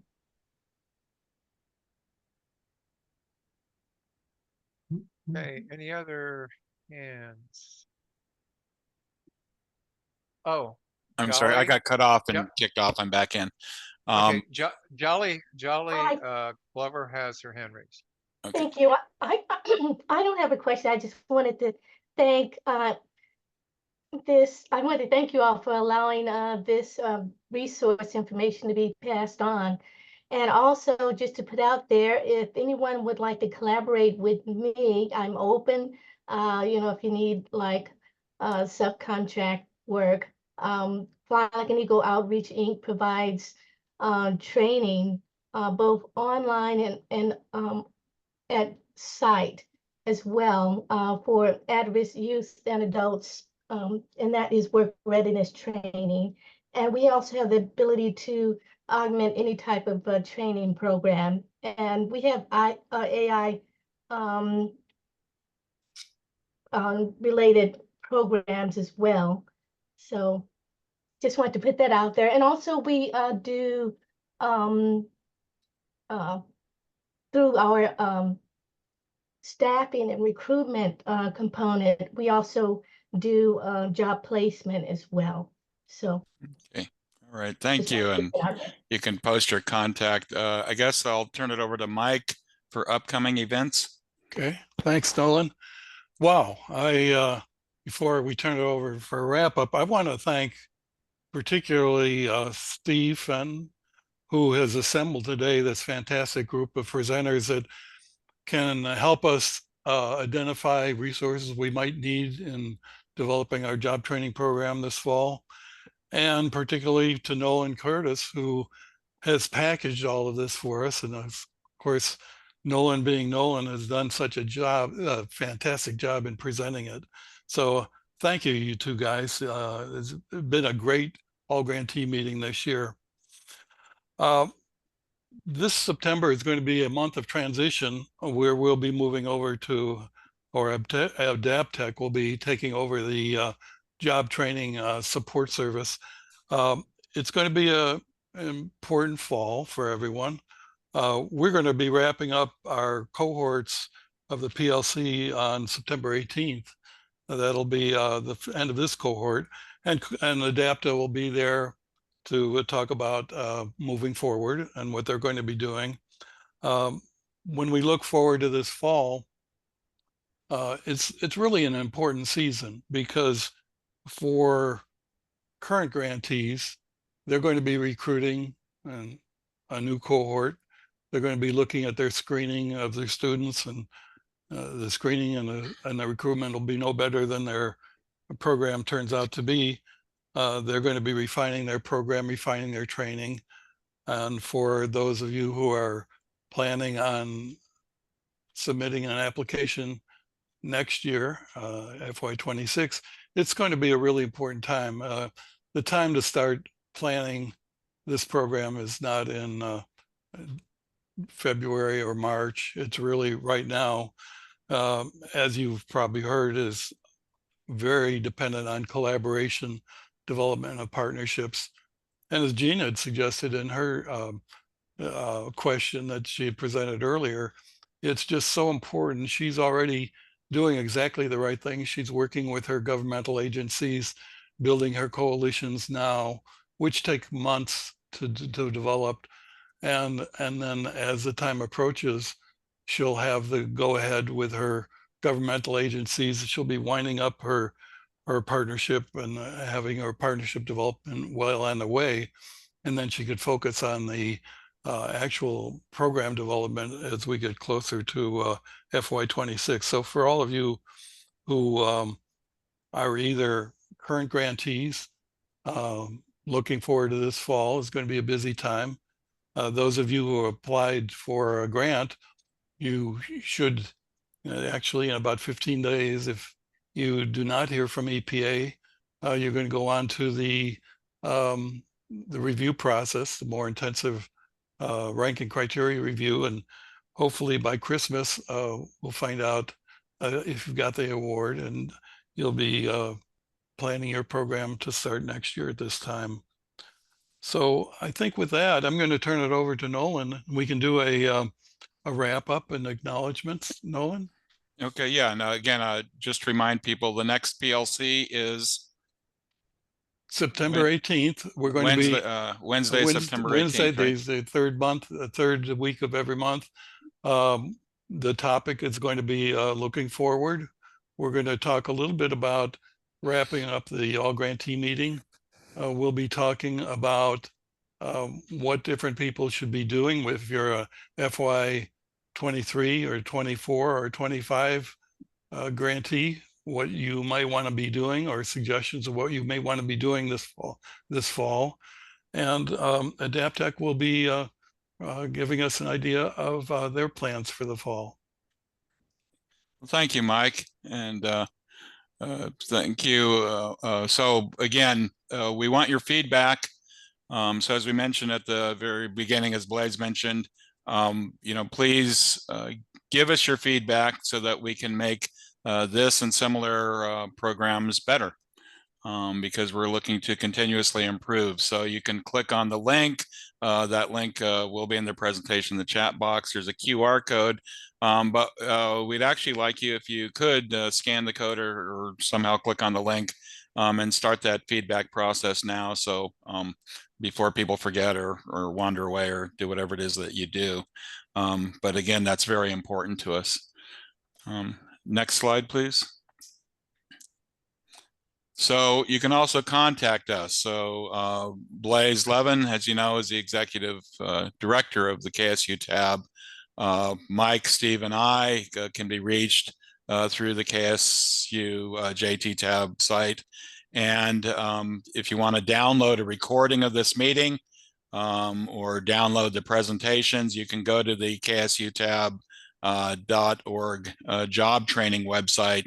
It'll take us a little bit to get all that up on the website. You know, again, it's just you know, if you give us about a day or so, but Tim, I know, will be working feverishly to get all that for you. But then all this information will be available to you. Next slide, please. Okay, so a lot of people do a lot of work to go into this, and you know, we want to acknowledge and thank the following. Certainly, Matt Washi and Patricia Overmeyer from EPA and all of their EPA staff for the support and input they've given us for this program and over the years. To Blaise Levin, our KSU tab program executive director, who's our fearless leader and benevolent overlord. Tim Hunter of Lucid Way Solutions for his IT technical support. And also he picks us up off the floor when we all have our meltdowns over something that won't work or something that won't run. Certainly all of our presenters, so Steve Fenton, Kirk Laughlin, Deborah Weinstock, Eric Prasad, Stacy Lobatos, Blaise, Zach Schnell, and Milady Soto. Thank you so much for sharing your time, your expertise, your professionalism with all of us. We really appreciate it, and this program only works because of you. I do want to thank my KSU JT tab colleagues, Mike and Steve. It's been a long and winding road, and we don't know quite where it'll lead, but I'm sure it'll be all good places. And certainly, we want to thank all of you for your participation, for your support. And so again, thank you. Next slide. As promised, and because I'm married to at least one lawyer, this project has been funded wholly or in part by the U.S. Environmental Protection Agency. The contents of the document do not necessarily reflect the views and policies of the EPA, nor does the EPA endorse trade names or recommend the use of commercial products mentioned in this document. And none of the statements made by KSU JT tab during this webinar constitute official EPA advice, interpretations, or positions. So again, our best intent, but you can take it halfway to the bank, and then after that, you got to use your own judgment.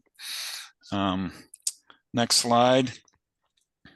So that's it. We've ended early. I know some of you are disappointed because you paid all that money, and this is like a you know, course you take when people go back to school and do the 10 hours and they want you to end class early. But for the first time ever, we've wrapped up one of these a few minutes early. So we're now going to say adieu and farewell. We do have an after hours open discussion. So for those of you who want to hang around to participate, unmute your mic, turn on your video so that we can see you, and raise your hand in the chat room or just shout out. But again, thank you, all of you. This officially ends our All-Grantee meeting for 2024, and I'll request that the recording be ended.